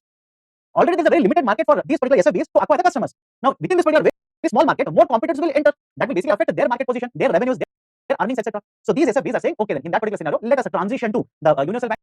These particular restrictions with respect to CAR, PSL will be more liberal for us. Now, in addition to this, we will also be allowed to provide more bouquet of services. Right? So customer base for us will increase. We will provide more services. We will be able to generate more revenues. These are the three very important points in the context of a small finance banks mentioned in this particular article. Financial Inclusion Index or FI Index. Again, important. FI Index has been published for the first time by RBI. What are the important points here? First, it is published by RBI and RBI says henceforth annually in July this will be published. This is the first point. Second very important point. This particular index doesn't have any base year because generally when you talk about index, there is always a base year. Right? For example, IIP, Index of Industrial Production, inflation, Index of 8 core industries, GDP, everything is based on the concept of a base year itself. Right? So in case of this particular FI index, there is no base year. Right? The ranking or basically the performance will be evaluated in two ranges. That is 0 to 100 points. And as you keep on scoring higher and higher, the inclusion right is improving. It simply means if you move towards 100, inclusion is improving. And if you start deteriorating or if you start falling down, it simply means exclusion is happening. Financial inclusion, financial exclusion. Now, as per this particular report, the score for India, right? Remember this score for India, right? That is basically ending March 2021, financial year 21. The score for India is 53.9, and compared to the earlier score for 2017, right, which was 43.4, there has been improvement. Having said so, please understand this. If it is 53.9, it essentially means a large portion of India's population, even today, is not included, doesn't enjoy the benefits of financial inclusion. That's the meaning of this. Now, despite the government of India taking so many reforms along with RBI to promote financial inclusion, for example, banking correspondent, Atal Pension Yojana, Pradhan Mantri Jeevan Suraksha Yojana, Jeevan Jyoti Yojana, and there's so many schemes. Right? Despite all of this, right, the performance right, of Indian economy in terms of FI index right, has been unsatisfactory. It means you'll have to improve on this. Now, on what basis this index will be prepared? Right, have a look at this. The three indicators, three main parameters are one, usage, quality, and the third one is access. Is okay? Usage, quality, and right, access. Usage right, and access have been given a weightage of 80%. That is, usage carries around 45%, access carries around 35% weightage, quality carries around 20% weightage, totally 100%. Now, as per this particular report, performance under the usage as well as access has been better, has been much better. Why? The new payment systems have been innovated. We have been using. There is a very high penetration of mobile connectivity now. We are getting more and more access to internet, which we are using to conduct these kinds of transactions. So, in terms of performance under usage as well as access, right, there is a better performance. There is a need for a lot of improvement in terms of quality. So, these are some of the very, very important points with respect to financial inclusion index, which has been prepared for the first time by RBI and will be an annual exercise now. Next, DICGC, basically a concept of a differential premium system. Right, either they will use the term differential premium system, that is a DPS, or else right, they will use a term wherein right, they are going to have the reference to the concept of a risk-based system. Okay, either they will use a DPS or they will use a RBS. Don't get confused here. The logic is very simple. Follow this. A Government of India has amended DICGC Act, and as a result of this, one, we have increased the coverage from 1 to 5 lakh rupees, and second, the premium that is supposed to be paid by the banking sector to DICGC for insurance coverage has been increased from 10 paise to 12 paise for every 100 rupees. This we have discussed earlier. Now, let's go beyond this. Now, there is one concern with respect to this particular insurance premium. What is the concern? Have a look at this. This particular uniform or a flat rate of a premium payment has to be done by everyone. That is, let's say cooperative banks such as urban cooperative banks, they will have to pay 12 paise now. Scheduled commercial banks such as public sector banks, they will also have to pay 12 paise. Private sector banks, they will also have to pay 12 paise for every 100 rupee worth of deposits to be insured. Concern is, yes, all these particular banks are paying a flat rate of 12 paise for every 100 rupee worth of deposits. But out of these claims which are settled by DICGC. More than 94% of these particular claims are in case of urban cooperative banks. Is it okay? Everybody is paying the same flat rate, 12 paise for every 100 rupee worth of deposit. But who is right getting more claims? Right? Who is right? Claims are getting more benefited out of this particular DICGC. It is the urban cooperative banks, which essentially means other people, right? This is commercial banks such as PSBs, private sector banks, etc. They will simply say that we are paying 12 paise, but we are not getting the benefit. I understand benefit in the sense we are not going bankrupt. Right? Lesser and lesser private sector banks are going bankrupt compared to urban cooperative banks, and because they are going bankrupt more, it essentially means for their settlement we are paying this particular risk premium asset or this particular flat premium asset. That is the precise reason there is a lot of discussion now, and Government of India under the latest amendment has introduced or has basically amended one of these particular sections. That is basically section 15 of DICGC Act. Section 15 of DICGC Act. Now, as per this particular amendment, what will happen? Once this has been amended, now, right, DICGC with the prior approval of RBI, is it okay? DICGC with the prior approval of RBI can selectively find out some of these particular banks and ask them to pay higher premium. Is it okay? They will be asked to pay higher premium. Why? Logic is very simple here. DICGC says on some of the parameters which I will decide, you are taking a higher risk, and because you are taking a higher risk, right, there is a very high probability that you might go bankrupt. And if you go bankrupt, I will have to foot the bill. I will have to pay for these particular deposits. So because you are taking a higher risk, pay higher premium. This is the basic idea of a risk-based system, or risk-based premium system, which has been discussed in this particular article. And please understand, this is not the first time that the discussion is actually happening. Earlier also, there have been many committees which have actually recommended the concept of a DPS or a risk-based the insurance premium system. For example, there was earlier Kapoor committee, right? And after that, there was Jayant Singh committee, and very recently there is one more committee, internal working group of RBI, which has recommended that we must shift to the concept of a DPS. And that is the precise reason now this particular article is, or this particular information is being discussed. Government of India has amended. As per this particular amendment, rather than charging only 12 paise, have a look at this. Rather than charging a flat rate of only 12 paise for every 100 rupees, DICGC can find out these particular banks which are taking a higher risk and start charging 15 paise on this. Is it okay? They can start charging 15 paise for every 100 rupee worth of deposits that they will be insuring. That is a discussion with respect to this particular article here. Next article, very important, Vishwanathan panel or committee which was set up by RBI to oversee and give certain recommendations with respect to urban cooperative banks or UCBs. Let's look at certain very important points here. What are the recommendations which have been provided? Have a look at this very carefully. First one, this particular panel has recommended a 4-tier structure for UCBs. Based on what? Based on the deposits held within these particular UCBs. First point. Now, what is the 4-tier structure? If there is a UCB, right, tier 1, if it has a deposit up to 100 crore rupees, up to 100 crore rupees, it will be called as a tier 1 UCB. More than 100 crores, right, up to 1000 crores, tier 2. More than 1000 crores, up to 10,000 crores, tier 3. Now, I'll be focusing on tier 3 as well as tier 4. Follow this very carefully. More than 10,000 crore rupees worth of deposits, tier 4 UCB. Now, what's the importance of this? This particular committee or panel says that if you focus on the tier 3, right, the deposit is more than 1000 up to 10,000 crore rupees. If these particular UCBs can meet the condition of capital adequacy ratio of 15% of risk-weighted assets, is it okay? Tier 3 UCBs, if they can meet the condition of capital adequacy ratio of 15% of risk-weighted assets, this panel says allow them to function as a small finance banks. This is the second important recommendation. Third one, the tier 4 UCBs, where the deposits are more than 10,000 crore rupees. If these particular UCBs, if they can meet a capital adequacy ratio of 9% of risk-weighted assets, allow them to function as a universal banks. Is it okay? Allow them to function as a universal banks. That is another very important recommendation. Next, setting up of umbrella organization. US stands for umbrella organization. What is this organization? The committee says more than 300 crore rupees or 300 crore rupees of capital should be put into this UO, and you'll have to set up this particular authority. And this authority will be overseeing the regulatory functions of the cooperative banks. That is another very, very important recommendation. Third, government or more RBI has not issued any licenses for UCBs in the last 17 years. And once you set up this particular umbrella organization, it starts looking into the functioning of these particular cooperative banks and stabilizes the segment or the sector. Then RBI might look into providing newer licenses for setting up of newer urban cooperative banks. Next, these particular UCBs under Banking Regulation Act 2020, is it okay? Banking Regulation Act of 2020 have been allowed to issue shares in the market and raise the capital. But for that to happen, RBI has to recognize these particular shares under one of the acts. So this panel says that make certain changes to the law so that RBI will be given the power to recognize these particular shares which are issued by the UCBs, and UCBs will be able to issue these particular shares in the market, get them right, or will sell them in the market, and will be able to generate certain amount of revenues. That is the recommendation with respect to issuing of shares. Next, supervisory action framework. There is a concept called as SAF, supervisory action framework. Now, in case of commercial banks, I'm pretty sure all of us or all of you have heard of the concept of prompt corrective action, PCA. Prompt corrective action. Just like prompt corrective action is there in case of the commercial banks, in case of the UCBs, there's a concept of a SAF, supervisory action framework. And under supervisory action framework, have a look at this. RBI will impose certain restrictions on the functioning of these particular banks whenever they fail to meet certain guidelines, whenever their data or financials will cross a certain thresholds. For example, 3 parameters are considered now. Is it okay? 3 parameters are considered. What are these particular 3 parameters? One, quality of capital, right? Second one is the NPS, quality of capital, NPS, and the profitability. Or to be more precise, we'll focus on capital adequacy ratio, we'll focus on NPS, and third one will focus on profitability. What this particular committee recommends is rather than focusing on 3 parameters, right? Is it okay? Supervisory action framework focus on 3 parameters. Rather than focusing on 3 parameters, focus only on the first 2. That is the capital adequacy ratio as well as the non-performing asset net NPAs. And in terms of SAF, it also recommends that the concept of SAF should be implemented by RBI on these particular UCBs in order to turn around these particular UCBs as soon as possible. Next one, withdrawal of a board of management. Again related to concept of a Banking Regulation Act of 2020. Under the powers which have been given to RBI, under this particular Banking Regulation Act of 2020, it has basically asked those particular UCBs with deposits over 100 crore rupees to set up a board of management. And earlier videos also we have discussed the concept of a BOM. What this particular panel says is the provision related to BOM should be withdrawn by RBI. Is it okay? The provision related to board of management should be withdrawn by RBI. And finally, all inclusive direction, AID. all-inclusive direction. What is this all-inclusive direction? Have a look at this. Whenever the financials of the certain cooperative banks will enter into a red territory, or there is a disarray in the finances of these particular UCBs, RBI imposes a direction or a set of guidelines on these particular banks, which is called as all-inclusive direction. What will happen if a bank is kept under all-inclusive direction? Please be very, very careful here. The RBI will impose certain restrictions with respect to discharging of liabilities of these particular banks. Is it okay? I'll repeat it. Whenever any of these particular cooperative banks are brought under all-inclusive direction, AID, RBI will impose restriction with respect to discharging of liabilities of these particular banks. What do you mean by this? Imagine one bank has borrowed from another bank. Is it okay? One bank has borrowed from another bank, that is interbank borrowing has happened. And in this particular situation, if RBI imposes all-inclusive direction on the first bank, then the repayment liability will be restricted. Right? RBI will basically prohibit this particular first bank in repaying the liability to the second bank. Or let's take a very simple example. Imagine you have kept deposits with respect to the urban cooperative bank, and this UCB is brought under all-inclusive direction of RBI. What it will do? With respect to deposits, there is a restriction on the withdrawals now. Is okay? That is the basic idea of all-inclusive direction. Now, please understand this. Many of these particular UCBs or the cooperative banks have been brought under the all-inclusive direction. What this committee says is the idea of AID has to be implemented for a duration of 3 months. Is okay? Implemented for a duration of 3 months, and if you want to extend it by another 3 months.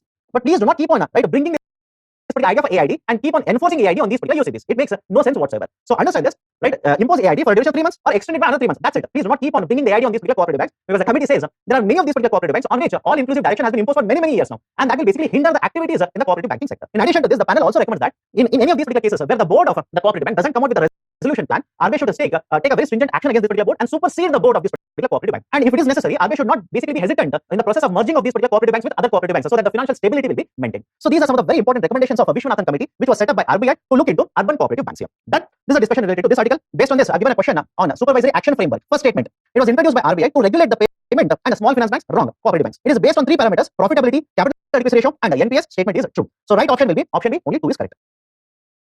Next article related to ease 4.0. Now, what is this idea for ease? Please understand the evolution here. Earlier in 2017, there was something called as a PSB Manthan. Okay, PSB Manthan. In simple terms, it was a conclave. It was a meeting of various important heads of these particular banks as such. During this particular PSB Manthan, they decided that we need to enhance the accessibility of the banking services, and we also need to leverage the technology to do that. As a result of these particular discussions, we introduced the concept of ease 1.0. Okay, what is ease here? Enhanced access and service experience. That is the expansion of ease acronym. We implemented ease 1.0 in 2018, and thereafter we implemented ease 2.0, ease 3.0, and presently Government of India has proposed the implementation of ease 4.0. Under 1. or 1, 2, 3, right? What we have done is we have implemented various pillars or various reforms to enhance the banking services, right? Not only in case of banks services, but also in leveraging the technology. And very recently, Government of India has come out with a proposal of ease 4.0, which will be implemented by the joint, it's an initiative between the government as well as the public sector banks. Under the ease 4.0, what is being proposed? They have proposed important pillars such as 1, 24/7 banking services. They have proposed better lending activities, or they are using the term smart lending. Third, they are also talking about usage of data to provide agriculture loans, and better collaboration with the financial system. Now, what is the meaning of each of these particular terms? Have a look at this.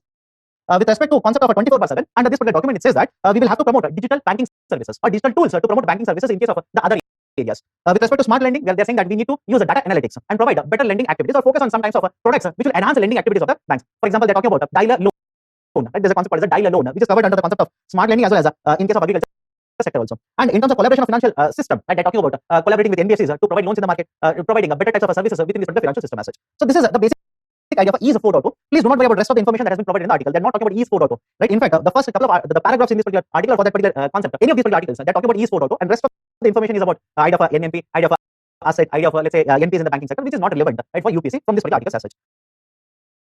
Let's go to the next article, right, related to PPI.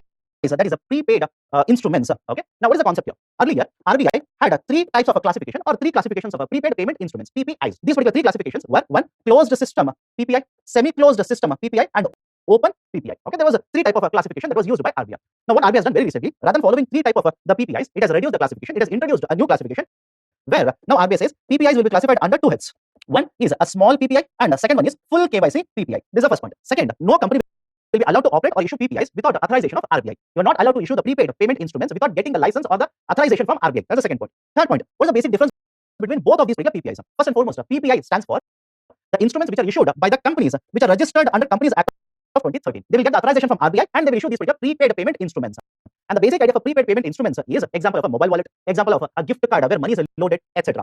Now, in the classification that has been provided now by RBI, small PPI, what is the idea or what is the concept there? And full KYC PPI. Let me start with the small PPI. Under this particular small PPI, these particular PPIs can be issued either by banks or non-banks.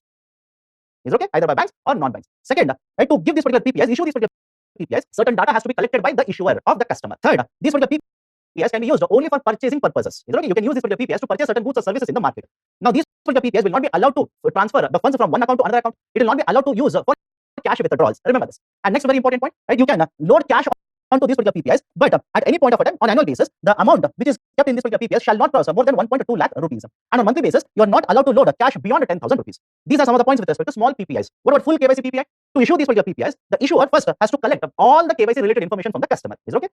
There's a list of the data. The issuer has to collect all of this particular data. Only then the full KYC can be issued. And second, the point remains the same with respect to small as well as the full KYC. These can be issued either by banks or as well as non-banks. Third point, these can be issued for transaction purposes, that is a transfer of the funds from one wallet to another wallet. These can also be used for cash withdrawal purposes. These also can be used for purchasing goods and services in the market. Fourth very important point, in terms of cash, at any point of time, have a look at this. The total value within this particular PPI shall not cross more than 2 lakh rupees, should not be kept under these particular PPIs. So this is a new two-way classification that has been provided by RBI. Please be aware of this particular classification. In addition to this, earlier, not now, earlier, couple of months ago itself, RBI had asked all these particular entities which are issuing PPIs to provide the concept of interoperability. What is the idea of interoperability? If you have a PPI, let's say a mobile wallet, earlier it was very difficult for you to transfer the funds from one mobile wallet to, let's say, a bank account. You're supposed to load the cash or load the amount into this particular PPI and use it for, let's say, any other purposes which are prescribed by RBI. RBI basically asked these issuers, especially those which are providing mobile wallet services, to provide interoperability, which will allow the customers to transfer the funds from one mobile wallet to a bank account and vice versa. That was one point of news which was there in the newspaper earlier. Now, with respect to this interoperability, the RBI now says that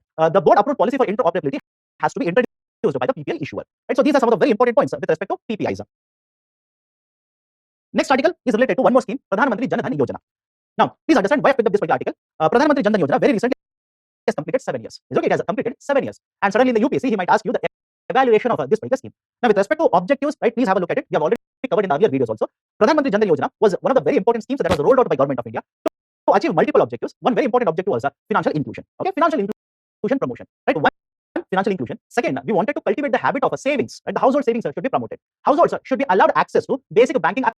You have done it under this. Households should also be able to get access to other financial products such as insurance products, and using these particular accounts, we have been able to do that also. So, with multiple objectives, the concept of a Pradhan Mantri Jan Dhan Yojana was launched by Government of India. What has been the achievement? What has been the evaluation of this particular scheme? Some of the important facts which are provided under this particular article are: one, the number of bank accounts which have been opened under PMJDY has increased. In 2015, have a look at this. In 2015, the number of bank accounts were 17.9 crore, and because of the launch of this particular scheme, the number of bank accounts, especially in case of a rural India, have ballooned, and the overall bank accounts today are more than 43 crore bank accounts. And not just this, out of all of these particular accounts, the article says that more than 50% of these particular bank accounts are owned by women, which Government of India has used very recently during the pandemic to transfer certain cash assistance to women itself. And not only this, right, more than 28 crore bank accounts, that is around 67% of these particular bank accounts, are in case of rural and semi-urban accounts. Again, what is the importance of this? One, we have been able to promote the concept of financial inclusion into these particular areas, which was earlier very difficult to get access to. Second, using these particular bank accounts, Government of India has been targeting the benefits to these particular beneficiaries. Best example, the subsidy scheme for LPG. Right? For example, Government of India has been promoting schemes such as Atal Pension Yojana, Suraksha Bima Yojana, Jeevan Jyoti Bima Yojana. So under DBT, many of these particular bank accounts have been used to target the beneficiaries, and that has basically promoted the concept of financial inclusion and ensured that the benefits are reaching the right beneficiaries. Right? In addition to this, the average deposit that was held in the bank account also has increased from 1,279 in August 15 to more than 3,300 rupees by August 2021. In addition to this, Government of India under Pradhan Mantri Jan Dhan Yojana also has launched an app on which the question has been given in the next slide. We will discuss that there. So these are some of the important points related to performance of Pradhan Mantri Jan Dhan Yojana in the last 7 years. Now, based on this particular article, I give a question. Consider the following statements regarding Jan Dhan Darshak app. This is the app which has been launched by government. Now, what is the concept of an app? Please understand. Government has launched this particular app to provide information to the beneficiaries. What kind of information? What are the banking touch points in your vicinity? What do you mean by banking touch points? For example, you can use the post offices for getting certain financial services. You can use the banks, ATMs, right, for financial services. So in your vicinity, what are the banking touch points which are available to you? That information can be obtained using this particular app. That is the first very important point related to app. Second, right, this particular app has been developed by Department of Financial Services, DFS, which is a part of Ministry of Finance. Third very important point. This particular app is also being used by the government if there is no banking touch point in the vicinity of a particular village in the vicinity of 5 kilometers. That is, imagine there is a banking touch point, that is, let's say, a bank. Right? If there is no village that is there in the vicinity of, let's say, 5 kilometers, right, that is a village which doesn't have any banking touch point in the vicinity of 5 kilometers has been identified, and we are trying to provide these particular banking touch points to these particular villages. That is the importance of the Jan Dhan Darshak app. So based on this, has been developed by RBI, wrong, Department of Financial Services. Using this, the KYC for Jan Dhan Yojana can be completed. Even this is wrong. It will be used to identify the villages which do not have a touch point or a banking touch point in the vicinity of 5 kilometers. And second, using this particular app, you can find out, right, in your vicinity where are the banking touch points available. Okay, so both the statements are wrong. Right option is option D, neither one, not two.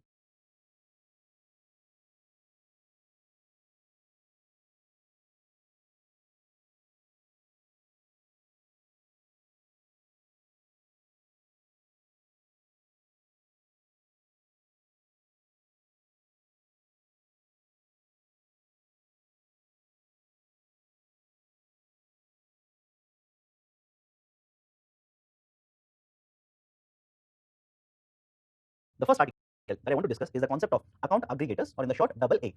Now, some of the newspapers had carried a lot of information related to this, and some newspapers did not carry anything related to concept of a AA.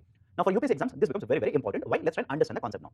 AA, in simple terms, are nothing but NBFCs, which are given the license to provide the service of account aggregation by Reserve Bank of India. This is the first point. Now, you simply ask me a question, so what do you mean by account aggregation here? Right now, as an investor, I've made investment in a different instruments in the market. For example, I would have kept certain amount that I've earned in the form of a bank deposit, let's say FD or a savings bank account. Now, this particular information is lying with a particular bank. Now, imagine in addition to this, I've also made investment in mutual funds, but this investment information is lying with a mutual fund company. In addition to this, if I made investment in an insurance product, again related to this, the information is lying with this particular insurance company. In essence, what I'm trying to say here is the information related to these particular investments are dispersed, are spread like this throughout the financial system. Now, imagine I will have a bank account in one bank XYZ, but I will apply for a loan in some other bank, let's say ABC. Now, once I apply for a loan, this particular bank ABC would want all the financial related information with respect to the bank account that I have. For example, they will ask me to give me data related to last 3 months statements. They will ask me to provide all the investment data that I've done in the market, so that they will have sufficient amount of information to decide whether to give me a loan or not. And in this particular situation, what will happen is, as an investor, I will have to run from one institution to another institution to collect the data. I'll have to take the printout, go to this particular bank ABC, submit the document. The manager looks at the document and says that, yes, you have brought the document, but these are not notarized. There is no stamp of this particular respective issuing authority. Again, I'll have to run back to these institutions to get them notarized. So there is a lot of issue with respect to collection of the financial related data here. So what has been proposed very recently, and around 8 of the banks in case of India have joined, is a concept of account aggregator network. The discussion related to AA started back in the year 2016. There is one authority in case of India called as FSDC, Financial Sector Development Council. FSDC is headed by the finance minister, and it has all these particular regulatory bodies as the members. For example, in case of FSDC, RBI is a member. IRDA, Insurance Regulatory Development Authority, is a member. SEBI is a member. PFRDA, Pension Fund Regulatory Development Authority, is a member of FSDC. So back in the 2016, they started deliberating on this particular concept of account aggregators, and very recently the idea for AA has become operational. And as such, already some of the banks such as IndusInd Bank, right, Kotak Mahindra, etc., were already using the concept of account aggregators in case of different types of products, right, they were actually offering to the customers. Now, what is the idea of account aggregator? Right, let's go back to the example that I've taken. I've invested in a bank, I've kept certain deposits, I've also invested in a mutual fund, I've also invested in an insurance product. All this financial related data, all this particular financial investment related data will be compiled in a single system, which is basically referred as a concept of account aggregator. Now, what will happen is, let's continue the same example. I will go to bank ABC, apply for a loan. I'll go to bank ABC and apply for a loan. Now, understand the system, how the account aggregator system will function. In account aggregator system, there are 3 pillars, or there are 3 very important participants. One, as usual, there are account aggregators. These are NBFCs, which are given the license by RBI. Second, there is a financial information user. FIU refers to financial information user. These could be banks or non-banks, which wants to collect the financial related data of a particular consumer, or let's say customer.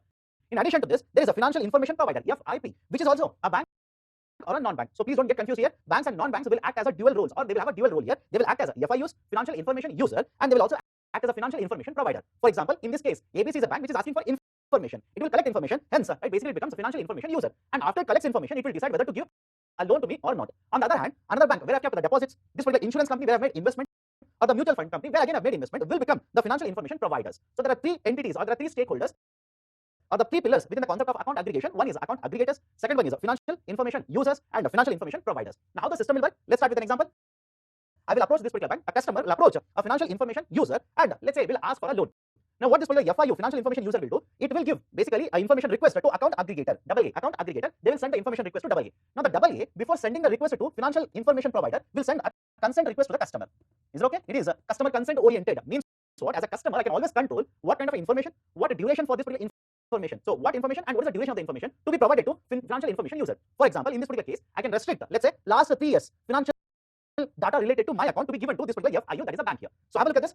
FIU will submit a request for data to account aggregator. Account aggregator will send a consent request to the customer. Only after the customer consent is provided, the data will be collected from financial information provider and transferred to financial information user. At no point of time, understand this very carefully, at no point of time, the AA account aggregator will have the data that is being transferred. That is, the data whichever is transferred, it is in encrypted form. I repeat, the data that is being provided, that is transferred. Let's assume I am the customer. My financial related data, which is being transferred to FIU, will be always in an encrypted form. AA will not be allowed to open the encryption, will not be allowed to read the data. It will simply collect and transfer. That's it. Second point, AA will not be allowed to sell the data to anyone else. Right? Once they have collected data, given it to FIU, they are not allowed to store this particular data. They are not allowed to sell this particular data. And only the data regarding which the consent has been sought from the customer, only that particular data shall be provided to FIU. And that is how the system of account aggregators is expected to function. Now, what is the advantage? What are we trying to achieve here?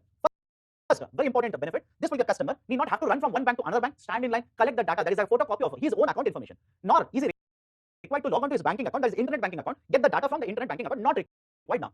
Right? Once you become a customer, please understand the system here. Once you become a customer, that is a registered person under the account aggregators, you will also have to provide, that is a link, all the financial related data that you have right under your investments. For example, you have made investments in a bank, please relate that particular account with account aggregator system. You have invested in a mutual fund, link that also. You have invested, let's say, in an insurance fund, link that also. So one, customer has to be registered. Second, right, customer can decide what kind of a data can be shared and what duration for this particular data can be provided access to this particular FIU. So we are trying to protect the privacy of the customer here. And moreover, already I've mentioned this, the AA will not be allowed to store the information of the customer, will not be allowed to sell the information of the customer to anyone. So privacy of the customer is protected.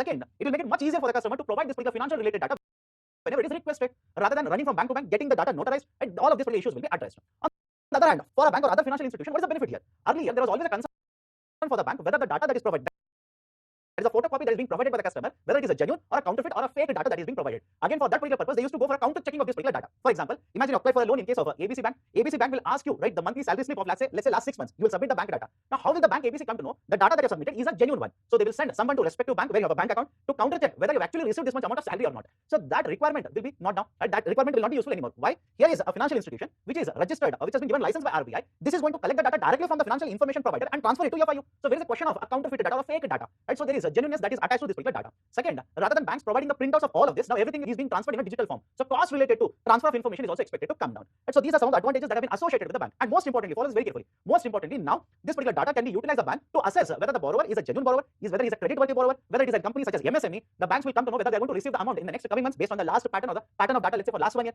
The information can be used as a collateral to get the access to small value loans, especially for MSMEs. Now, that is the advantage that is associated with the concept of account aggregators. So this is the total discussion here. Please be very, very careful. This could be asked in the UPSC prelims or even in the mains. Now, based on this particular discussion, I've given a question here.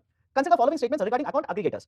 For setting up AA, that is account aggregator, the entity has to get a license from SEBI. Statement is wrong. The entity has to get the license from Reserve Bank of India. That is the first statement, which is wrong. Second one, account aggregators can store the information of the customers for a maximum period of 3 months. Statement 2 is also wrong. Why? Please remember this. AAs cannot store the data of the customers. At no point of time they will be allowed to store. They can simply collect and transfer. That's it. So even the second statement is wrong. Right option is option D, neither one nor two.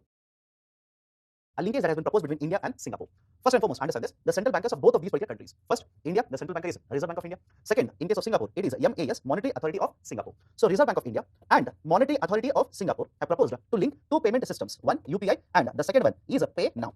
And please understand, Pay Now is from Singapore and the second one, UPI, Unified Payments Interface, is from India. So they propose that both of them will be linked by the second half of next financial year or next year. That is by July 2022, this will be linked. Now the important points. This is what has been given in the newspaper. But what you need to understand with respect to this particular article. First and foremost, a lot of remittances keep on flowing between both of these two countries, India and Singapore. A lot of remittances keep on flowing. Annually it is stated that more than $1 billion worth of remittances will keep on flowing between India as well as Singapore. A lot of remittances keep on flowing. Annually this year, information of the customer amount in the next coming months based on the last pattern or the pattern of data, let's say for last 1 year. The information can be used as a collateral to get the access to small value loans, especially for MSMEs. Now, that is the advantage that is associated with the concept of account aggregators. So this is the total discussion here. Please be very, very careful. This could be asked in the UPSC prelims or even in the mains. Now, based on this particular discussion, I've given a question here. Consider following statements regarding account aggregators. For setting up AA, that is account aggregator, the entity has to get a license from SEBI. Statement is wrong. The entity has to get the license from Reserve Bank of India. That is the first statement, which is wrong. Second one, account aggregators can store the information of the customers for a maximum period of 3 months. Statement 2 is also wrong. Why? Please remember this. AAs cannot store the data of the customers. At no point of time they will be allowed to store. They can simply collect and transfer. That's it. So even the second statement is wrong. Right option is option D, neither one nor two. A linkage that has been proposed between India and Singapore. First and foremost, understand this. The central bankers of both of these particular countries. First, India, the central banker is Reserve Bank of India. Second, in case of Singapore, it is MAS, Monetary Authority of Singapore. So Reserve Bank of India and Monetary Authority of Singapore have proposed to link two payment systems. One, UPI, and the second one is Pay Now.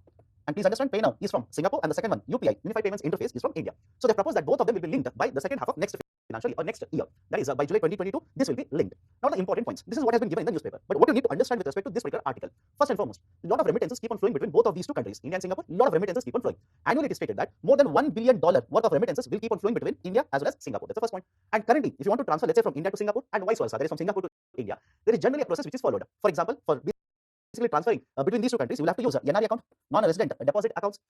And in addition to this, from India to Singapore, if you want to transfer the funds, you'll have to use the scheme, liberalized remittances scheme. And the problem here is, one, the time consumption for transferring will be, right, it's a time consuming process, time taken is higher. Second one is, if you're transferring the funds, so let's say from LRS or under LRS scheme, LRS stands for liberalized remittances scheme. Under this, you'll have to first file for application, right, under this particular LRS. Second, the banks which are involved in transferring the funds from one country to another country, that is from India to, let's say, Singapore, will charge you a huge amount of fees. For every transaction under this particular LRS scheme, it is stated that the banks charge anywhere around 3,000 rupees. And this has become one of the very important issues with respect to promoting the investments from India's retail investors in the global market as such. And very recently, there has been a lot of discussion with respect to LRS scheme also. Please be very, very careful with respect to this. In addition to this, one more very important point.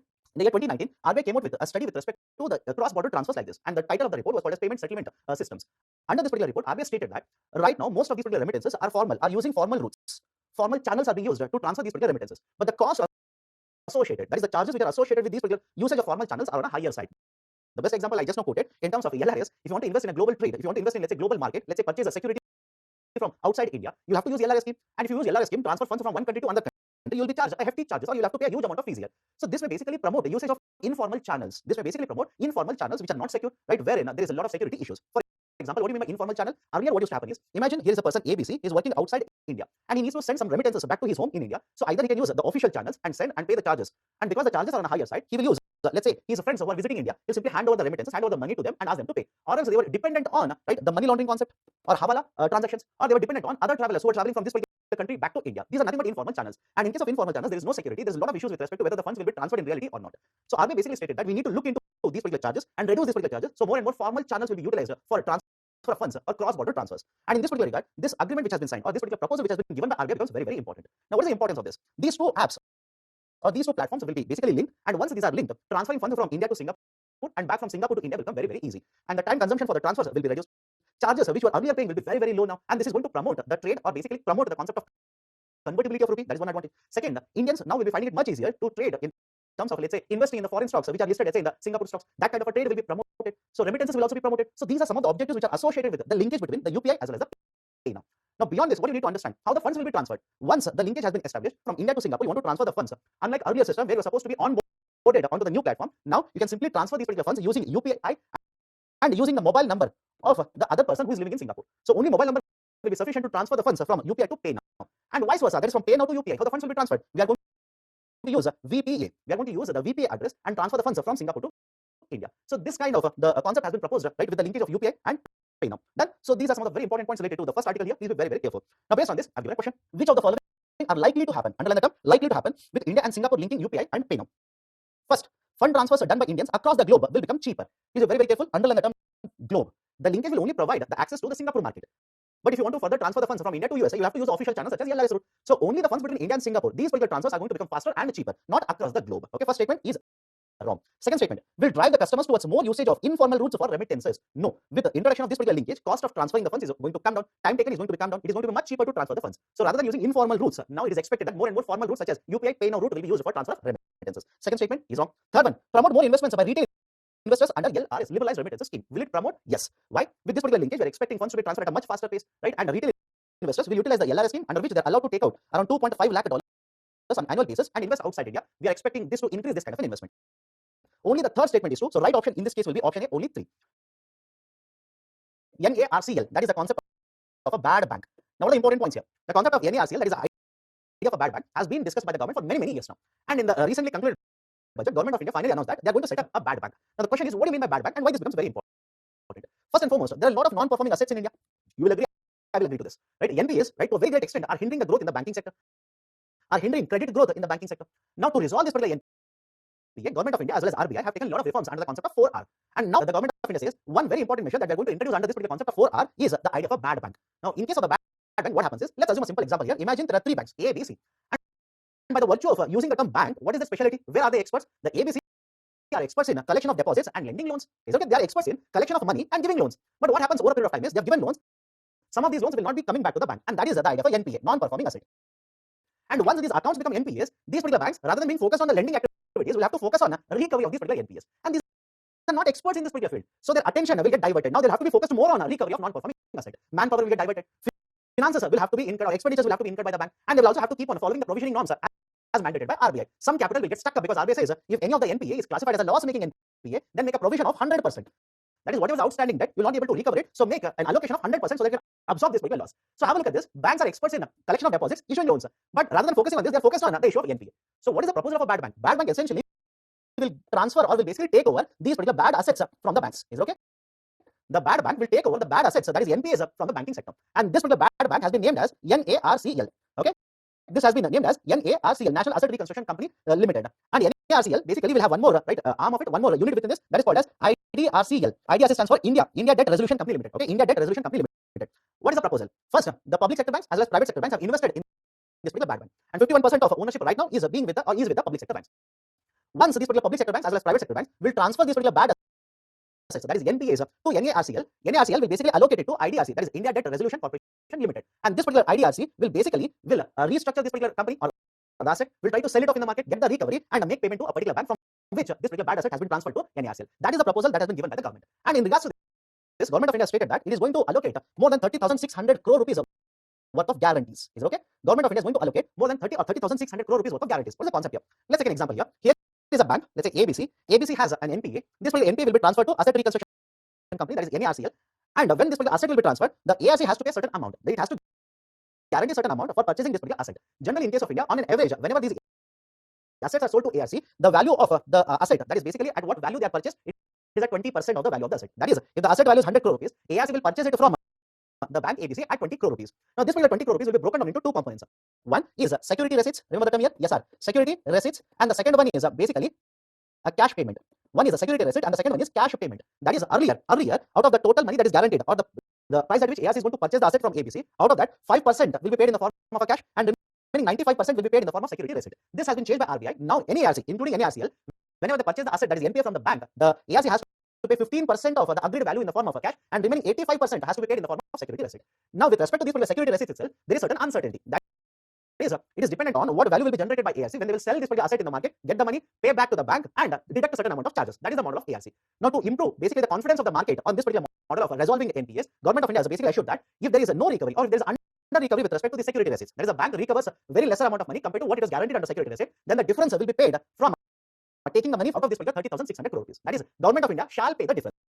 Let's take a simple example here. Imagine you are a bank, I am the NARCL, you have sold an NPA to me, and please understand, high value NPAs will be targeted initially to begin with under NARCL. You have sold the NPA to me, and in return I've guaranteed, let's say, 100 crore rupees to you. Okay, guaranteed 100 crores. Out of this 100 crore, I will pay 15% in the form of cash to you. Remaining 85 crore rupees will be worth of a security receipt. Now, what if, right, rather than paying 85 crore rupees, I will end up selling the asset in the market and giving you only 50 crore rupees.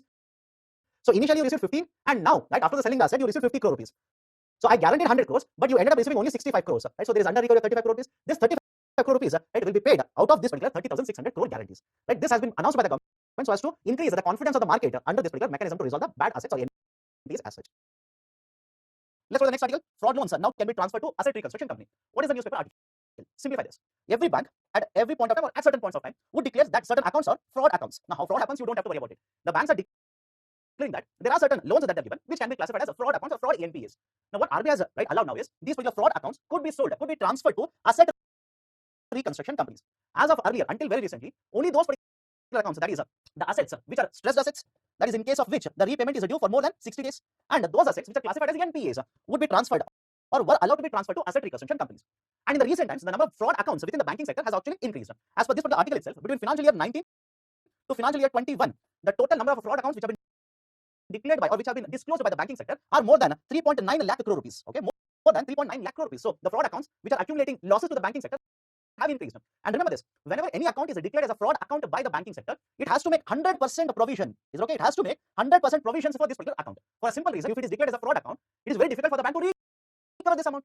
And whenever you are unable to recover it, obviously you are going to incur huge amount of a loss. So you will have to make 100% provision for these particular fraud accounts either in one shot or in the next 4 quarters.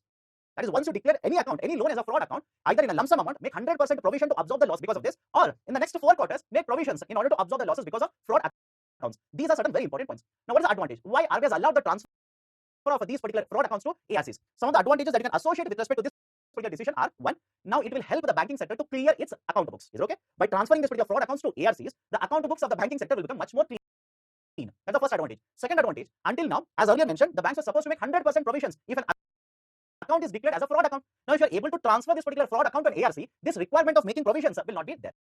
Right? So some of the capital which would have got stuck up, now it will not get stuck up in the form of 100% provisioning now. Third advantage, very difficult for the banks to recover the money from the fraud accounts. Now, by selling this particular fraud account to an ARC, the banks can generate certain recovery amount. Fourth important advantage from the context of ARC, earlier, as usual, whenever the ARCs purchase the NPAs, non-performing assets or stressed assets from the banking sector, they will purchase these particular accounts at a very, very high discount. As per the recent surveys, on an average, these particular ARCs purchase these particular stressed assets and right, which is part of the stress asset NPAs at an average price of 20%. Right, they purchase it at a discounted price of 20%. Now these particular ARCs will be able to purchase the fraud accounts even at a much lower discount, charge a certain amount on the banking sector, right, sell, rehabilitate, resolve these particular assets, sell them in the market, give the money back to the bank, again charge a certain amount on that. In essence, the earnings of the ARCs are also expected to be added up because of this particular decision. So these are some of the very important points in relation to this particular article.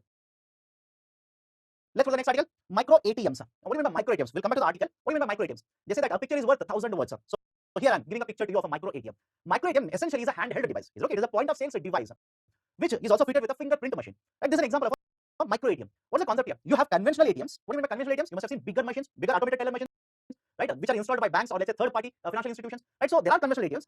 And there are micro ATMs, and the importance of micro ATMs emerged post demonetization period in case of India. Why? Even today, you must have seen this. In case of rural India, very difficult to get access to a conventional ATM. The banks will incur a lot of expenditures, right? Will have to incur a lot of expenditures to maintain as well as purchase these particular ATMs. That is a conventional ATMs. Rather than that, these particular banks, over a period of time, more and more banks have started entering into agreements with these particular fintech companies, financial technology companies, which are supplying these particular micro ATMs in rural India. And the advantage here is you do not have to spend a lot of money in terms of purchasing these particular micro ATMs.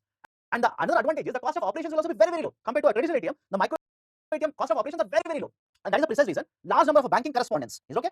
Large number of banking correspondents are basically using these particular micro ATMs and helping get access to the financial, let's say, services for these particular rural customers. And please understand this, unlike a conventional ATM, in case of a micro ATM, it doesn't hold money. Is okay, it doesn't house any money. In case of conventional ATM, the money is loaded onto this particular ATM. You can use your card or any other modes to withdraw money from this particular ATM. But in case of a micro ATM, what happens is, imagine I'm the banking correspondent or a bank Sati who has this particular micro ATM. You are the customer of a bank. You will come to me, you will use your Aadhaar credential, that is let's say fingerprint, or you will use your card and basically withdraw money. You will put your, let's say, the pin, and the receipt will be generated. I will hand over the cash to you. From the machine, the cash will not come. The banking correspondent has to hand over the cash. Same thing can be said with respect to amount deposits also. So to provide these kinds of basic banking services, the micro ATMs more and more are being used in case of rural India, and that is the point being made in this particular article. As per the data, recent data of RBI, right? Understand this: the micro ATMs, the number of these which have been deployed in case of India have increased to 4.9 lakh. Is okay, 4.9 lakh by the month of by the end of a month, August 2021, and this number for the same time period last year, that is August 2020, was somewhere around 3.07 lakh. Essentially, more than 60% rise has been seen in case of a deployment of micro ATMs. On the other hand, what about the traditional or conventional ATMs? As per this particular article, in case of traditional ATMs, the number has increased marginally from 2.33 lakh to 2.41 lakh for the same corresponding period. That is, it was 2.33 lakh in August 2020 and has increased to 2.41 lakh in August 2021. So compared to the conventional ATMs, more and more micro ATM deployment has been happening, which is reducing the cost of operations for these particular banks, which is making more and more banking services accessible to these particular customers in case of rural India. So that is the gist of the article provided here.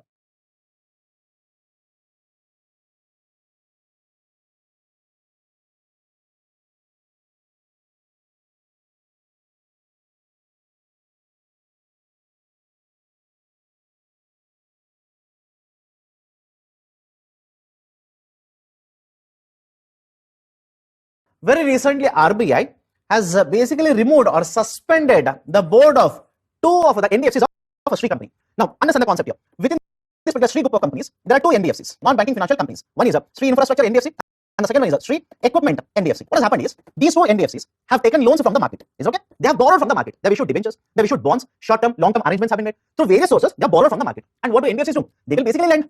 So both of these particular NBFCs have given loans to different types of borrowers in the market. Now, because of the pandemic, what has happened is, these particular borrowers who have taken money from these two NBFCs, they have entered into an agreement where these particular debts will be recast. That is, the loans have been rearranged. The repayment has been done. Right? That is basically the debt recast has been allowed. So when this particular arrangement has been done with respect to repayment of the loans, it has created a financial pressure on both of these particular NBFCs. In addition to this, RBI says that there are allegations of misappropriation of the funds by both of these particular NBFCs.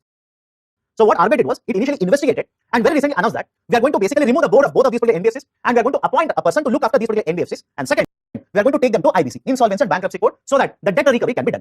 Both of these particular NBFCs put together owe around 28,000 crore rupees. Okay, they owe around 28,000 crore rupees. So we want to have a debt recovery of these two NBFCs from IBC.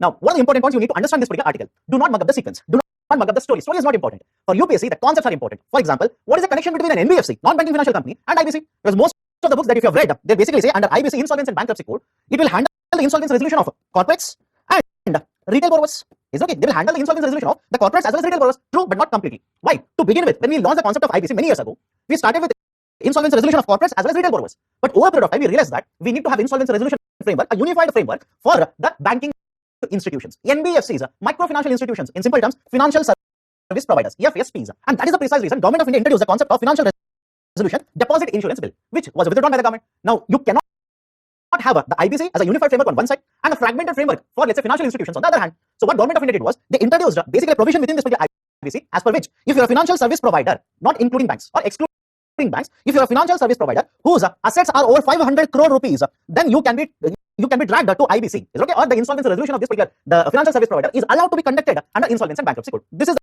the first very important point you need to understand. Second, why this news article is very important. It is important for a simple reason. NBFCs are very, very important for Indian economy.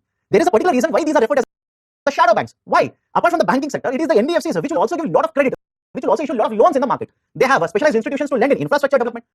They have specialized institutions to lend for housing loans, vehicle loans, etc. Right? So NBFCs also play a very, very important role. But in the recent times, these particular NBFCs have come under a lot of pressure. Why? It started with with the default of IL&FS. It started with the problem with NBFC started with the debacle of infrastructure leasing and financial services, where they had borrowed, they defaulted on the repayment, again there was accusation of mismanagement of the funds, etc. And after this, there was one more, NBFC, Diwan Housing Finance Limited, DHFL. Right, this also became very problem financial institution, and RBI basically dragged this particular DHFL to IBC. So as such, because of IL&FS, which was one of the biggest NBFCs, which defaulted, there was a ripple effect, there was a spillover effect within the NBFC segment. NBFCs are finding it very hard to borrow, raise money from the market.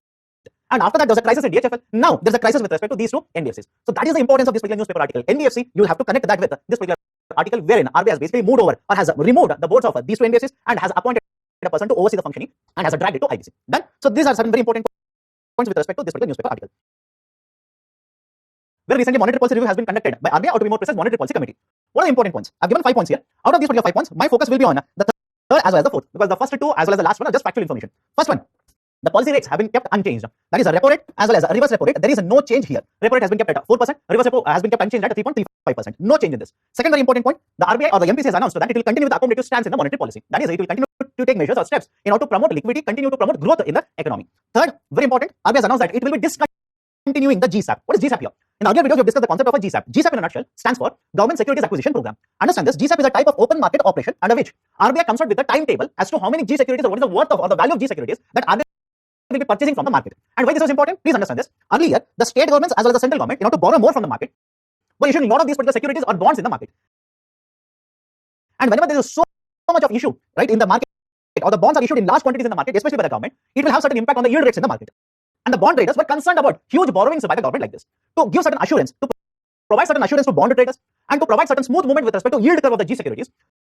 The RBI had announced the concept of a GSAP, Government Securities Acquisition Program, under which RBI stated, in the first quarter, I'll be buying this much worth of G securities. In the second quarter, I'll be again buying this much amount of G securities. What is the advantage here? When RBI itself says that in the first quarter, I'll buy 1 lakh crore worth of G securities, and in the second quarter, 1.2 lakh crore worth of G securities, the bond market will be comfortable with respect to this particular position of RBI. How so? Generally, when RBI conducts open market operation, it is a need-based operation. That is, whenever RBI feels there is a requirement of higher liquidity, it will start repurchasing G securities. And whenever RBI feels inflation rate is very high, I need to reduce liquidity, RBI will start selling G securities. It is used based on the need, based on the objective that RBI wants to achieve. And there is no timetable with respect to open market operation generally. But under the concept of a GSAP, RBI had said that first quarter, I will be purchasing this much amount of G securities. Second quarter, I will repurchase this much amount of G securities. That is the timetable that I am referring to, which is not generally the feature of open market operation. So RBI says, we will discontinue with GSAP. If there is a requirement in the future, again, we will bring it back, we will reintroduce it again. But right now, we are going to discontinue GSAP. This has created certain concerns in the bond market. Fourth one, IMPS limit has been raised. Immediate payment system limit has been raised. Until now, the limit under IMPS was 2 lakh rupees. Okay, it was 2 lakh rupees. Now this has been raised to 5 lakh rupees. Remember the limit here. This has been raised to 5 lakh rupees. Now the important points here. Earlier, in 2004, we introduced the concept of RTGS, real-time gross settlement. In 2005, we introduced National Electronic Fund Transfer. But with respect to RTGS and NEFT, there was one problem. That is, these were earlier. Again, underline my terms here. These were earlier not available 24/7. Is it okay? These were not available 24/7. I'm talking about 2004, 2005 like this. Right now, are these available 24/7? Definitely yes. The RBI has very recently made them available 24/7. But earlier, these were not available 24/7. So, to address this particular issue, NPCI, National Payments Corporation of India, NPCI introduced the concept of the IMPS back in the year 2010. And one of the very important features of IMPS was you could transfer the funds using IMPS 24/7. There was no time bar on this. You could use it 24/7. With respect to RTGS and NEFT, these were available earlier only during banking hours. Now that was a constraint. To address that, we introduced concept of IMPS. So there were large number of transactions which were taking place even on the IMPS. But there was one problem even with IMPS. What was the problem? The limit of funds, the highest amount of funds that you could transfer using IMPS was limited to 2 lakh rupees. And what if you want to transfer more than 2 lakh rupees? Imagine a business owner, you want to transfer 4 lakh rupees overnight to, let's say, a supplier or a vendor. But that was not available on the IMPS platform. Now you're supposed to wait for the next day when the bank opens, go to bank, use RTGS, transfer the funds. Because please understand the problem here. Right? In case of NEFT, some of you will say, sir, why not use NEFT? Why did you say RTGS? In case of NEFT, one of the features of NEFT is whenever transactions are conducted, fund transfers have to take place. These are done in batches. The clearing of transactions are done in batches. Whereas in case of IMPS as well as RTGS, real-time gross settlement, the transaction settlement happens in real time. Immediately the funds are transferred without any lag in time. Whereas in case of NEFT, there is a lag in time. Okay, so understand this. Going back to the example, you're a business owner, you want to transfer 4 lakh rupees, it doesn't take place through IMPS, so you have to wait for the next day, you have to go to bank, and through RTGS you have to transfer the funds. So essentially what I'm trying to say is, because there was a limit of 2 lakh rupees, there were many transactions which were having a value of more than 2 lakh rupees, they got transferred from IMPS to either RTGS or NEFT. Now what RBI says is, I will increase the limit, I will increase the limit, it is available 24/7, I will increase the limit from 2 lakh rupees to 5 lakh rupees. With this particular extension, we expect that more and more transactions will be taking place through IMPS now. Done? So this is the fourth very important point. Fifth, just factual information. In order to promote the transactions, right, the digital transactions, RBI has stated that we'll be coming out with a new framework under which we are going to promote the retail digital payments in the offline mode also. Right now, RBI is promoting these particular digital transactions through online mode. Now we want to promote even those particular areas where internet connectivity is poor or smartphone is not there. Even using or even overcoming those particular issues, we want to promote digital transactions in the offline mode now. So these are the 5 very important announcements which have been done very recently by Monetary Policy Committee under the Monetary Policy Review. Now, given one question here based on IMPS, consider the following statements regarding IMPS. The fund transfers this are settled in batches. This is a feature of NEFT, not IPS. Wrong. It can be used only during the bank working hours. No, it can be used 24/7. There is no limit on the value of amount to be transferred. Even this particular statement is wrong. Earlier the value was 2 lakh rupees and now it has been increased to 5 lakh rupees. Done. So which of the above statement or statements is or are incorrect? All the three are incorrect. Right option will be option D, 1, 2 and 3.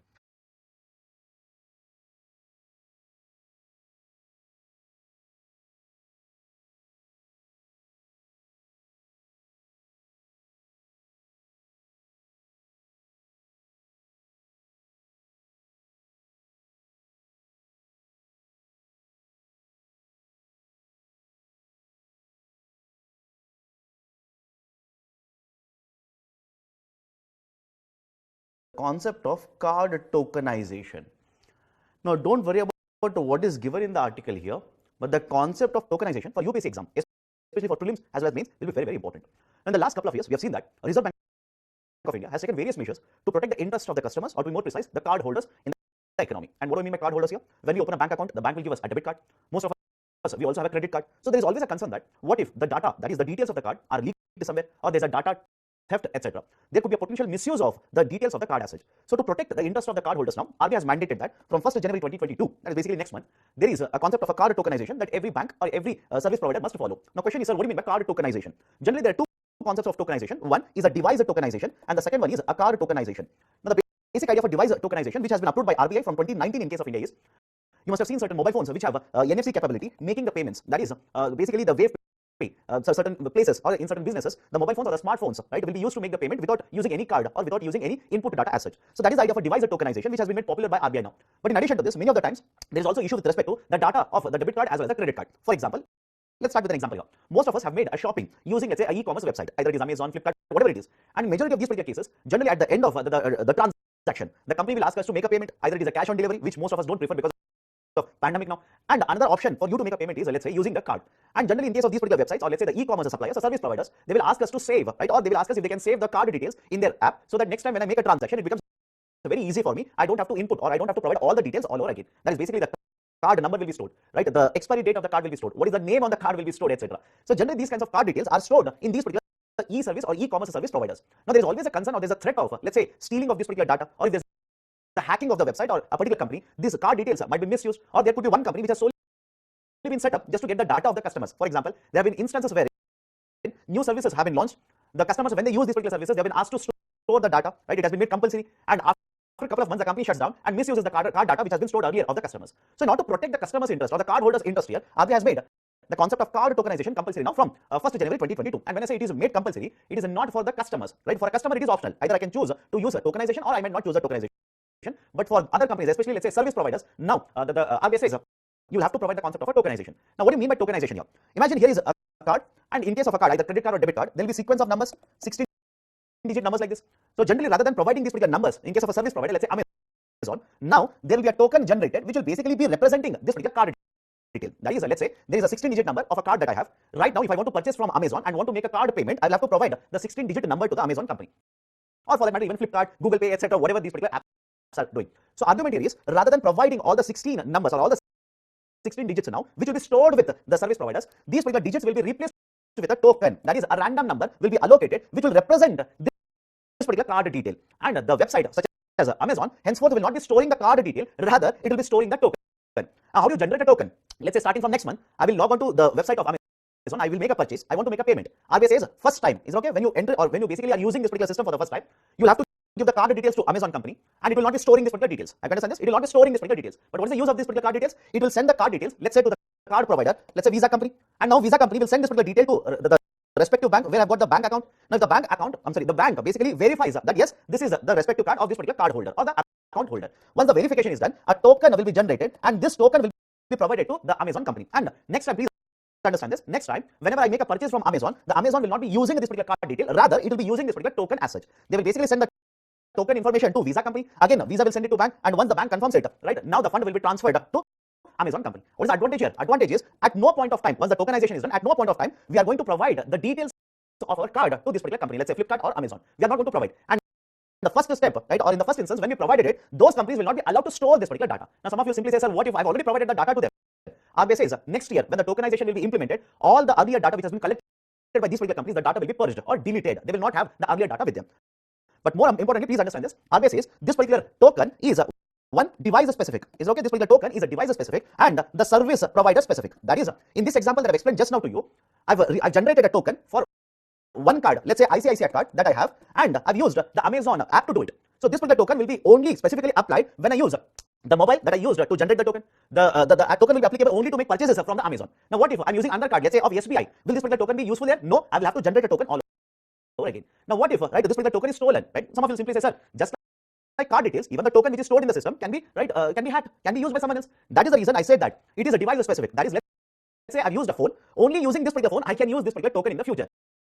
If somebody else steals the token and is trying to use it in a computer, in a laptop, that particular token becomes useless, right? It cannot be used in other devices. Is it okay? That is the importance of the concept of tokenization. So one point, at no point of time in the transaction, the details or the card details of the customers will be made public, or the service provider will not have these particular details. So even if the token is stolen, right? That is, let's say Amazon website is hacked, somebody will steal the data, the hacker will get the token number, but he will not get your device. That is the important point here. Okay. So we are going to protect, right, the data of the customers, right? There is no misuse or potential fraud which can be caused using these particular card details. So that concept is referred as a card tokenization. And in a nutshell, right, understand this. If at all a statement is used in UPSC, card tokenization essentially means card details such as card number now will be converted into a token. That is, a token will be representing the card number. You don't have to use the card number, you will have to use the token henceforth. Done. That is the concept of card tokenization. Now, what is given in this article? Very simple, right? Various stakeholders such as, let's say, service providers, they are supposed to install certain infrastructure, update their systems so that they will start providing a card tokenization from 1st January 2022.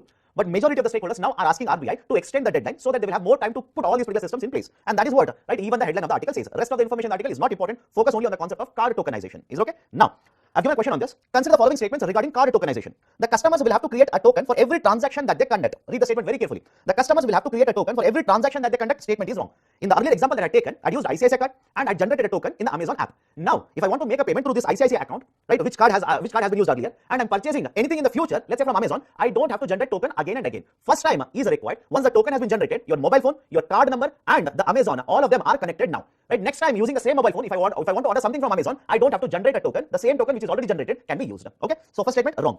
One single token can be used for all the cards that are there with the customers. Even this particular statement is wrong. Why? I've already told you. This token which has been generated is only specifically now connecting the mobile phone, ICICI card, and the Amazon. Now, what if I also have an SBI card? What if I also have a card of, let's say, Punjab National Bank? For that, again, I'll have to follow the same process. Generate one more token which will connect the mobile, the Punjab National Bank card, and the app now. Okay. So one more token has to be generated. So both the statements are wrong. Right option will be option D. None of the above two. The app now. Okay. So one more token has to be. Card has. That is, a token will be representing the card number. You don't have to use the card number. You will have to use the token henceforth. Done. That is the concept of card tokenization. Now, what is given in this particular article? Very simple, right? Various stakeholders such as, let's say, service providers, they are supposed to install a certain infrastructure, update their systems so that they will start providing a card tokenization from 1st January 2022. But majority of the stakeholders now are asking RBI to extend the deadline so that they will have more time to put all these particular systems in place. And that is what, right, even the headline of the article says. Rest of the information in the article is not important. Focus only on the concept of card tokenization. Is okay? Now, I've given a question on this. Consider the following statements regarding card tokenization. The customers will have to create a token for every transaction that they conduct. Read the statement very carefully. The customers will have to create a token for every transaction that they conduct. Statement is wrong. In the earlier example that I had taken, I used ICICI card and I generated a token in the Amazon app. Now, if I want to make a payment through this ICICI account, right, which card has been used earlier, and I'm purchasing anything in the future, let's say from Amazon, I don't have to generate token again and again. First time is required. Once the token has been generated, your mobile phone, your card number, and the Amazon, all of them are connected now. Right? Next time, using the same mobile phone, if I want to order something from Amazon, I don't have to generate a token. The same token which is already generated can be used. Okay. So first statement wrong.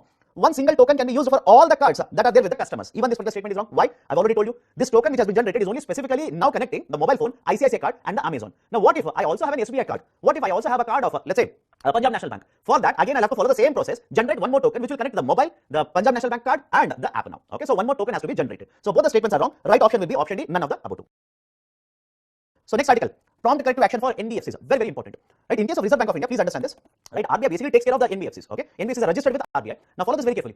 In the last couple of years, there have been various NBFCs which, right, have come in the limelight for bad reasons or wrong reasons. For example, very recently, Reliance Capital.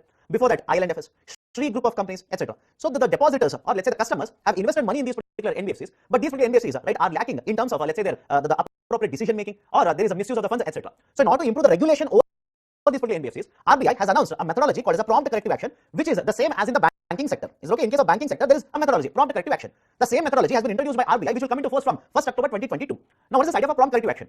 RBI keeps looking or evaluating the performance of the banks, right? That is a different method now, but focus on the NBFCs now. So RBI will evaluate the performance of the NBFCs under three very important parameters. One, the tier 1 ratio. Is okay. First parameter is tier 1 ratio. Second one is NPA ratio, and the third one, right, is CRAR or CAR. capital to risk weighted assets ratio or at capital adequacy ratio. So what RBI has done is it has given certain parameters, certain numbers have been given for all the three parameters. If an NBFC fails to meet these particular numbers as such or parameters as such, then they will come under the regulation of prompt corrective action, or they will be kept under prompt corrective action. And once you come under the prompt corrective action, RBI will impose certain restrictions on the performance of these particular NBFCs. For example, RBI might restrict expansion of branches of this particular NBFC. RBI might simply say do not announce a dividend this year. RBI might simply impose restrictions with respect to lending activities done by the NBFC. RBI can simply ask the owners, right, the promoters of this particular NBFC to put in more capital into the NBFC, etc. So these kinds of restrictions in order to restore the health of the NBFC can be imposed by RBI on this NBFC. Now this particular the prompt corrective action will cover all the NBFCs except those particular NBFCs which will not collect deposits from the public. Is okay? Which do not collect the funds from the public, they are exempted. Housing finance companies are exempted. Primary dealers as well as NBFCs which are owned by the government are exempted. Right? All the other NBFCs which are either deposit taking, non-deposit taking, which will come either under the base layer, middle layer, top layer, etc. All of them will be covered or will be brought under the prompt corrective action. Done. So this is one more very, very important piece of news, right, which has happened in this particular week. Now, in regards to this, there is one question. The term co-lending, often appearing in the newspaper, refers to. Please be very, very careful with respect to this term. What do you mean by co-lending? In recent times, this particular phenomenon of co-lending has become very prominent. Right? The co-lending essentially means the banks as well as the non-bank will come together and will lend. Is okay? What do you mean by co-lending here? The banks as well as the non-bank, right? These are the institutions which will come together and will give a loan to a borrower in the market, and that is referred as a co-lending. Please be very careful. Right? This could be asked in the UPSC prelims. Okay, so what is the right option here? Refers to bank lending to another bank? No. Refers to bank and non-banks coming together to lend? Yes. Refers to bank lending to bigger company? No. None of the above. Obviously, B is correct, so option D will be wrong. And since most of you have been demanding, I've given a descriptive question also here. With the rising interconnectedness, there is also a rise of a spillover effects. In this regard, discuss the recent reforms undertaken by the central banker to better regulate NBFCs. I've given you a list of two very important reforms here. One, a scale-based regulatory framework earlier has been announced by RBI, wherein RBI has announced that the NBFCs will be classified into four groups. Right? There's a pyramid structure like this. NBFCs will be classified into four groups now, right? That is a base layer, middle layer, upper layer, and a top layer. Right now there is nobody or no NBFC in the top layer. Right? In the base layer, more than 9,000 NBFCs will come. Right? Those NBFCs with assets over 1,000 crore will come in middle layer, and the top 10 NBFCs in terms of asset sizes will come in upper layer. The argument here is, as right will be kept on a higher level like this, the regulations on these, that is the guidelines of RBI on these will keep on increasing. In order to improve the regulation, right, RBI has announced a scale-based regulatory framework, and the second one is the recent one which I've covered just now, prompt corrective action. So these kind of questions can be asked in UPSC. Please be very, very careful. Okay.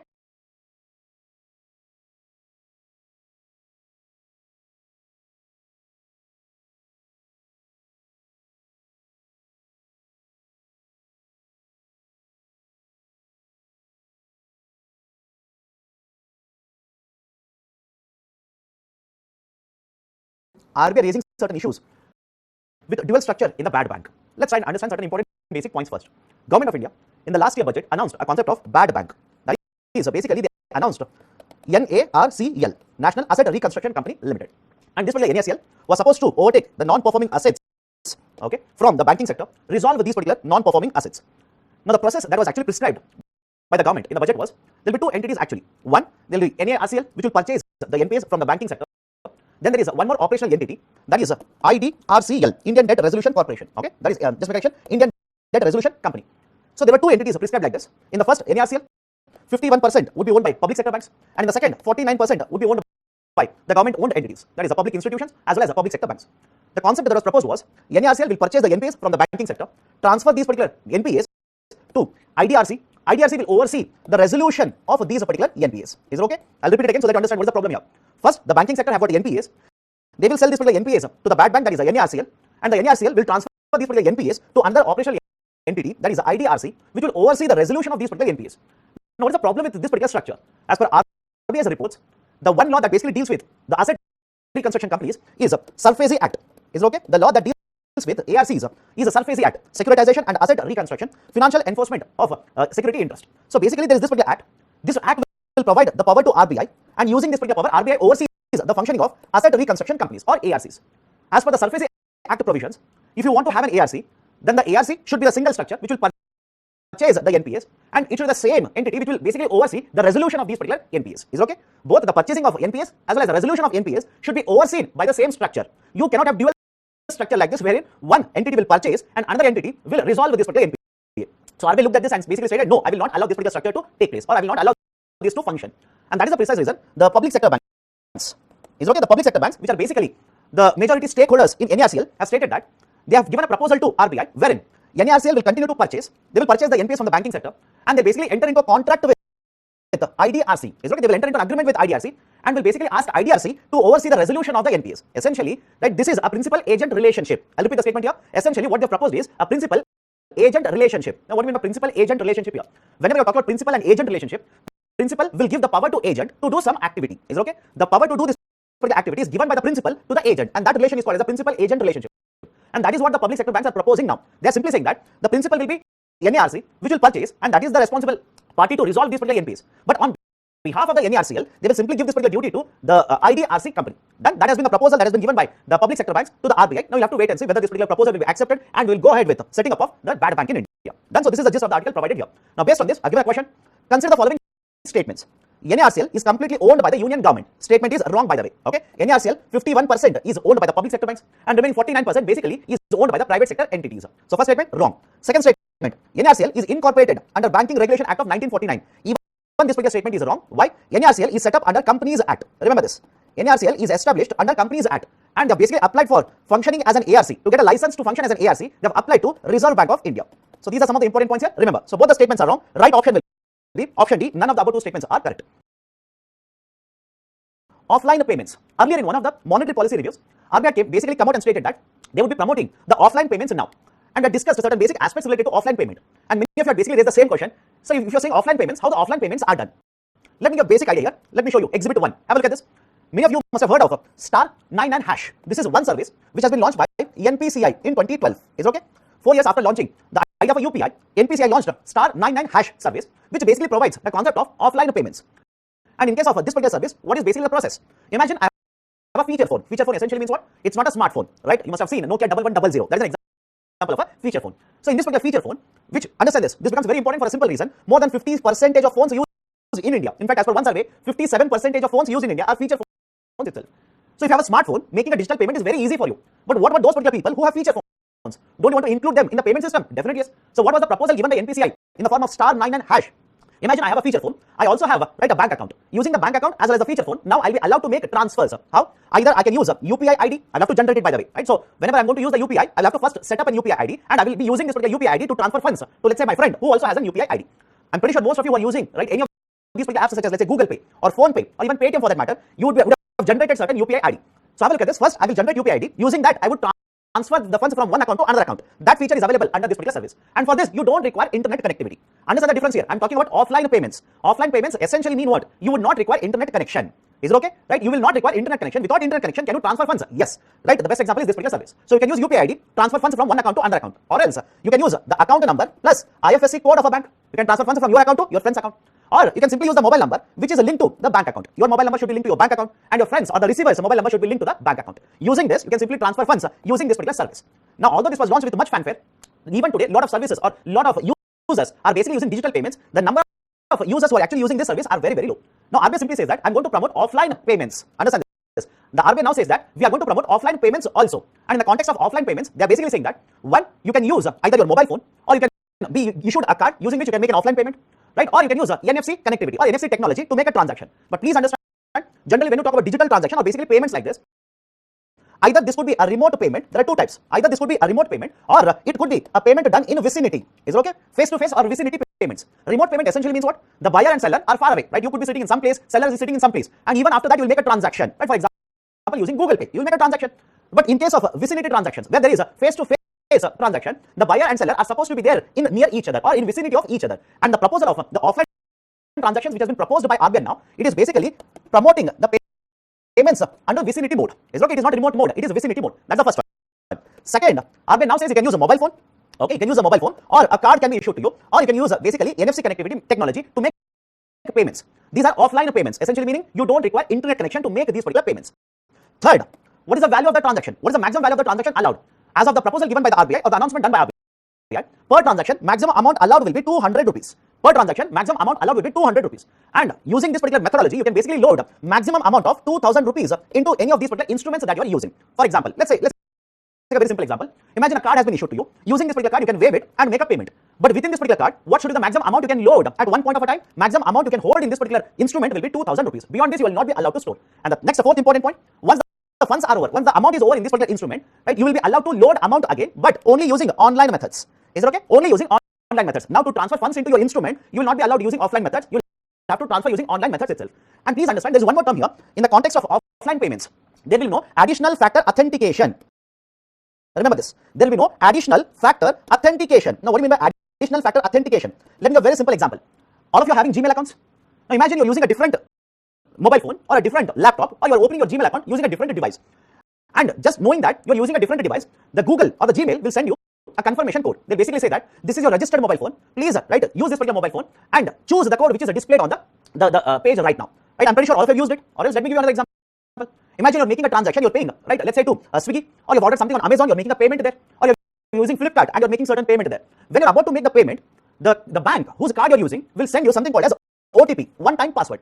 Although you've provided all the details, now the bank will again send the OTP to you just to confirm that the person who is actually placing the order is the right person having the mobile number. This is basically the idea of additional factor authentication. So in case of offline payments, remember this, there will be no requirement of additional factor authentication. I'll use a short form now. In case of offline payments, there is no requirement of additional factor authentication. Now some of you might be thinking, sir, don't you think if there is no AFA, the risk will be higher? Because the idea of AFA is very simple. This will increase the security related to the transactions. This will increase the security, no doubt. So if you're basically wiping out the requirement for additional factor authentication, will it increase the risk? The RBI simply says that I'm promoting the usage of offline payments in rural areas, in those particular areas where digital connectivity is very, very weak, where internet accessibility is very, very weak. I want in these particular regions people to use this particular methodology of offline payments. And when there is a weak digital connectivity or internet accessibility is weak, you might require an AFA, but because the connectivity is weaker, you will not receive the AFA on time.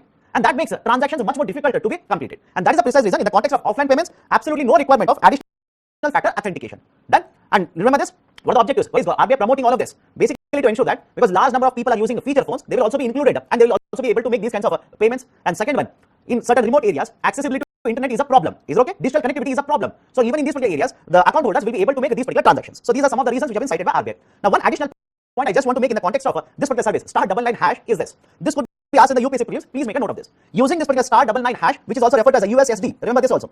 Which is also referred as USSD. What kind of services you can avail? You can avail financial services such as making fund transfers, or you can even avail non-financial services such as requesting the details of last 5 transactions that you have done, requesting resetting of UPI pin, requesting of account balance, etc. So these are some of the very, very important points related to *99# as well as RBI promoting offline payments. Now based on this, I've given a question. Consider the following statements regarding offline payments.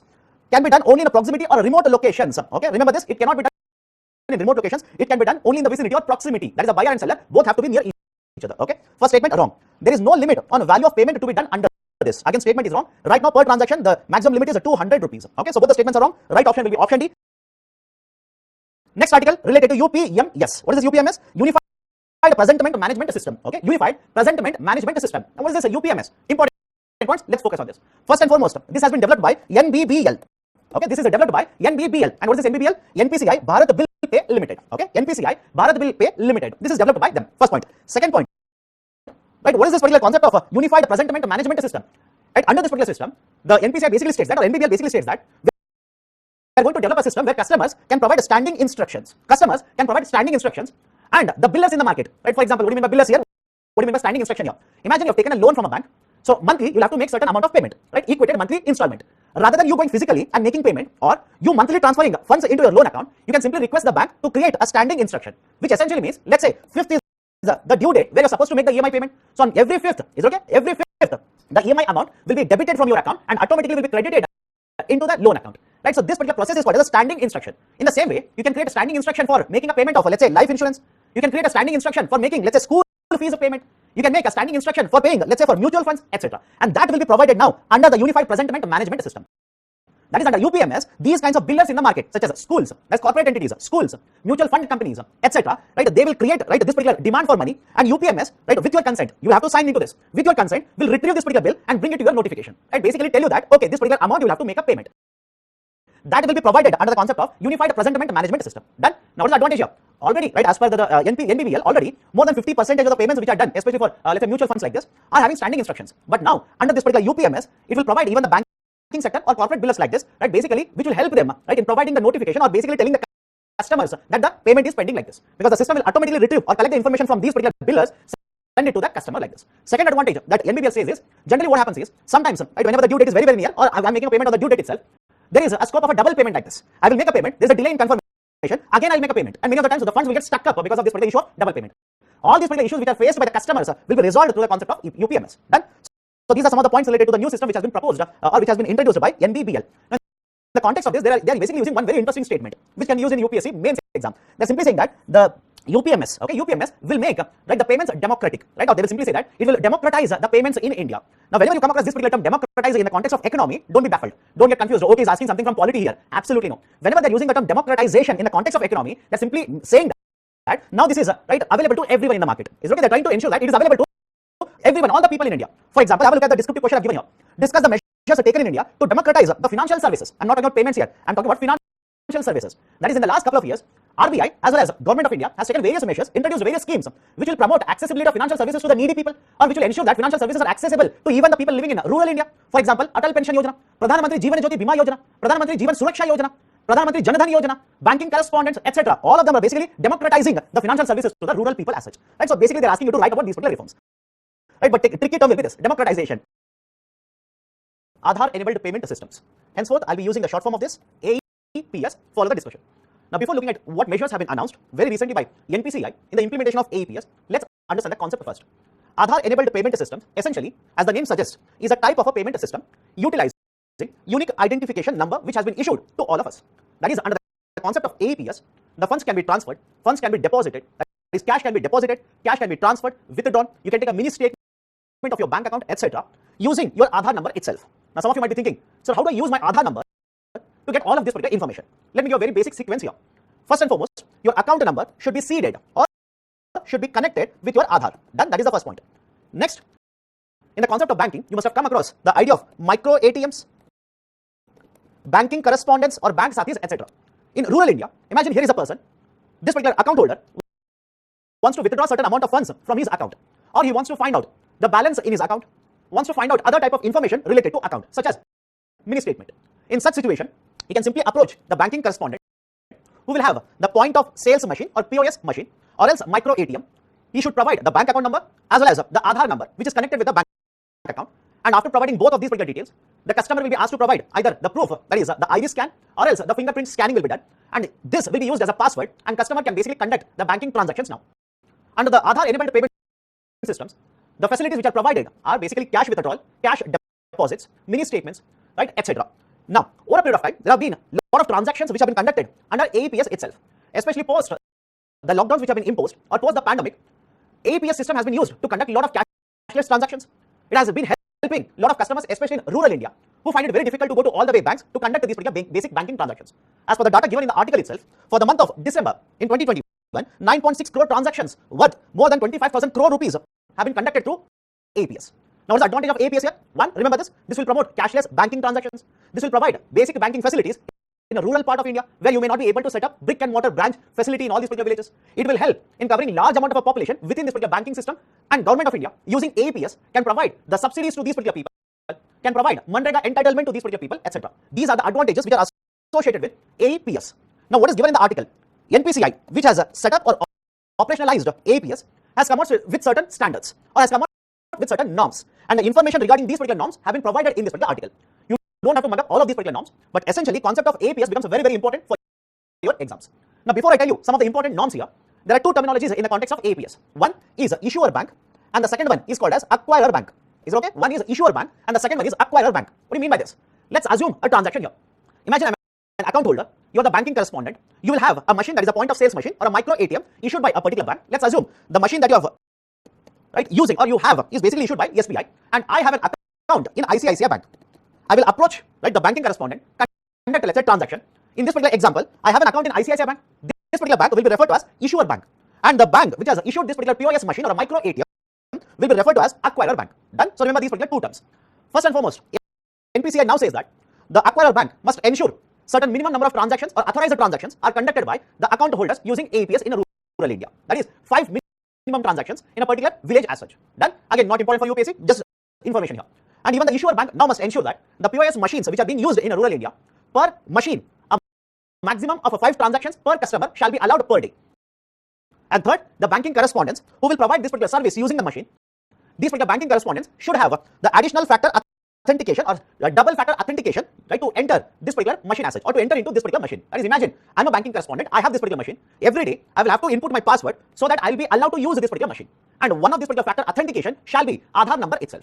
And whenever the banking correspondents will change, right, even in that particular case, the secondary factor authentication will be made mandatory. Now, NPCI basically says that with these particular norms, we are going to standardize usage of APS across India, and we are going to help the customers to use these particular systems to use or to get access to certain basic banking transactions. Done. So, these are some of the important points provided here. In addition to this, one factual information that has been provided is simply this. Under APS, remember this, the cash withdrawal from the micro ATMs, right, has a limit of 10,000 rupees per transaction. Is okay. Under Aadhaar enabled payment systems, you want to use a micro ATM, withdraw funds, then basically the limit on this particular transaction, the maximum amount you are allowed to withdraw has been fixed at 10,000 rupees. Done. So, these are certain important points given in the article.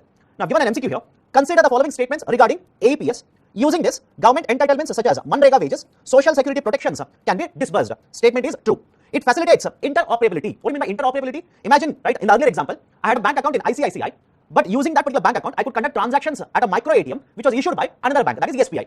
That is the basic idea called as interoperability in the banking system. Okay, so will APS allow this? Yes, right? So both the statements are true. Right option will be option C. Both are correct.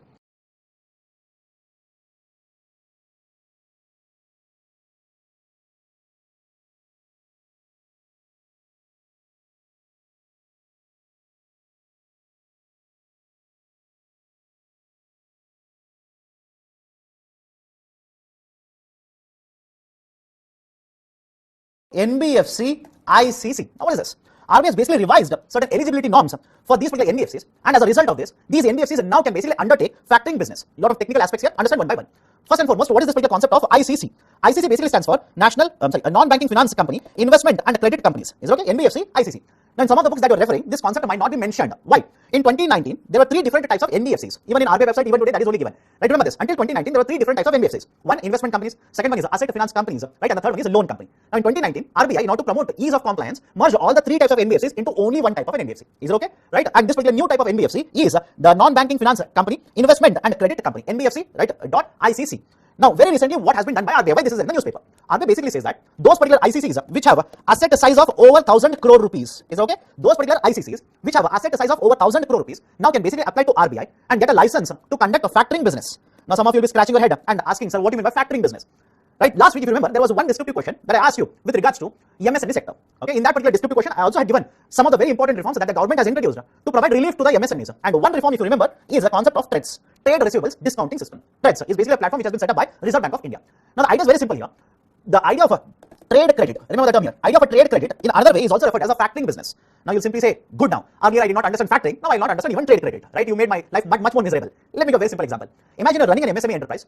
You need certain amount of money, but the problem is there are various buyers from you who have taken or purchased raw materials, but all of them have basically told you that they will pay you after 45 days. Is okay? Generally, the idea of taking on credit is present in the business. So today you want to purchase raw materials on the market because you have got one more very big order, but you don't have money. So in that particular situation, what do you do? The receivables essentially means what? The bills that you have, which basically says that somebody else needs to pay amount to you on certain date. These are called as trade receivables. These particular trade receivables will be sold to a third party, and the third party is called as a factor. Is okay? The third party is called as a factor. What is the idea here? Rather than waiting for more number of days and missing out on the order here, or rather than taking a loan and paying rate of interest there, now you'll be selling this particular trade receivable in the market and getting certain amount of money from the third party. And the third party is nothing but a factor. And this service which is provided by the factor is called as a factoring service, right? Wherein trade credit will be provided by a third party to a company which is selling a trade receivable to the third party. Right? That is the concept of factoring. Now, I'm discussing so much. There is a relevance. Right? The government of India last year basically introduced the amendment bill with respect to amending Factoring Act of 2011, not 2011. There is a Factoring Act 2011. Government of India has basically passed a Factoring Amendment Bill, and that is important. Why? The number of NBFCs which have got the license and which are providing factoring services are around 7. And with amendment that has been introduced by the government in the Factoring Act, these conditions which are applicable for the NBFCs to act as a factors will be relaxed, and the number of factors, that is NBFCs which will provide the factoring services, is going to expand. Now, in further discussion to that, you can add this particular article. RBI has revised or changed certain norms which are applicable to NBFC ICCs and says that any NBFC ICC which has an asset of more than 1,000 crore rupees can simply apply to me, take a license and start providing factoring services. And as per the article, if this is implemented and the results are obtained, the number of the NBFCs which will provide the factoring services will balloon from around 7 to 182. Is okay? From around 7 to 182, which is always a good outcome to have in the factoring business as such. Done? So these are some of the points related to NBFC ICC. Now, let me take up a question on this. Consider the following statements regarding NBFCs. Most of the NBFCs in India are deposit taking. Follow the discussion very carefully here. Generally, the NBFCs are divided into deposit taking and non-deposit taking. Is okay? Deposit taking and non-deposit taking. More than 90% of the NBFCs in India are non-deposit taking. Just factual information. Okay, NBFCs are classified into deposit taking, non-deposit taking. Again, within non-deposit taking, RBI again divides this into systemically important and other NBFCs. And again, there's one more classification based on the kind of business that they are involved in. Again, there's a classification. For example, there is a NBFC factors, there is a NBFC microfinance institutions, there is a NBFC mortgage-based institutions, etc. So based on the activity that they are involved in, there is one more classification. But this is a general classification which is used by RBI. So have a look at this. More than 90% of the NBFCs are non-deposit taking. So first statement, wrong. NBFC ICC has been formed by merging investment company, asset finance company and loan company. Statement is true, by the way. This was done by RBI in 2019. So right option will be option B, only 2 is true. The monetary policy review which was conducted very recently. In the context of Indian economy, which is facing very high rate of inflation, which needs a higher impetus for the growth rate, which is also concerned about the higher inflation rates across the global market, etc. This particular monetary policy review becomes very important. Now, all the important announcements or the monetary policy statements which have been provided in this particular review. First and foremost, the monetary policy committee has not changed anything with respect to interest rates. Repo rate, reverse repo rate have not been changed; they have kept unchanged. But this was a surprising move by RBI, considering inflation rates in case of domestic market are higher. Various experts basically stated that they would have increased the reverse repo rate. That is, the RBI or the Monetary Policy Committee should have increased reverse repo rate, which would basically bring the liquidity in the market down and it will help in controlling inflation. Now, some of you will be worried, sir, why repo, that is reverse repo rate, should be used in this particular context. The banks have higher amount of money now. If RBI increases reverse repo, banks would be taking this particular surplus amount of money that they have and will be depositing this money with RBI. When the banks do that, they will have lesser money to issue in the market. The credit disbursal will come down. The investments in the market, right, will come down. That is, let's say, in the form of a demand, and it will help in controlling inflation. So, various experts, even before the policy was announced, had expected that RBI would be, or the Monetary Policy Committee would be increasing the reverse repo rate, but that was not the case. Second, the Monetary Policy Committee has stated that it will continue with the accommodative policy or accommodative stance as long as it is necessary to revive and sustain the growth rate in the economy. Third very important point, ensure that inflation remains within the target. And in this particular context, one very important concern that has been flagged by the committee is that the rates of fuels in the international market are rising upwards. Okay, the market prices or the international crude oil prices have been inching towards around $90 per barrel, and this is a cause of concern that they're saying. And basically, the policy statement says that we should keep a very close watch on what will happen to these particular crude oil prices in the market. That is the third very important point. Fourth, the CPI, Consumer Price Index, has been higher compared to the level it was during the previous meeting, and even the core inflation has remained elevated, and that is also a cause of concern. Because generally, when we say core inflation, we consider those particular commodities whose prices are not volatile, whose prices do not go up and below in a short period of a time. Right? So generally, we consider those particular commodities whose prices are more stable in a longer duration. But what we can see here is even the core inflation has remained elevated, which will basically create a headache for the Monetary Policy Committee in the coming days. Two next very important changes announced are: one, related to e-rupee. Now, what is this particular e-rupee? E-rupee is essentially a digital voucher. Okay, e-rupee is essentially a digital voucher, which is faceless, cashless, contactless, person-specific, and purpose-specific voucher issued by the government. Now, earlier, related to this particular e-rupee digital voucher, the threshold limit of this particular voucher was kept at 10,000 rupees. Is it okay? The voucher value at the maximum was fixed at 10,000 rupees. Now, this has increased to 1 lakh rupees. The limit has been increased to 1 lakh rupees. And this is expected to provide an impetus for more and more usage of the e-rupee digital vouchers. And not just this. RBI has also stated that they are going to increase the number of times that this particular voucher can be used now. That is, imagine I receive a voucher from the government. Now I can use this particular voucher multiple times as against the earlier practice of using it only once. And so far, remember this, so far these particular digital vouchers are being issued only in the context of providing vaccination. Now, RBI simply says that one, the amount of value or the threshold value under this particular voucher will increase it to 1 lakh rupees and will allow the beneficiaries to use these particular vouchers multiple times. Until unless the value is exhausted, value is reduced to zero, this particular voucher can be used multiple times now. This is expected to provide more impetus to usage as well as the issuance of digital e-rupee or the voucher as such. Next, FPI investment limit under VRR, that is VRR essentially stands for voluntary retention route. Is okay? VRR essentially stands for voluntary retention route. So under this particular route, the limit has been increased from 1.5 lakh crore rupees to 2.5 lakh crore rupees. So what is the importance of this? Importance, first and foremost, understand this. Under the voluntary retention route, RBI, which has introduced this particular route, wants to attract stable investments from the foreign market into India. I will repeat the statement. We want to attract more investments, that is the foreign investments in the market. Yes, both in the equity market as well as the debt market, we want to attract more and more investment. Focus on the debt market here. Within the debt market, generally, whenever the foreign investors, that is the FPIs, the foreign portfolio investors, when they want to invest, there are certain restrictions, there are certain conditions on their investments. Now, RBI, not to attract a lot of stable investments from FPIs, has introduced the concept of voluntary retention route. Under the voluntary retention route, right, so far the limit of FPI investment was fixed at 1.5 lakh crore rupees. And remember one more point here, under VRR, the RBI will allow the investments in the debt market, that is the government debt market, as well as the corporate bond market also. Government debt market, essentially government bonds, and it will also allow, right, these particular investments, that is FPI investments, even in the corporate bond market. Separate limits will be decided for the government bond market as well as the corporate bond market under VRR. Now, there is a concern that with the Fed tapering or with rise in the interest rates by Federal Reserve, there could be a sudden outflow of foreign investments or FPI investments from India to, let's say, USA.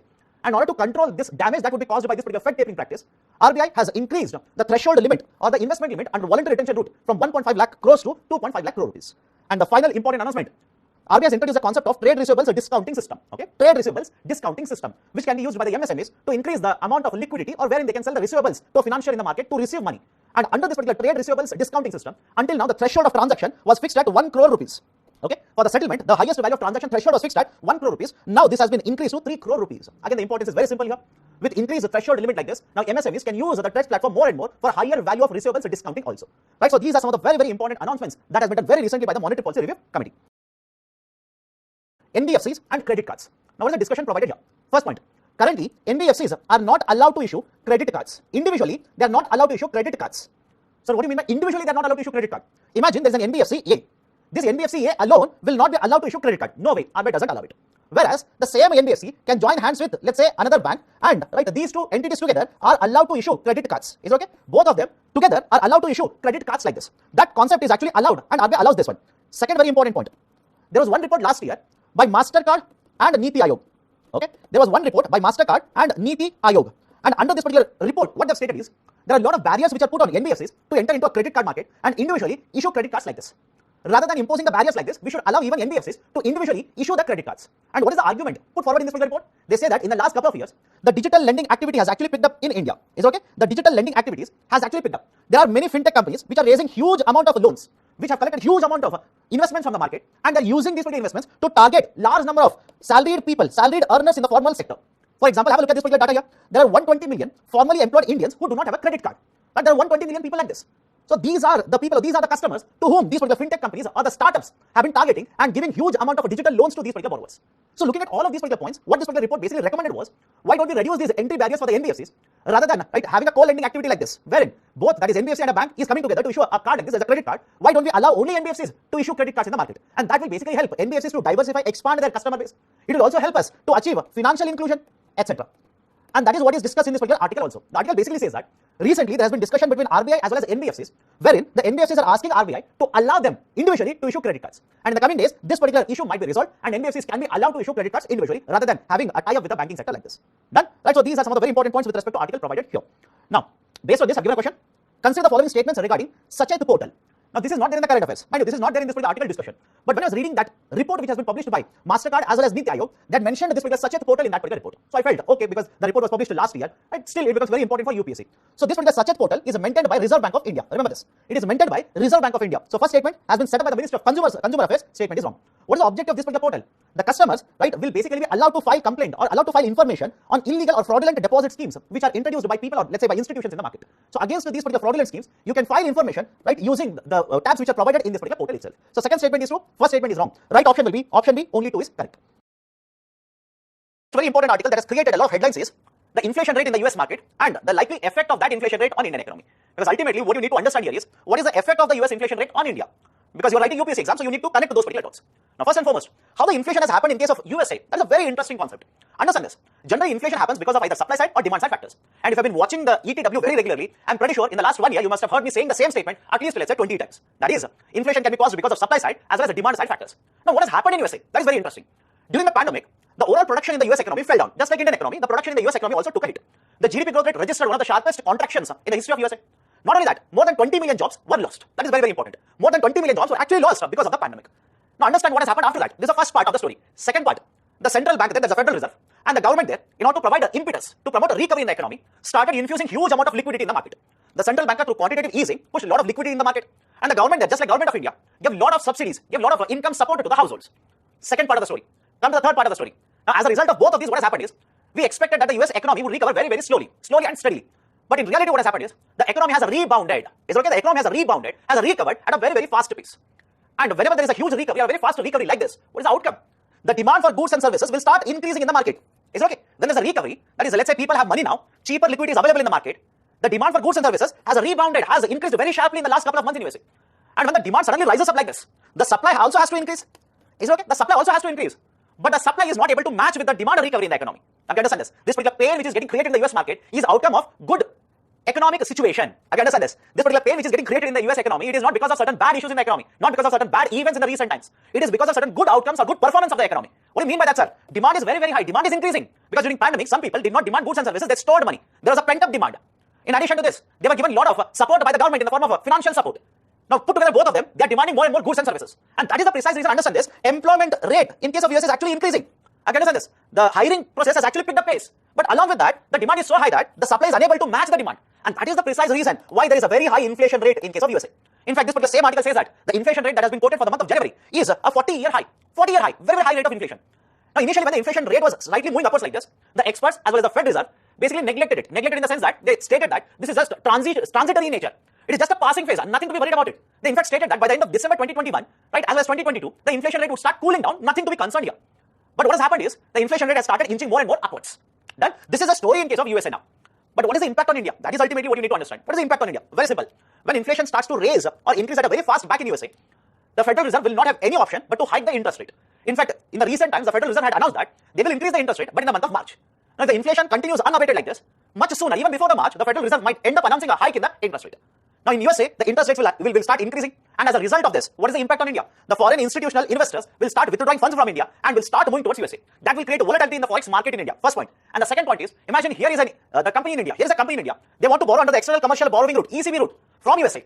Now, in USA, if the interest rates start rising upwards like this, right? Don't you think the cost of borrowing under ECB will also start increasing for these particular companies? Definitely yes. So their borrowing might be affected, and when their borrowings are affected, the types of investment that they would have done in India would also get affected. That is very, very important. And understand this. Generally, we'll say that inflation in any country, right? When there is very high rate of inflation in any country is not good. Especially in a country such as USA, inflation which is growing at a very fast pace definitely is not good. And what's the context of that to India? What is the connection of that to India? Right, in recent times, there has been a lot of discussion with respect to rising price of freight rates, rising prices of international commodities such as steel, crude, etc. Because the markets are interconnected like this, there will be certainly an impact of a US inflation rate felt on the Indian economy. So these are some of the very, very important points related to this article.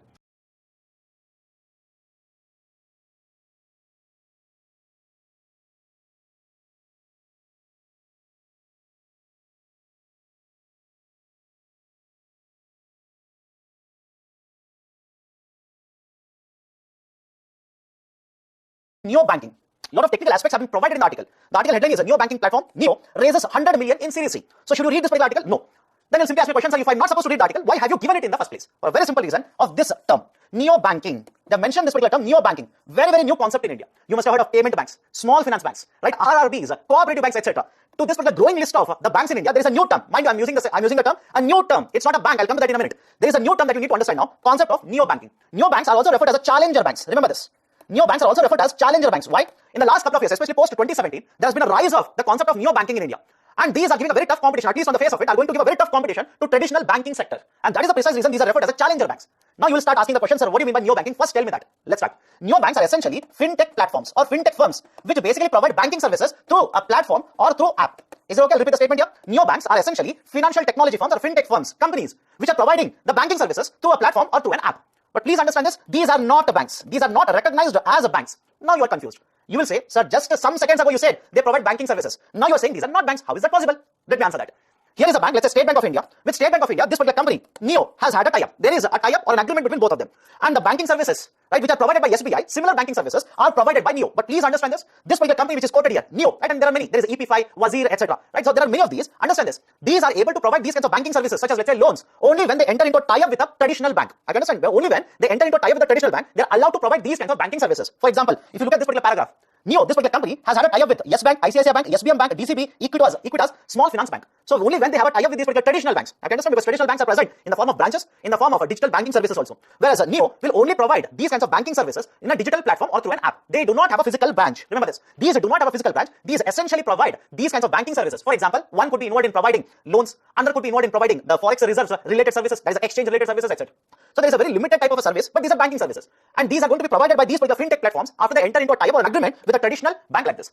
And because of the higher penetration of internet connectivity, more and more usage of mobiles, that is the smartphones in India, it is stated that these particular neo banks will be able to leverage this particular penetration of technology as well as mobile banking, or let's say the smartphone usage in India, and they'll be able to provide more and more services, capture more and more customers, right, within the Indian market itself. And that is the precise reason these are referred to as challenger banks. Okay, that is the precise reason these have been referred as challenger banks. Done. So these are some of the very important concepts related to neo banking. And remember this, these are not banks. These are not recognized as banks by RBI. They do not have any banking licenses. They do not have any banking branch also. Right? Essentially, they enter into agreement, start providing certain types of bank services to other customers in the market. Done. So this is the discussion related to neo banking. Now, based on this, I give a question here. Consider the following statements. Neo banks are recognized as banks by RBI and are registered under Schedule 2 of RBI Act. This is a misleading statement, but this is wrong. Now, why I've given this particular statement? Because generally, when you use the term neo banks, the term bank is there. And your mind automatically in the exam will tell you, right, the term bank is there, so it means it should be a bank. And if it is a bank, it should be recognized by RBI. So you may tend to, right, have this kind of a reason and come to a conclusion the statement is true. But no, statement is wrong. They are also referred as a challenger bank. The second statement is true. Right option will be option B here. The concept of SWIFT. Now, what are the important points here? Please be focused on this particular concept because in the last 1 week or let's say 10 days, this has kept on appearing in the newspaper at least once on everyday basis. So first and foremost, SWIFT essentially is an organization. It is basically a cooperative of banks which is set up in Belgium. Second, the long form of SWIFT, you'll have to remember this. Okay, remember the expansion of the SWIFT. It essentially stands for Society for Worldwide Interbank Financial Telecommunication. That is the expansion of SWIFT. Initially, it was started in 1973. And 1977, post that, it has been made live. And using this particular system, the banks as well as financial institutions throughout the world keep on sending messages to each other. Now, what is the importance of SWIFT? Let's take a very simple example to understand the importance here. Imagine here is a particular person, ABC. He wants to send certain amount of money to, let's say, USA. He cannot directly send it to USA. What he generally does is, the bank, wherein the ABC has a bank account, initially it will send the transmission or a signal through the SWIFT system itself. And once this particular signal, or let's say the message, reaches the receiver's bank in USA, and the receiver bank approves this particular message, only then the financial transaction would be conducted. So understand this very carefully. Under SWIFT, we only send the messages. We do not send money. Please be very careful. We only send messages. Right? Basically, we are sending encrypted messages, which is received by the receiver bank. Once it is approved, only then we will transfer the funds, let's say from the Indian bank to the USA bank like this. And that is the role that is played by the SWIFT system in the global market. Now, over a period of time, a lot of these particular countries which are conducting trade, which are sending money from one country to another country, or receiving remittances, etc., they're essentially using this particular SWIFT system to transfer funds, essentially after getting the confirmation from the receiver side, or let's say the receiver institution. And if you want to have a trade between any two countries like this, right, you understand this, whenever you want to conduct a trade like this, or whenever you want to send remittances from one country to another country like this, the SWIFT system plays a very important role. Until unless, right, you are not transmitted a message, that is, understand this, until unless the SWIFT system will transmit the message, send the message to, let's say, the receiver bank here, the receiver bank cannot accept the message, cannot approve the message, and if they cannot approve the message, essentially what will happen? The funds cannot be transferred from this particular bank to this particular bank. Now, what is there in the newspaper? Essentially, the Western countries, or let's say the allies of Ukraine, have come together, have started imposing a lot of these particular economic sanctions on Russia. And one of the stringent economic sanctions that has ever been imposed on Russia is the Western countries are saying that these institutions in Russia will not be part of SWIFT system anymore. And when these particular, let's say, institutions are removed out of the SWIFT, let's say the SWIFT system, they cannot send or receive the messages henceforth. And what is the likely impact of this? The trade between Russia and, let's say, the rest of the world would be crippled. I'm not saying it will completely stop, because there are many other modes, but definitely yes, the trade between Russia and other countries will definitely be crippled. And that is the precise reason. Very recently, even RBI is thinking as to how essentially to conduct trade with Russia now. Since the Russian banks or, let's say, institutions have been removed out of the system, how do we transmit the funds? How do we transfer the funds, etc.?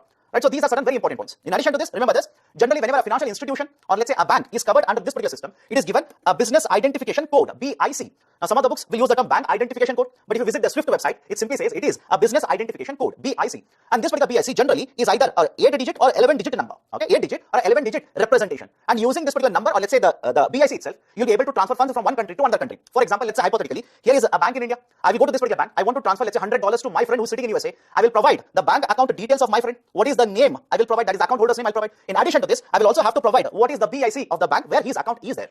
That is either 8-digit or 11-digit identification code. I will have to provide that also. Only then the funds can be transferred from one country to another country like this. And that is the importance of the SWIFT system that is there in the newspaper in the recent times. Now, based on this particular discussion, let's have look at a question here. Consider the following statements. Under SWIFT, the funds up to a maximum 10 billion can be transferred. Please remember this, the statement is wrong. Why? As already mentioned, SWIFT essentially is just like a messaging app. Although I'm not saying it is a messaging app, right? For example, if you're sending a message using your mobile, you're not transferring funds. You're essentially sending a message. In the same way, from one financial institution to another financial institution, under SWIFT, you can only send the message and receive the messages. Funds or securities or money or securities cannot be transferred using this particular system. First statement is wrong. Under this, the banks or financial institutions are always given 8-digit identifier code. Underline the term are always given. Why? Understand this. Yes, generally these particular institutions are provided an 8-digit code, but in addition to 8-digit code, they could also be provided, or in place of 8-digit code, they could also be provided a 11-digit code. But in the statement, it says that they are always given a 8-digit code, and that is the precise reason I'll simply say this second statement is also wrong. So both the statements are wrong. Right option will be option D. Neither one nor two is correct. UPI 123 Pay. Now, what is this concept of UPI 123 Pay? Let's try and understand. Before that, in the last couple of months, at various points of time, RBI governor has kept on saying that they are going to introduce a new mechanism wherein the feature phones, that is essentially the not smartphones in simple terms, will be allowed to utilize the UPI and start making digital transactions or digital payments. Having said so, please understand this. Were the feature phones allowed to utilize UPI earlier? That is before the launch of UPI 123 Pay? Definitely yes. Remember this very carefully. Even before UPI 123 Pay, there was a concept of NUUP, that is a National Unified USSD platform, wherein using *99# the feature phones were allowed to make UPI transactions. But there were certain issues related to these particular transactions. That is essentially the customers were supposed to send multiple messages. All the service providers, that is telecom companies, did not offer this particular service. And many of them, when they offered these particular services, they charged a certain amount for these particular messages that the customers were essentially sending to provide transactions or to make transactions under this particular facility. And over a period of time, if you see, post 2016, when the UPI as a concept was introduced, the smartphones are using, or let's say the usage of UPI using smartphones has kept on increasing, both in terms of volume as well as value. Whereas usage of UPI by the feature phones actually had started declining in the last couple of years. Keeping this particular point in the mind, that is to increase usage of UPI, first point. Second, to ensure that even in this particular rural areas where the internet connectivity is weaker, we wanted to promote usage of UPI transactions. And the third one, out of all the mobile users in India, around 40 crore people are essentially, or 40 crore subscribers are essentially using feature phones. So we wanted to include them, provide better services using or for making UPI transactions. And finally, to promote financial inclusion. It's okay to promote financial inclusion. RBI now has announced a new system called as UPI 123 Pay. Now, what are the important concepts under UPI 123 Pay? The feature phones now can make UPI transactions much more easily under this particular new system. Now, essentially under this particular UPI 123 Pay, RBI has stated that first will be interactive voice response, IVR. IVR essentially stands for interactive voice response. That is, let's imagine here is a customer, bank customer by the way, who has a feature phone. He can conduct the transactions, that is UPI transactions, using this particular system of interactive voice response system as such, right, wherein he will have to dial a particular number, right, and on the other side, interaction will be conducted, that is basically a response will be provided, and based on the input of the transaction, using UPI pin, the customer can conduct the UPI transactions. That is IVR, first one. Second one is, right, using missed call facility also. Right, basically a number will be provided. As a customer, you need to give a missed call, you will receive a call back, and you'll have to provide what type of a transaction you want to conduct it associated with that, and basically you need to provide even UPI PIN. There's a second type of a transaction which a feature, or let's say a mobile phone, which is a feature mobile phone holder, can do under this particular new UPI 123Pay. Third one is a new app will be allowed to be downloaded, which will provide basic facilities related to UPI even in this particular feature phone. And the fourth one is proximity sound-based transactions. Now what is this proximity sound-based transactions? Please be very careful. Earlier in 2017, Google Pay initially was launched in the name of Paze. And this particular concept of Paze essentially used the concept of the sound signals to make transactions. That is, imagine two people are there, either peer-to-peer or a peer-to, let's say a merchant. Both of them are using Google Pay, and both of them will use this particular open the app. One will choose sending the transaction, sending money, and the other one will choose receiving the money. Sound signals will be sent from one mobile to another mobile, right? And within this particular sound signals, data will be transmitted. It is just like using Bluetooth. Many of us keep on using Bluetooth to transfer data from one system to another system, or from one mobile to another mobile. In the same way, sound signals will be used to transfer data from one mobile to another mobile. And the same concept is being used under this idea of proximity sound-based transactions. So please be very careful. For example, what kind of questions can be asked here? If UPSC will say that the proximity sound-based transaction which has been announced under UPI 123Pay, it is the first time, or it is the first type of a transaction where sound signals are used to transfer funds. Absolutely no. This has been used earlier also. The best example is the Paze app itself. Now don't start searching where is the Paze app. Please understand. Earlier this was Paze app. Today it is a Google Pay. Right, and earlier this particular concept of transmitting, right, of sending or receiving money using sound signals, essentially they call this as cache mode. Right, under this particular app, they essentially call this as a cache mode, and which was used to transfer data using sound signals itself. So these are the four types of transactions which are allowed under UPI 123Pay. Please be very careful. Questions can be asked from any of these particular areas in the UPSC exam. Now, based on this, I've given a question here. Consider the following statements regarding UPI 123Pay. With this, RBI for the first time has provided the ability to make digital payments using feature phones. Statement is wrong. Just now we have discussed this. Earlier there was a NUUP, or else they will use another concept, USESD. Earlier this was also there, right, using which feature phones can basically conduct UPI transaction. So first statement, wrong. Second, it is mandatory to have debit card, okay, for making transactions under this. Tricky statement, but true. Statement is true. Please remember this. Sir, how debit card is used under this UPI 123Pay, you did not tell us. Very simple. RBI simply says that you need to set up UPI PIN. For any kind of these particular transactions using feature phones, you need to set up a UPI PIN, and the same is applicable even in the context of the smartphones also. Imagine you want to make a payment using UPI, you need a UPI PIN, and pretty sure you must have experienced this. Many of the times, including me, we basically forget what is our UPI PIN, and using one option we can reset the UPI PIN, but while conducting a resetting process, it will ask us for the debit card details. I'm pretty sure you must have experienced this. It will basically ask us the debit card details. The same thing is applicable even in the context of UPI 123Pay. You want to use this particular facility, you want to transfer funds using feature phones itself. But first and foremost, you need to get into the onboarding process. You need to submit all the debit card details, and using that details only, you will be allowed to set up UPI PIN. So second statement is true. And please remember this also. I've discussed all the aspects related to UPI 123Pay except one point. That is, are there any issues or concerns related to this? Are there any issues or concerns? Definitely yes. Various experts have raised a concern related to security related issues. How anything related to security, right? How will RBI try to prevent the frauds within this particular system? That is one issue. Second issue is requirement of debit card itself. That is the reason I'm discussing this particular point here. Requirement of debit card itself has been considered as a problem for many of the experts, right? Why? Very simple. Imagine here is a bank and it has 100 customers.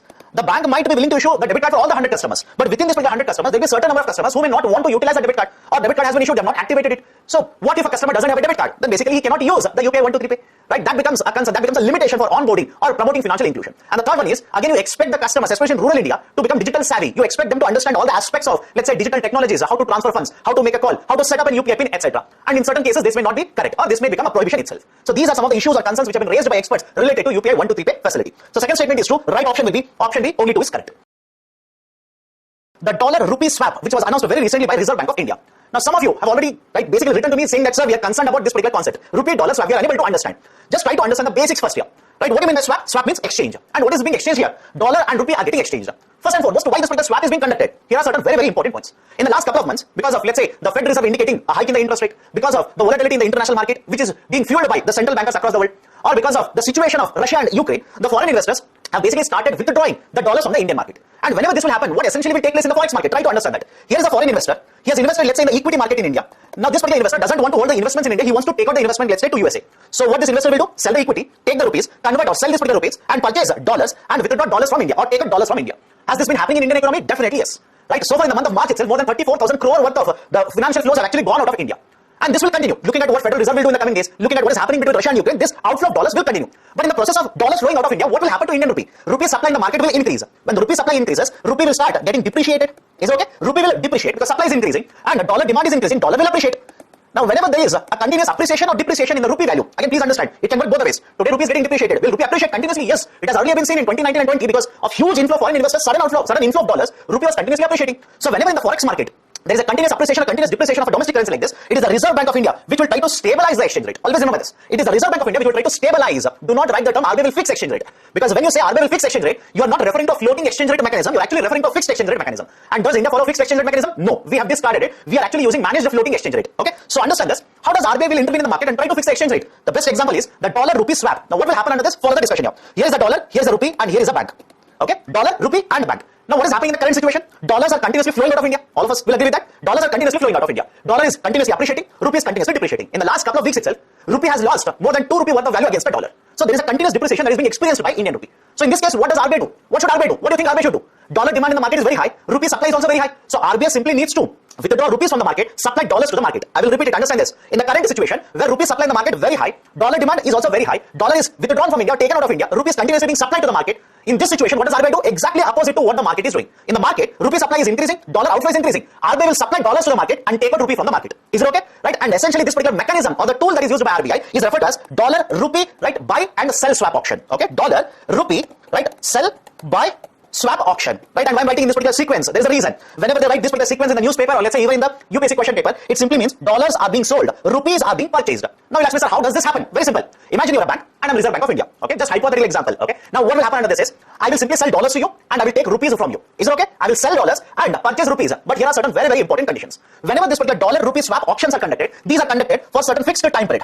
Is it okay? These are conducted for certain fixed time period. For example, in the recent times, that is in the month of March, RBI has conducted this particular swap for a period of 3 years. Sorry, 2 years, not 3 years, 2 years. Earlier in 2019, same swap auction, right? But I'll come to that, just give me a second. But similar type of a swap auction was conducted by RBI, but the tenure of that was for a period of 3 years. But please understand the difference here. Currently, the dollar demand is very high, rupee supply is very high. So RBI needs to take out rupees from the market. So what RBI does, RBI will sell the dollars, take the rupees from the market. Earlier in 2019, in the month of March as well as in April, RBI conducted the same swap, but in a different way. At that point of time, dollar supply was very, very high in the economy, and the rupee was continuously appreciating. Rupee demand was very high, right? And the rupee liquidity in the market was lesser. So at that point of time, what RBI did was exactly opposite of this. That is, RBI purchased the dollars and sold rupees to the market in order to increase the liquidity. So understand this. RBI can either buy dollars, RBI can either sell dollars. But essentially what they do is they are going to swap rupee to dollar. In case of a rupee demand being very high in the market, RBI will sell dollars. In case of in case of rupee demand being very high, RBI will basically sell rupees, take out dollars from the market. In case of dollar demand being very high, RBI will sell dollars and take out the rupees. And what is the situation in India? Dollar demand is very high, dollar is flowing out of India, right? Rupee is continuously depreciating, and on the other hand, the total liquidity in the market is also very, very high. Remember this particular point also. The total liquidity, as per various estimates, the total liquidity in the banking sector is more than 7.5 lakh crore rupees. And that much amount of liquidity generally causes inflationary trend. And you must have seen in the recent newspaper discussions, inflation is a cause for concern in case of Indian economy. So by conducting dollar rupee swap auction, right, here what is RBI trying to achieve, or multiple objectives which are being achieved by RBI are: one, RBI will supply dollars to the market, take out rupees from the market. So rupee to dollar exchange rate will get stabilized. That is the first advantage. Second, the liquidity in the market is very, very high.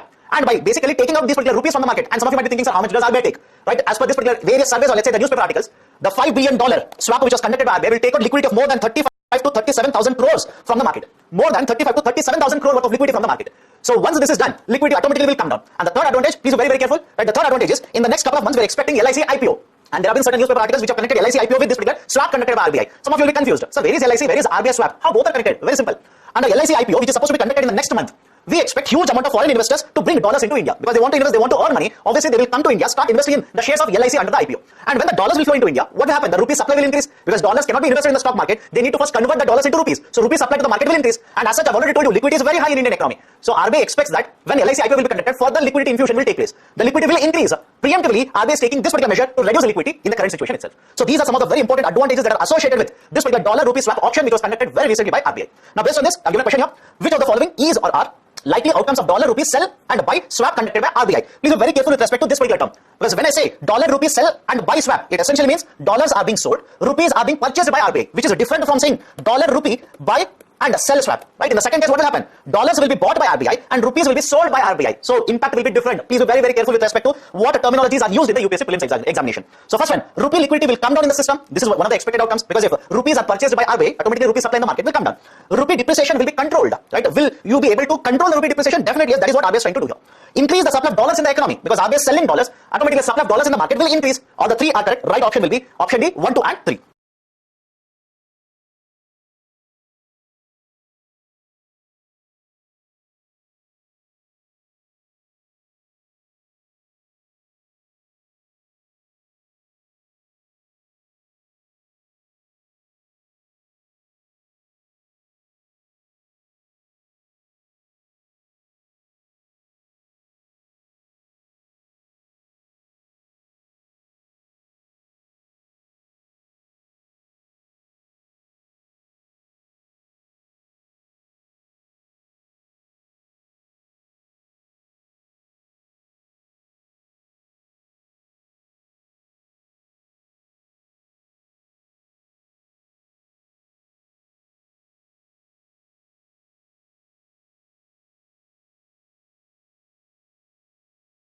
UPI Lite.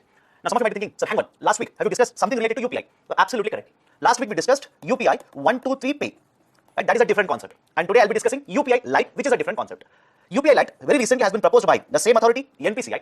And under UPI Lite, NPCI wants to promote offline transactions, but more specifically, the small value transactions which are conducted right now using UPI. So, what do you mean by this? As per various surveys that have been conducted, it has been seen that around 75% of total transactions which happen in India, UPI, cash based, etc., they are very small value transactions. And within UPI itself, around 50% of the transactions have a transaction value of up to 200 rupees, which simply means that there are a lot of transactions which are taking place in terms of cash, in terms of usage of UPI, which are very, very small value transaction. That is, let's say I will purchase certain vegetables. I'll make a payment using UPI and the value of the payment is below 200. I will purchase something from another shop. I will make a payment using UPI and the payment is up to 200 rupees. So out of total transactions which happen on UPI platform, around 50% of the transactions are of the value of up to 200 rupees itself. So what NPCI says is, now we'll introduce a new system, UPI Lite. And in case of UPI Lite, now you can conduct these particular small value transactions. I repeat, using UPI Lite, now you can conduct small value transactions through offline method. Now how this is different from UPI 123 Pay? Very simple. UPI 123 Pay, same concept, offline transactions, but this is for feature phones.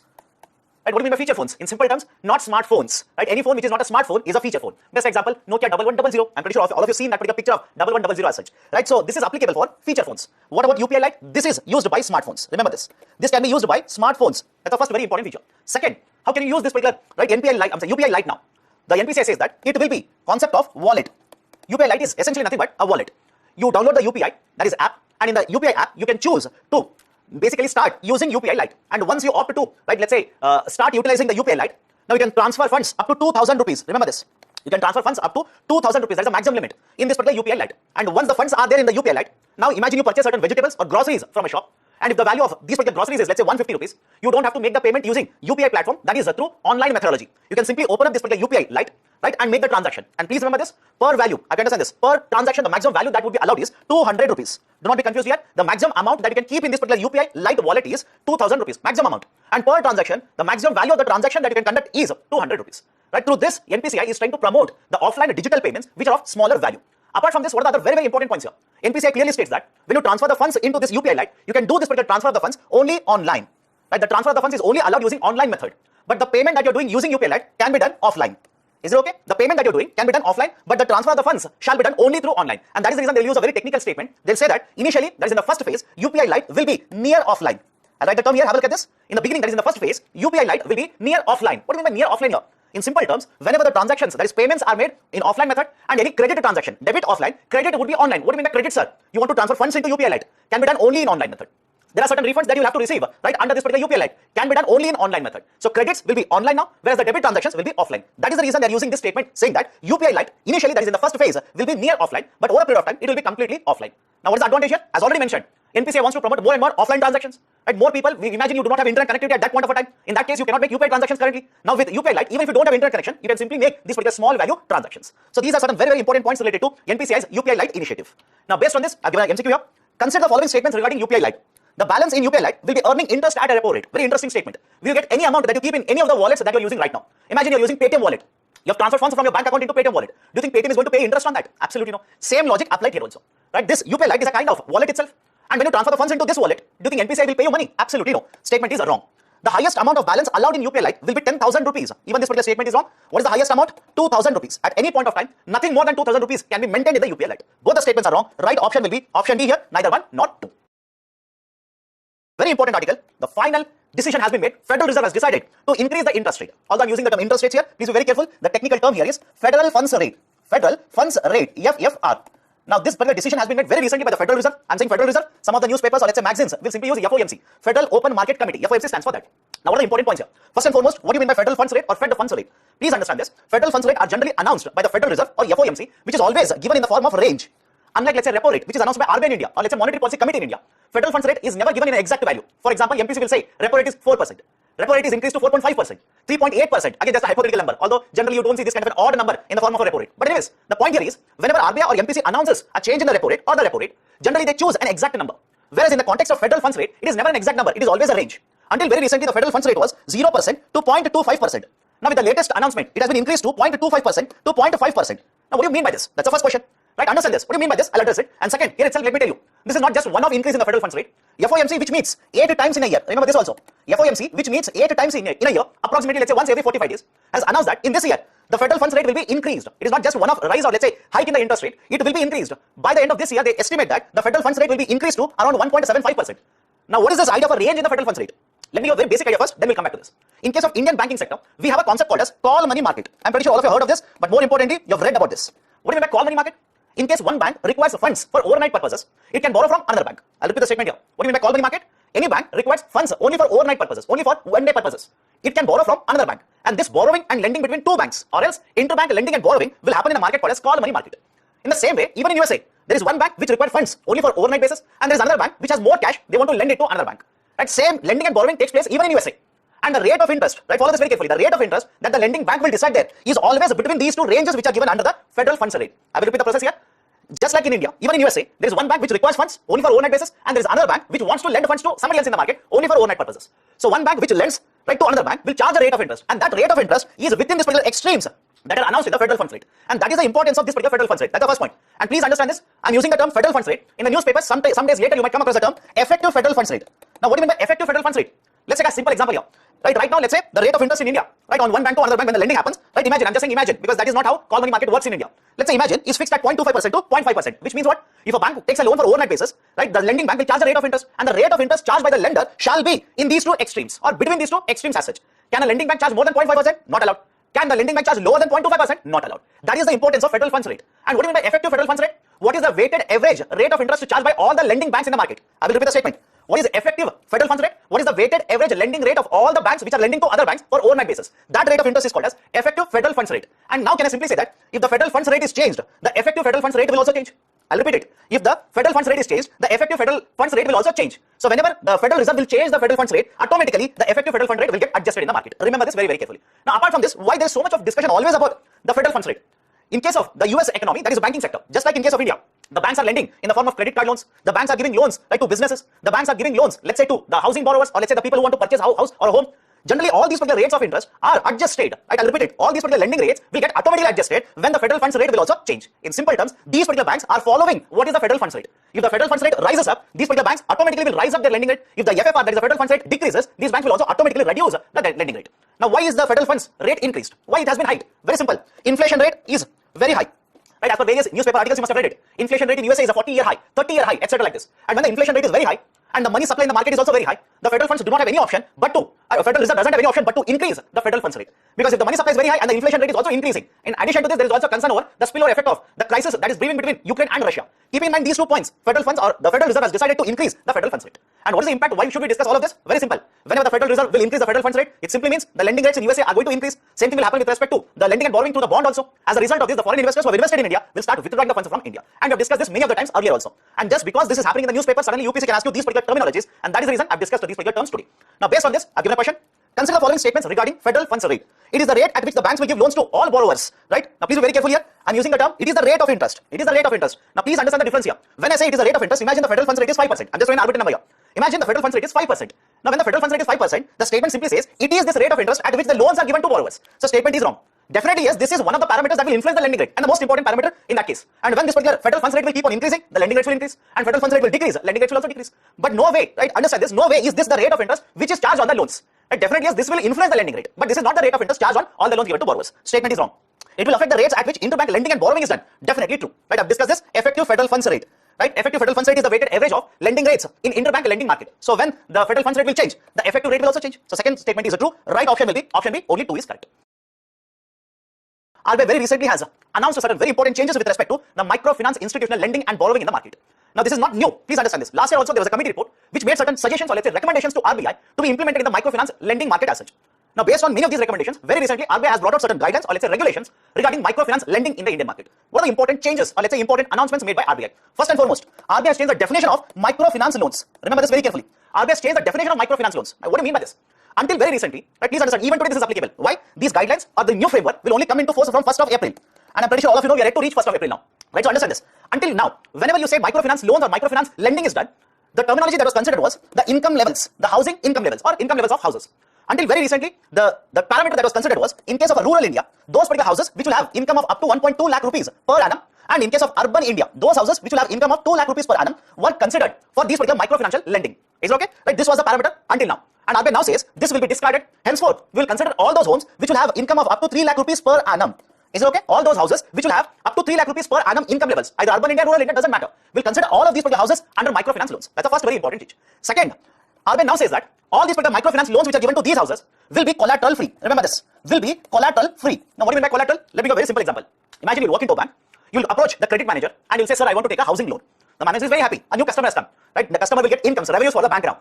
Now, understand this, the manager says, okay, sir, we will give you all the loan that you want, but what is the collateral that you can provide to us? What is the security that will provide to us? Because please understand this, when a bank will give loan to you like this, they want to hold certain security from your side. Because there is no guarantee whether you're going to repay the loan completely or you're going to default the loan completely or partially. So the bank simply says, okay, sir, we will give you the loan, plus, but please give us certain collateral or security. Right? The same thing is applicable even in case of gold loans also. In case of gold loans, gold itself is kept as a collateral or gold itself is pledged. That is given as a security. So understand this. Now RBI simply says all the loans which are given to these particular households, which will have an income level of up to 3 lakh rupees per annum, these will be collateral free loans. No security can be collected on these particular loans. That's the second very important change. Third one, when you will take loan from these particular institutions, and who can give you microfinance loans? Banking sector can give you, NBFCs can provide, right? So there are many types of these institutions, right? Scheduled commercial banks, regional rural banks, NBFC microfinance institutions, etc., who will give you these kind of loans. Now, whenever they give you loans, what is the rate of interest charge?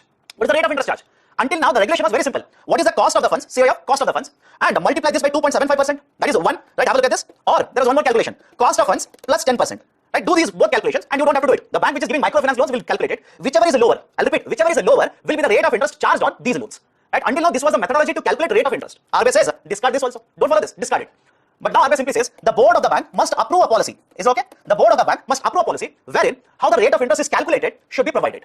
Every detail, how you are going to calculate the rate of interest. In simple terms, you decide the rate of interest on the loans. But please ensure that these rates of interest are not very high. These are not going to become a burden on the houses. Please ensure that. And second, whatever is the rate of interest you have decided, please tell the methodology. How did you come to a decision, let's say 9% rate of interest? On what basis did you decide it? Because although the boards will decide the rate of interest, RBI simply says, I will scrutinize you. I will keep you under scrutiny. I can simply ask you, please clarify why are you deciding this rate of interest? I can scrutinize you. That is the reason. Please understand this. Right? So boards shall decide the rate of interest. But please understand, this will come under the scrutiny of RBI. First point. And second point, whatever is the rate of interest that is finally decided by the bank like this, or let's say the lender like this, it has to be given in clarification or it has to be clarified to the borrower.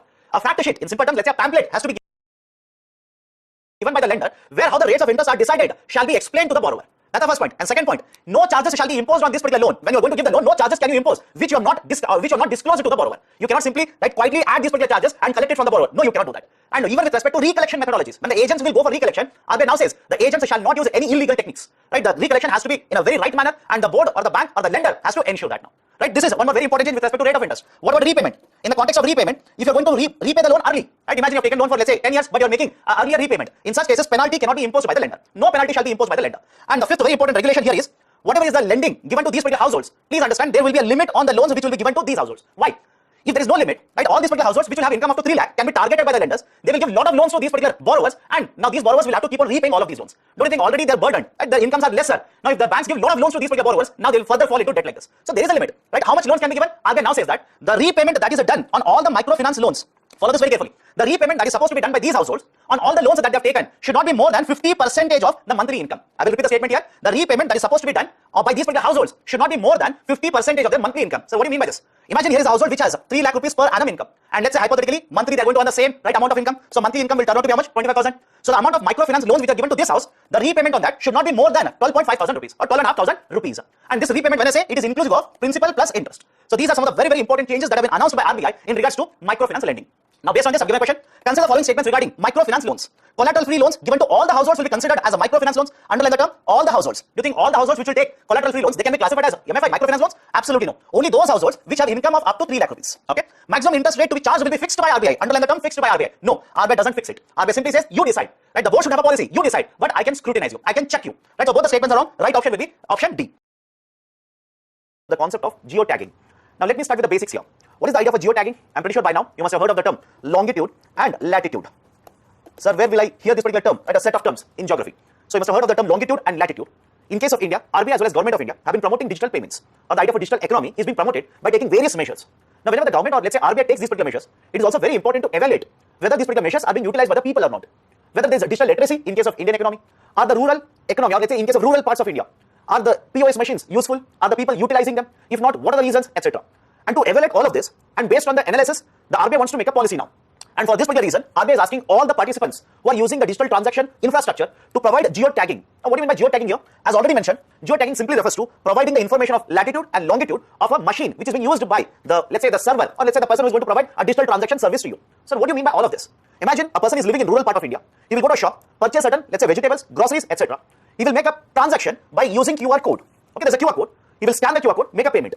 Now, the person who is going to provide this particular service, that is a shopkeeper, who has taken this particular, let's say, QR code service from a financial service provider.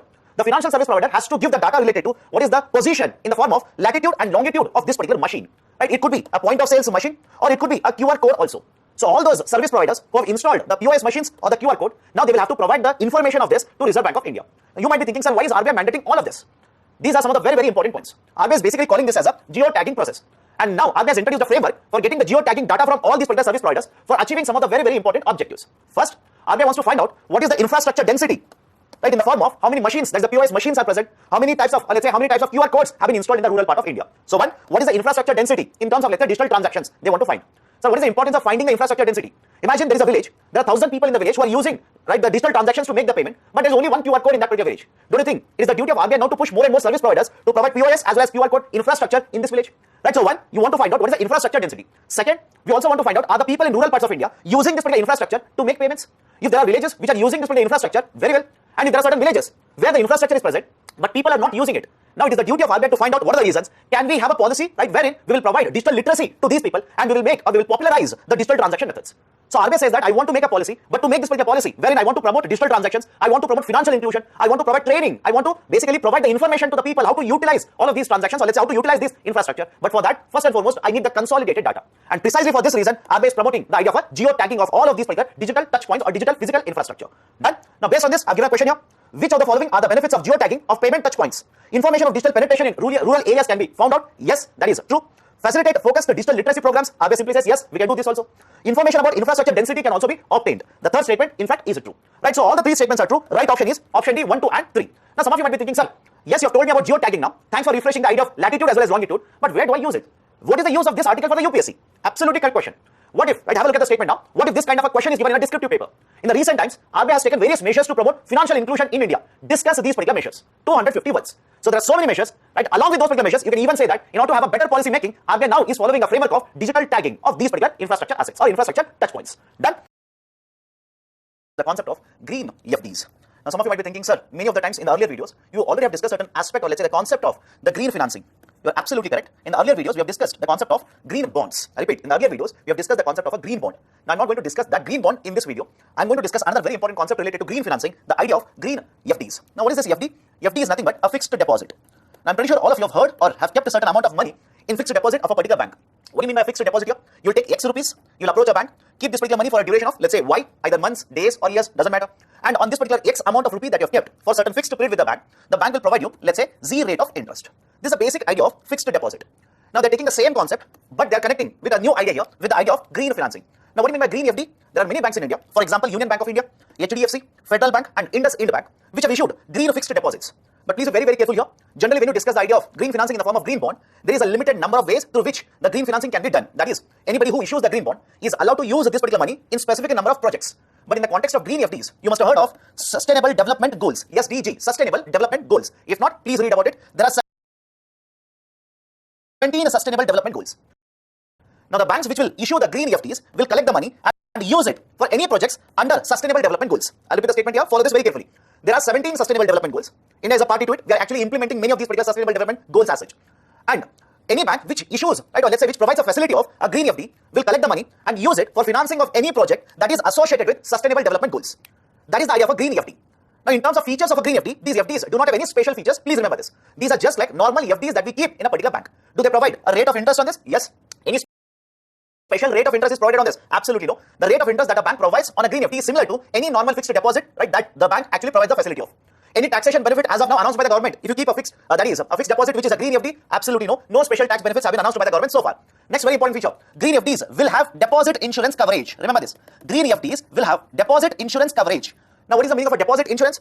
If you keep a deposit either in the form of, let's say, savings accounts or a fixed deposit in a bank, there is an authority, Deposit Insurance Credit Guarantee Corporation, DICGC, Deposit Insurance Credit Guarantee Corporation. And this particular authority, that is DICGC, will provide deposit insurance up to 5 lakh rupees of deposits that you have kept in a particular bank.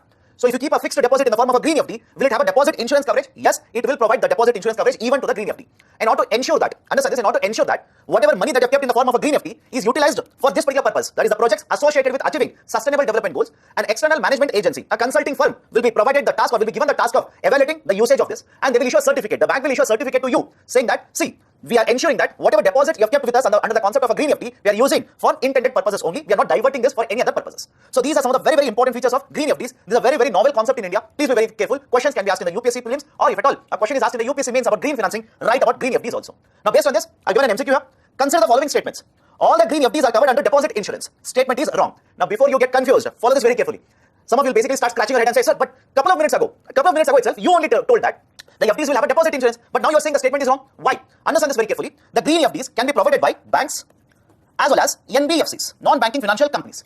Whenever the green FD facility is provided by the bank, it will be covered under DICGC, deposit insurance. Whereas NBFCs, as such, already do not have any coverage under DICGC. DICGC doesn't provide deposit insurance coverage for NBFCs. Now, if you ask me, sir, why don't they provide the deposit insurance for NBFCs? For a very simple reason, DICGC provides coverage only for banks. That is a mandate of DICGC. And this DICGC is a wholly owned subsidiary of Reserve Bank of India. So because DICGC provides the deposit insurance coverage for the banks, the non-banking financial companies, it is there in the name itself, non-banking financial companies. So obviously, even if they issue the green FDs, they will not be provided with the coverage, that is insurance coverage. So when I say all the green FDs are covered under the deposit insurance, statement becomes wrong. But look at the reframing of the statement. I will give you another statement. All the green FDs issued by the banks are provided with insurance coverage. Yes, that is correct. Right, so first statement is wrong. Investors, depositors, right, investors or depositors in green FDs enjoy tax benefits. Right now, no tax benefit has been provided for green FDs in India. Third, the returns offered are indexed to inflation rate. Absolutely no. This is also not true in the context of green FDs. Now, some of you might be thinking, sir, what do you mean by returns offered are indexed to inflation rate? It simply means from 1 year to next year. Imagine your FD will mature within 1 year. Within that particular year, whatever is the inflation rate, your returns will be indexed or adjusted with respect to the inflation rate. Right? That is the basic idea of indexation with inflation. But right now, we do not have this facility. So all the three statements are wrong. You have to find out which of the above statements is or are false. All of the three are wrong. Right option will be option D here. The Reserve Bank's fiscal conundrum. Right? What is being discussed in the article? Very simple. Follow the discussion here. RBI on one side has to maintain the interest rates in the market. I will write the short form here. IR, interest rates. RBI has to maintain the interest rates. Why? Government of India borrows huge amount of money by issuing bonds. If the interest rates in the market are very high, simply means Government of India's borrowing cost will be very high. The borrowing cost in simple terms is government will issue bonds, pay higher rate of interest. That higher rate of interest is nothing but the borrowing cost here. So RBI has to maintain interest rate at a lower rate, which it has successfully done in the last 2 years. How has RBI conducted its affairs? It has supplied huge amount of money. It has gone for a quantitative easing policy, as a result of which money supply in the domestic market has increased. Rupee supply has increased. As a result of which interest rates have been on lower side. It has helped the borrowings of Government of India. Government has been able to borrow at lower rate of interest. And on the other hand, RBI also has the duty of stabilizing exchange rate. It also has the duty of stabilizing exchange rate. Right? What do you mean by stabilizing exchange rate? In the last couple of months, you must have observed or seen in the newspaper articles, there is a lot of outflow of foreign currencies. That is, foreign investors are taking a lot of money from India. They are moving out of India. Multiple reasons are there. Uncertainty, volatility, right, or the federal tapering which is being conducted by Federal Reserve. Multiple reasons. But there is an impact of all of this. Whenever foreign investors will take out the money, they will supply the rupees in the forex market, take out the dollars, which will lead to rupee depreciation and dollar appreciation. And RBI says, it is my duty to stabilize the rupee depreciation here. And that is the precise reason in the last couple of weeks you must have heard of this. RBI has taken measures such as swaps to stabilize the rupee value. But whenever RBI does this, that is basically to stabilize the rupee value from depreciating further. What does RBI do? RBI will suck out rupees. RBI will basically take out rupees from the market, supply dollars. And whenever RBI takes out the rupees from the market, that is basically takes out a lot of rupees from, let's say, the forex market, where the banks are the participants, rupee supply in the overall market will come down. Follow the next sequence here. Follow the sequence here. Right, understand this. RBI will take out the liquidity, or let's say suck out the rupees from the forex market. The sequence is very simple. The rupee supply comes down. When the rupee supply comes down, what will happen to interest rates? Interest rates will start rising. And when the interest rates will start rising, what will happen to borrowings of the Government of India? Imagine the interest rates have risen. Government of India issues a bond. Do you think Government of India will be able to borrow at a lower rate of interest or higher rate of interest? Government will be forced to pay higher rate of interest. Right? So this is the conundrum that the article is essentially discussing. Article says that on one side, RBI is expected to stabilize rupee, and in the process, it will take out rupees from the market. Interest rates tend to rise up. And on the other hand, it also needs to maintain lower interest rate so that it can help Government of India borrow at lower rate of interest. And for the current financial year, Government of India has estimated, I'm taking the budget numbers here. Government of India has estimated more than 16 lakh crore rupees worth of borrowing. And majority of this particular borrowing, Government of India does by issuing government bonds itself. Right? So the argument here is, this is the difficult position that RBI has been placed in. So Government of India wants to borrow more, rates of interest might increase, and there's one more reason for this particular concern also. Just like RBI, please understand, there are many other central banks around the world. And what is the practice being conducted by the central bankers now? They say that we have supplied a lot of money into the economy. There is a concern of rising inflation levels. Is it okay? Best example, USA. Inflation rates are rising up, which indicates that there is a lot of money which is being supplied in the market. So central bankers will move towards taking out this particular money supply from the market, which will essentially lead to higher interest rate, more outflow from India, and RBI might be forced in the coming days to hike the interest rate, to increase the interest rate further, which will affect the Government of India's borrowing. So this is, in a nutshell, what is provided in the article here. Concept of zero coupon bonds. The idea of zero coupon bond is very simple. Generally, when you talk about bonds, there is a coupon rate. Now, those of you who are very new to the idea of coupon rate, please understand, coupon rate in simple terms is interest rate. You keep a fixed deposit, the bank will give you interest rate. In the concept of bonds, you purchase a bond, the issuer of the bond will pay you coupon rate. But there is a special type of a bond referred as a zero coupon bond. In case of zero coupon bond, I will use a short form here, there is no coupon rate. Remember this, there is no coupon rate. Now, some of you will simply keep on wondering, sir, if there is no coupon rate or interest rate, why should I invest in such a bond? Answer is very simple. Whenever these particular bonds are issued, these will not be issued at the face value, rather these are issued at discount. Sir, what do you mean by this? Imagine this is a bond, the bond is having a value of 100. It is written on the bond, the value is 100 rupees. So when the issuer will issue the bond to you, he will not collect 100 rupees from you, he will basically sell it, let's say at 85 rupees to you. This is called as discount. Right, so the issuer has issued, collected 85 rupees, and let's say after maturity, right, once the bond is matured, he will simply collect the bond back and give you 100 rupees. This is how the zero coupon bonds generally function. Now, connection to this, remember this, Government of India issues treasury bills. Government of India issues treasury bills. Sir, what do you mean by treasury bills? These are the G securities which are issued by the government with a maturity period of up to 1 year. Up to 1 year, 91 days, 182 days, and 364 days. That is the maturity period. Treasury bills are the zero coupon securities. I'll repeat the statement. Treasury bills are zero coupon securities. This statement was in fact used in one of the UPSC prelims. Right, so remember this. Treasury bills are issued in the form of zero coupon securities. That is, when the treasury bills are issued, these are not issued at face value. These are issued at a discount. You will have to purchase it at discount. After maturity period, you will get the full value. Now, what is given in the article? A new type of an institution, that is infrastructure debt funds as well as NBFCs, now have been allowed by the income tax department to issue and raise money by issuing zero coupon bonds in the market. That is the gist of the article provided here. Apart from this, there is a concept of 50% has to be utilized for this, etc. Related to ID funds, that is not relevant for UPSC. Done. So this is the gist of the article provided here. I've given an MCQ. Consider the following statements. Treasury bills are zero coupon securities, correct? Zero coupon bonds or instruments can be issued only by the government. Statement is wrong. Can be issued by the government, can be issued by the private sector companies as well. Right. So right option is option A. Only one is correct. DBU. Now, what do you mean by DBU? The long form is given here. DBU essentially stands for Digital Banking Unit. Now, first and foremost, understand the basic here. I'm pretty sure all of you have gone to a bank branch. Is it okay? All of you have visited a bank branch, either for account opening purposes, either to complain regarding the services of the bank, or to collect your, right, let's say passbook, checkbook, whatever it is. You must have visited a bank branch. Now, RBI, rather than calling this as a bank branch, will call this as a banking outlet. Remember this. We'll refer to this as a banking outlet. What do you mean by banking outlet, sir? As per RBI's definition, scheduled commercial banks, how does it define a banking outlet? It is a fixed area. Is it okay? It is a fixed area or a fixed point of business unit. Fixed point of business unit, which is having either the employees of the bank, right, which is having either the employees of the bank or their banking correspondent. And this particular place, that is a fixed point of business unit, this particular place will be open for at least 4 hours every day and will be working for at least 5 days a week. Or let's say 5 days, not at least 5 days a week. I'll repeat it again. What is a banking outlet? It is a fixed point of business unit wherein people who are there in this particular place either are the employees of the bank or, right, these are banking correspondents. And this particular business unit will work for at least 4 hours every day for 5 days a week. They will refer to this as a banking outlet. Remember this particular definition. Why? RBI now has introduced the concept of a DBU, Digital Banking Unit. And it will basically say a DBU will be nothing but a banking outlet itself. Is it okay? A DBU is nothing but it is a banking outlet itself. Now, some of you might be wondering, sir, there is already a banking outlet in the form of a bank branch. What is the specialty about digital banking outlet or digital banking unit? RBI now says that these particular scheduled commercial banks, except, remember this also, these particular scheduled commercial banks, except regional rural banks, payment banks, and local area banks, now they will have to open the digital banking units so that digital services can be provided to customers. This is very important. Digital services, right, can be provided to customers. Sir, what do you mean by digital services here? For example, you want to open a bank account. Right now, what happens? Either you will go to a bank, person is there, you will interact with the person, and you will, right, basically process the forms, or you will submit the forms, you will submit all the details, etc. Under the concept of a DBU, person will not be there. There is a machine, there is an interactive machine. You will use the machine and you will provide all the details, and the bank account can be opened. Same thing can be done with respect to withdrawal of the funds. A machine is there. You will go enter the details from the machine. The cash will be dispensed. Now, some of you simply say, sir, we already have an ATM. That is exactly what will be provided under DBU. Now you will ask me, sir, in a bank branch also they will provide ATM. Here also you are saying an ATM will be provided. What is the difference? Under a DBU, whenever you want to withdraw funds, only ATM will be there. Person will not be there. That is, if you go to a bank branch, cashier is there, you will submit the check, you will withdraw the money. But in a DBU, there is no person. Absolutely no person. Right? Again, initially they have said that yes, either you can provide self-services or you will have certain people to assist to the people who are going to walk in, the customers who are going to walk into a DBU. But RBI's clearly directive is that whenever the customer who is going to use a DBU wants to submit money, deposit money, withdraw money, right, it has to be done through machines. He wants to open a bank account, has to be done through the interactive machines, etc. So any assets that are provided by the bank has to be, right, done through these kinds of digital technologies. Any liabilities of a bank has to be provided through this concept of digital technology itself. That unit is referred to as digital banking unit. Is it okay? Now all of these particular banks, scheduled commercial banks, mind you, except RRBs, except the payment banks, etc., which already have an experience in terms of digital lending or digital services, they will now have to open up DBUs in tier 1 to tier 6 cities or centers. Is it okay? Tier 1 to tier 6 centers without taking any approval from RBI. Now you will keep on wondering, sir, what is tier 1 and tier 6 centers? As per RBI's definition, the cities or let's say the centers where the banking or let's say the banks are established are generally divided based on the population. Right? It will start from tier 6, it will go up to tier 1. Tier 1 will have a population of more than 1 lakh, tier 6 will have a population of up to 5,000, that is below 5,000. So these are certain very important points regarding the DBUs. Now based on this, I've given a question. Consider the following statements regarding DBUs. All the scheduled commercial banks can open DBUs. Statement is wrong. Not all of them can open. Right? The local, the payment banks, the RRBs, they are not allowed to open these particular DBUs. DBUs can be opened only in tier 1 and tier 2 centers. Again, this is wrong. Tier 1 to tier 6 centers. Right? Everywhere DBUs can be opened. So right option for this question will be option D.